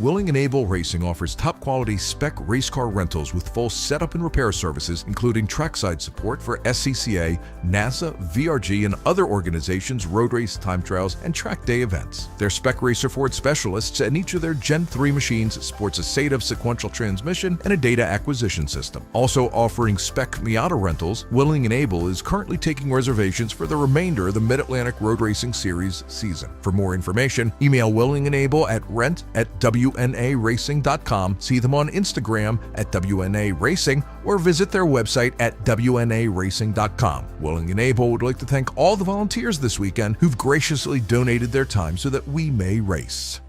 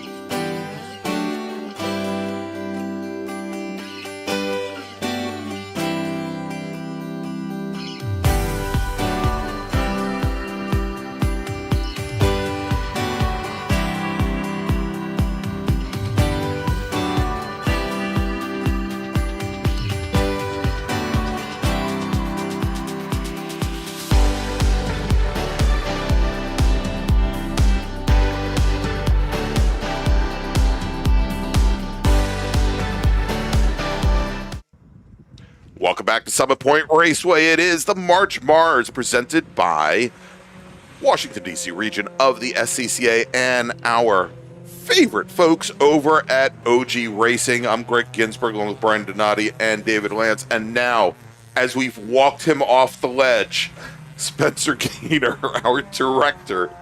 Oh my. As they just had the director, family therapist. He just had to make a phone call to the family. You were talking about Liam Kerper earlier. Tell us about the data acquisition and coaching that you do.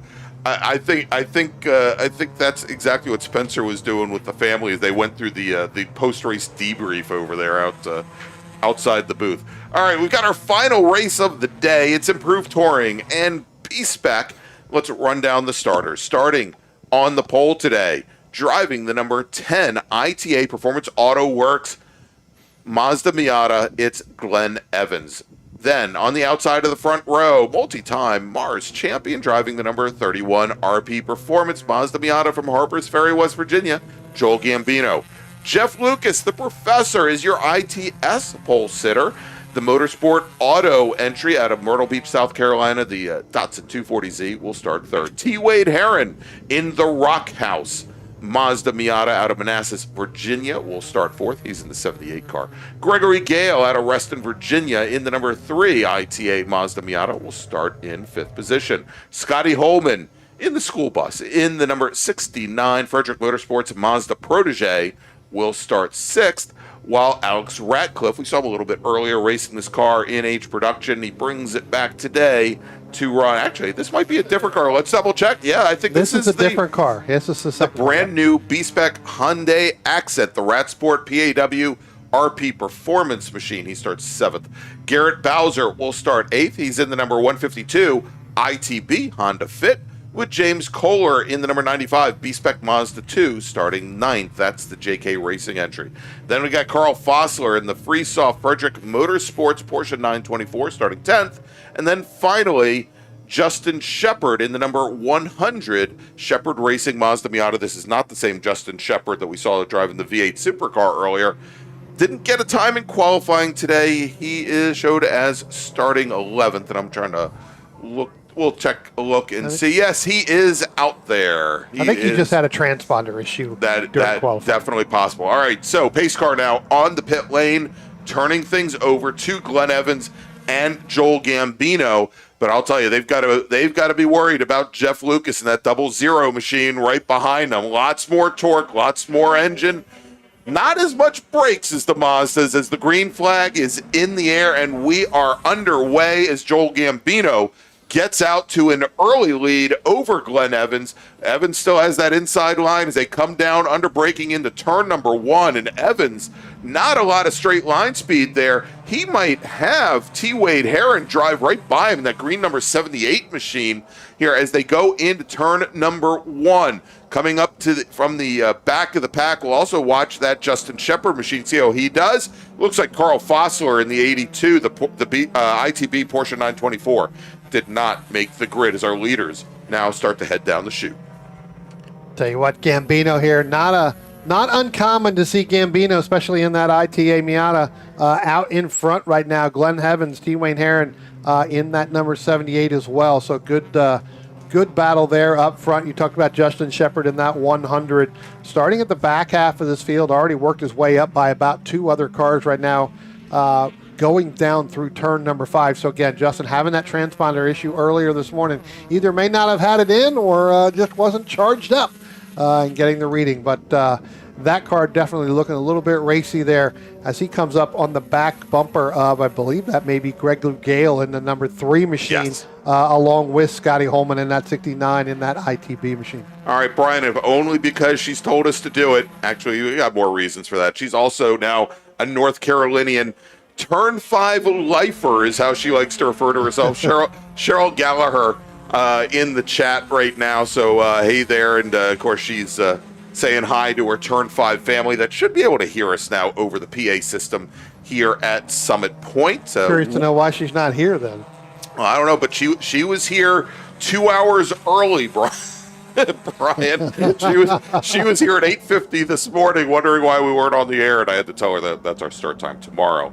Matter of fact, we are starting actually 8:40 a.m. tomorrow with our live action. We'll start things off with a bracket race, and we'll throw that up on the screen as we get towards the end of the race here. But Joel Gambino, your leader, T. Wade Heron in the green 78. With Glenn Evans now falling a little bit behind, and Jeff Lucas there in that 00 machine. Brian, in the Datsun 240Z, I don't know that I would have expected a little bit more pace out of that car here early on. Well, Jeff hasn't been here, for a while. He raced kind of off and on last year. Since he retired, he kind of moved down to Myrtle Beach. Spending the time in the down on the waters there. So not getting the racing in that he wants to get in. Kind of every year. It looks like we may have one car coming out of the paddock late. I believe that may be Carl Fossler. Yeah, I see the red machine. Top here. So I believe that is. And yes, that is the red ITB Porsche 924 of Carl Fossler. So he's going to join, looks like 2 laps down. Yeah. Because he's going to come out right at the end of the line, right behind the ITB Honda Fit of Garrett Bowser. See that, or he's letting everybody have their laps lead, and he's going to run them down and get them there. But Yeah, the other thing too is David, I was looking at it, and you may or may not know, is Glenn Evans kind of in that white paint scheme, number 10 now. So I'm not sure if that's a new car for Glenn. I remember in driver school a couple weeks ago, we were here, that car was for sale out there as you come in. One of them, not this white one, but his old, the darker color, the other one there. So I'm wondering if this is a newer car, but I remember seeing that number 10 out there for sale up on the hill right as you come through the gate. I'm not sure if I saw it up there again this morning when I came in or yesterday, but there was a blue car up there for sale as well. So if you want to get into racing, there is a Miata that was up there for sale. It's ready to go. Yep. Say, Brian, we talk about race cars. I want new cars or something like that. I want to talk about a little bit this B-Spec 105 of Alex Ratcliffe, this Hyundai Ascent. Talked to him a little bit this morning about this car because I don't think I've ever seen a Hyundai Ascent in the B-Spec form. So definitely a unique car to bring out here, and it's and so interestingly, it's Kia brethren actually won the B-Spec SCCA National Championship with back in 2015 at Laguna Seca, but I don't believe any of the Hyundais have ever been built, and the B-Spec committee was looking at retiring spec lines that had not been in use for a number of years. And Alex built this car, I guess, in the fall. And I guess it'll certainly keep the spec line alive and not get retired. And so, I mean, interesting choice. And like I said, the Kia platform did incredibly well back in the day, and so we'll see how he does. As Alex has driven the Minis, he's driven the Mazda 2s. Trying to think what other ones. He's driving the you said the Minis, right? Right. I'm just trying to think of what other B-Spec chassis didn't he have but there was another. Was it one of the Toyotas? Oh, maybe Toyota Yaris. Yep. Yeah, he did the Yaris. Yep. Yeah. Yaris, tomato, right? So he did one of those and ended up selling that. So if it's something that could be run and fits in that class, Alex will build it and run it, and then he'll sell it. And then he'll sell it almost immediately. Yep. Exactly. So. Yeah, the funny thing too, we talked about the Kia platform, the Hyundai platform. The engine in that 105 is from a Kia Soul. So, right. Yep. Guy had a Kia Soul, it kind of as a donor car basically. They ripped the engine out of that and dropped it into this Hyundai Ascent. So again, just some really cool stuff about this B-Spec. Always loved those little B-Spec cars when back in the probably what challenge days, and still in the SCCA. So. Yeah. No. Absolutely. I mean, it's like I said, if you don't keep it in the class, Alex will build it and he'll run it. So just so that he can keep it going. We move back up to the front right here, real quick here, Greg, before we get into something else there. Joel Gambino kind of holding off T. Wade Herron. I tell you what, T. Wade Herron. Now he's got Jeff Lucas. Yeah, now he's got Lucas in there helping him. But again, we talked about it from the difference in this. I don't think Lucas is going to be able to help him draft because of the different arrow that's on the front of that dot. And as opposed to Spec Miata, I guarantee you that Jeff Lucas is not going to use the very thin steel bumpers that are almost unobtainium now to push that Miata ahead. By the way, it was Kyle Keenan that I was thinking of, who and it wasn't 2015 because 2015 was at Daytona International Speedway. Kyle Keenan took the win at Laguna. That was 2014, and it was a Kia Rio, which is essentially the same car as this particular Hyundai. And we'll check in on Alex here in just a little bit. Yeah. As we look a little bit further back in the field now, as the 100 machine of Justin Shepard and the 10 of Glenn Evans now nose to tail as they are heading down into turn one with Justin Shepard taking a quick look to the inside. And Shepard was one of the faster ITA cars, as you mentioned. I think he had transponder issues this morning, so they did not capture a time on him. But here, look at this. It's Glenn Evans. He was running around that outside lane, and he was still set up in position coming into turn 3. Now it looks like Shepard's going to get around him. Yep. Yeah, I mean, you go through and we watch all these races here, and look, we talked about it in the last race. We talked about it, I think, in a couple other races. You can go too wide through that turn.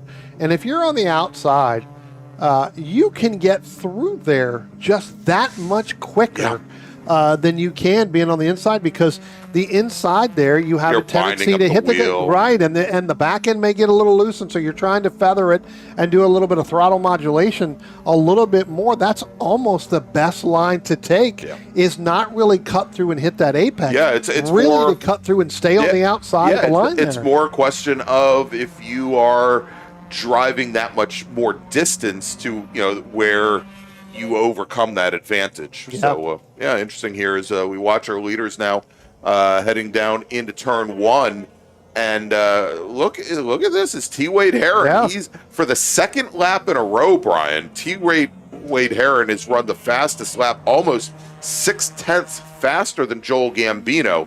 And it could be, I mean, even though again Lucas is not technically giving a push, having the Datsun right behind him may be helping in some regards. Although it looks like Gambino does get a little bit better run off of turn two, heading into turn three. I think where T-Wade has a bit of an advantage, though, is under braking here into turn five. And going back to October, he was very strong in that car, in that 78 machine, back in October. Jeff Lucas, I'm sure at this point, as he is the only ITS car in the field this weekend, probably just kind of content to sit there. Yeah, not to try to get, you can see he's dropped off a little bit more. Yeah, content to just sit back there at third overall, let those two guys battle overall. Drop back to get some air in the, I was going to say get some air in the radiator, but as he dropped back, it might have thrown his timing off a little bit there, Brian. It got a big wiggle from him as he was getting that car turned in, and I think turned in maybe a little bit later than he normally would. So as they come onto the front straight now, T. Wade Herron pokes to the inside, does not reset fast lap, but still 0.3 faster than Joel Gambino. And as they make the run down into turn one, Gambino, and as soon as they broke the draft there, as T. Wade Herron tried to pull out alongside, it's like he hit the brick wall, Brian. Yeah. And just was not even able to pull up right alongside the Blue 31. You know, one of the things I'm noticing here as the race is going on with Joel Gambino's car is, and this is not braking, you can see it right there, the more this race goes on, there's a little bit more smoke coming out of the back end of that race car.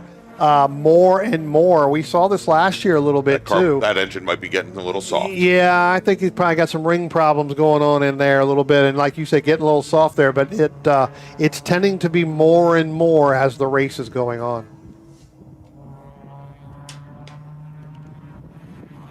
See the two Miatas here. They're coming back out of turn number 6. Looks like that T-Way Herron maybe look to the outside there at turn 7-8, but going to follow back in line. So, again, still very close battle. I feel like, again, it's the Miatas. You have to have a close battle if you're in a Miata. So, Jeffrey Lucaso waiting in the wings, sitting in third overall, though. Again, different class, but still, it's still a fight for the overall lead here. All right, so good question in the chat from Dot Alchemy.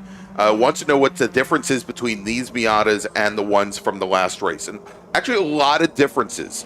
Couple things. One, in improved touring O's, we've got the Shepherd car running wide coming out of turn 10, taking up a bunch of gravel. We'll see if that gives Glenn Evans some kind of advantage now as T. Wade Herron now does outbrake Joel Gambino going into turn 1, and at least for the moment takes over the lead.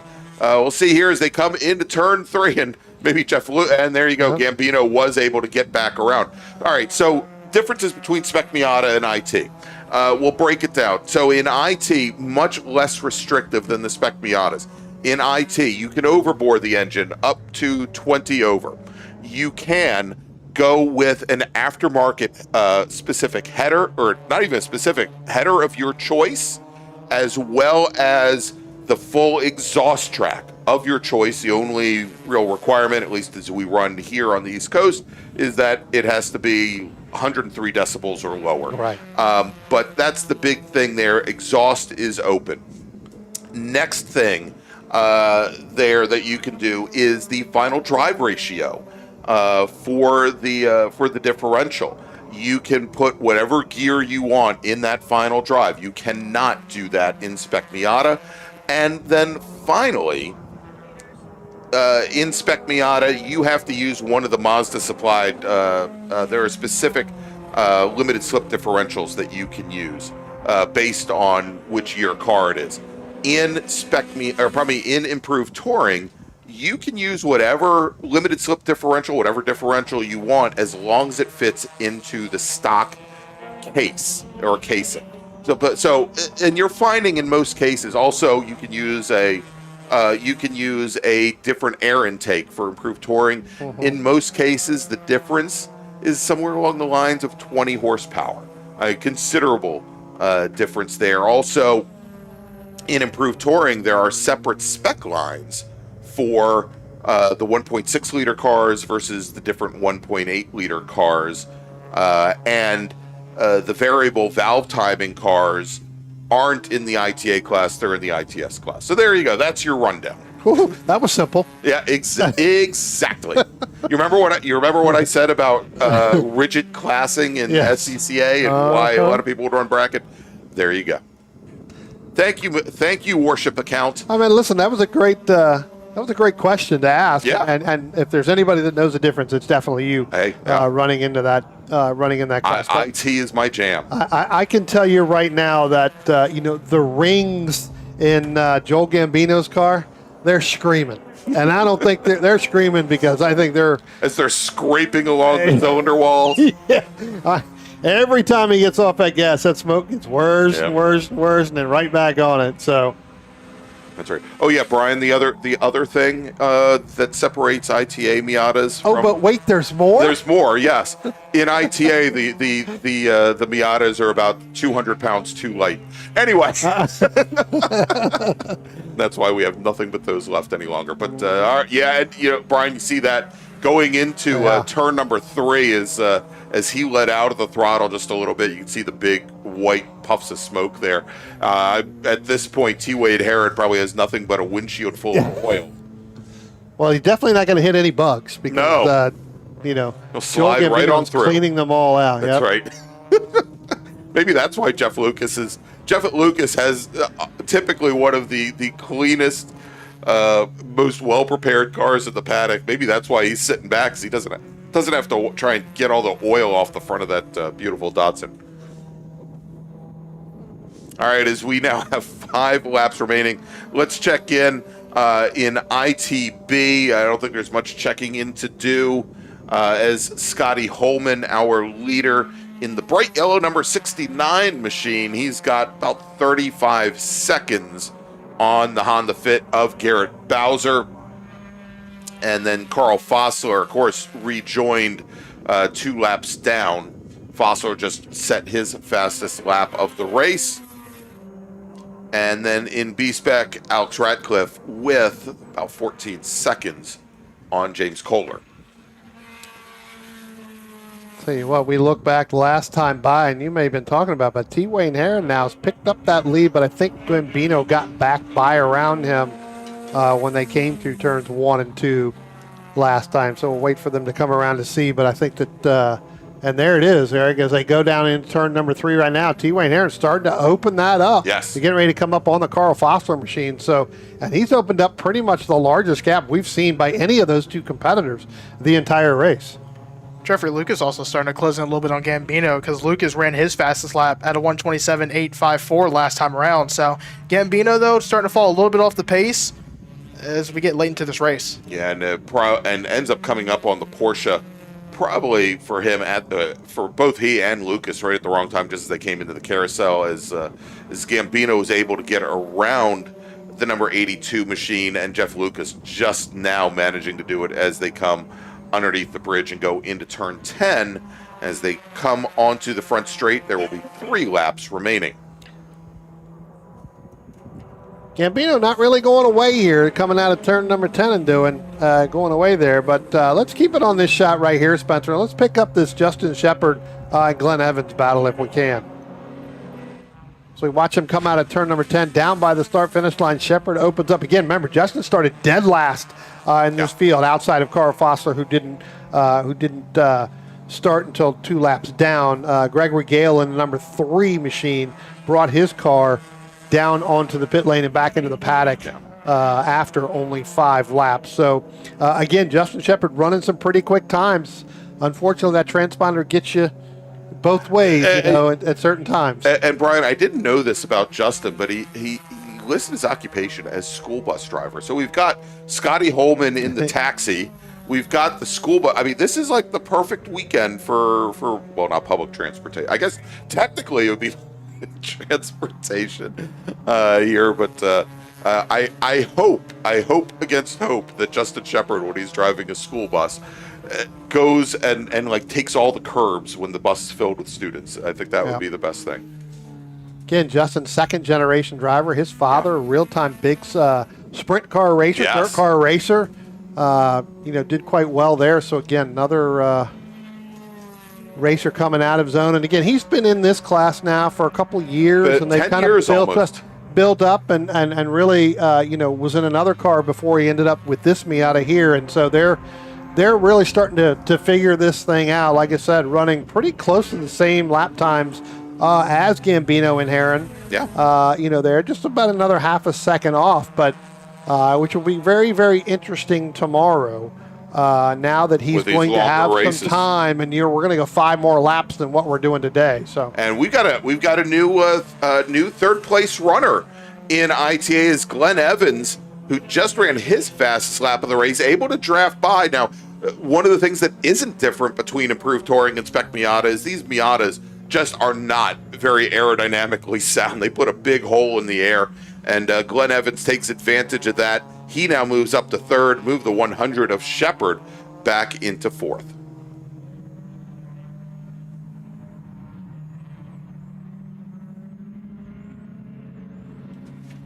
Yeah, pretty good battle between those two. Pretty much, like I said, up until Shepard able to go from the back up to the front, get through, some of that ITB and that B-Spec field, which, we haven't really talked much about, the B-Spec here. We get to Alex Radcliffe and James Kohler. Alex in that Hyundai Ascent, which you talked a little bit about before, and then James Kohler in that Mazda 2. We saw James out here a couple times last year as well. So again, that battle, Alex has opened that up by quite a bit. So Kohler just now coming by the start-finish line. So about a 23-second lead with that Hyundai Ascent, which who knew the Ascent was that fast, right? That's right.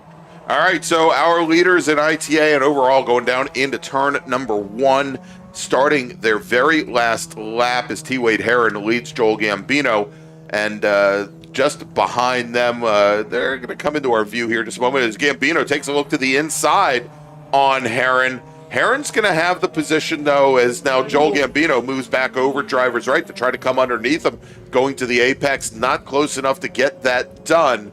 But he's fighting with what little engine power he's got left. As you can see here, opening up turn 5 to try to carry momentum, try to use the brakes as little as possible. We're a little bit further back. Glenn Evans continues to hold off Justin Shepard. By the way, Brian, got some very good news. I finally got a fan club. Is that it? Yes, absolutely. Just got pinged from the McBain family that Tyler, of course, who was in the H Production Honda Fit earlier, saw that incident.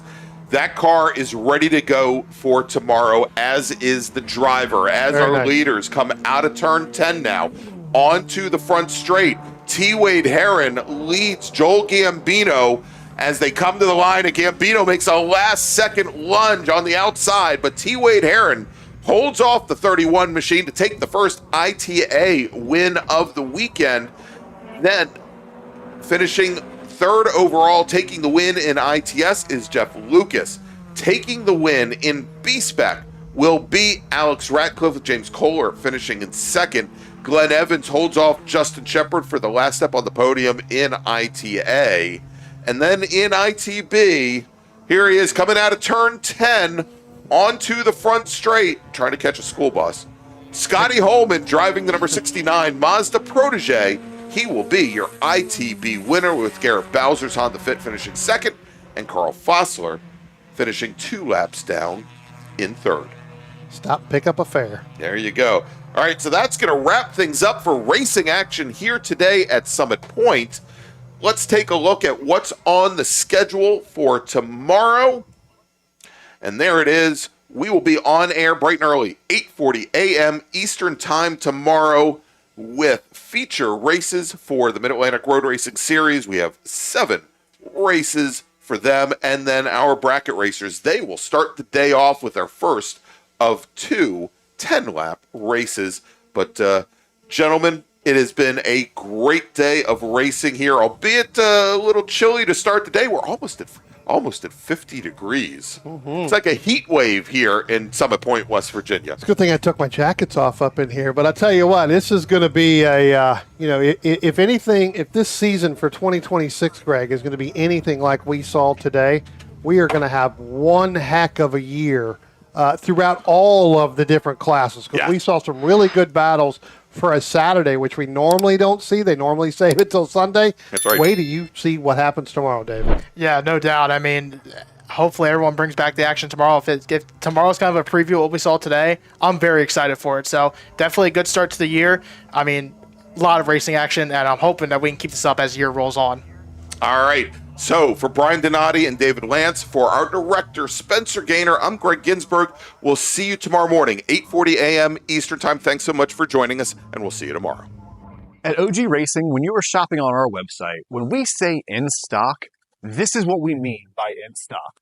Seats and seat bases, brakes, harnesses and restraints, shoes, suits and steering, helmets, gloves and undergarments, fire suppression, and so much more. Shipping directly to you from our conveniently located Sterling, Virginia warehouse with thousands of in-stock items.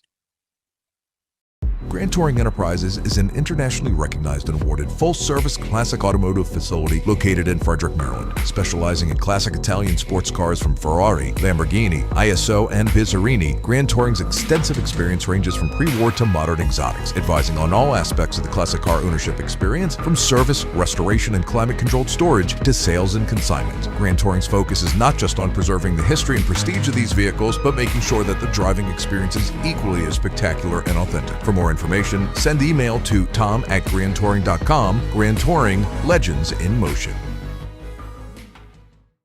Looking to level up your motorsport game? At Courage Motorsport, we've got everything you need, from high-performance parts and racing equipment to expert driving instruction and even our own Courage racing gear.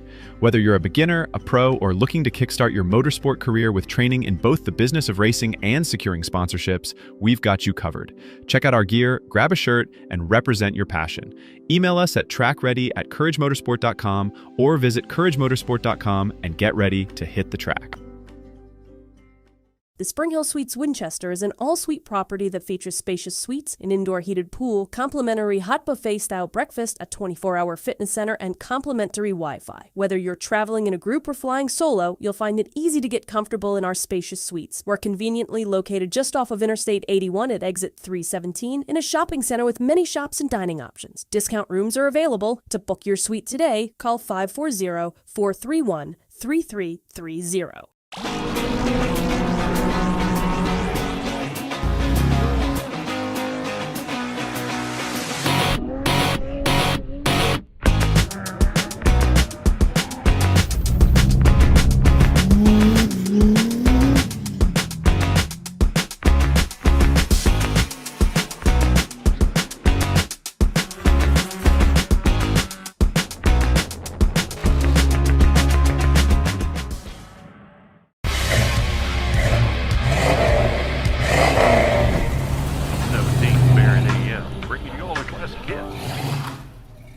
Need a ride? No. Okay.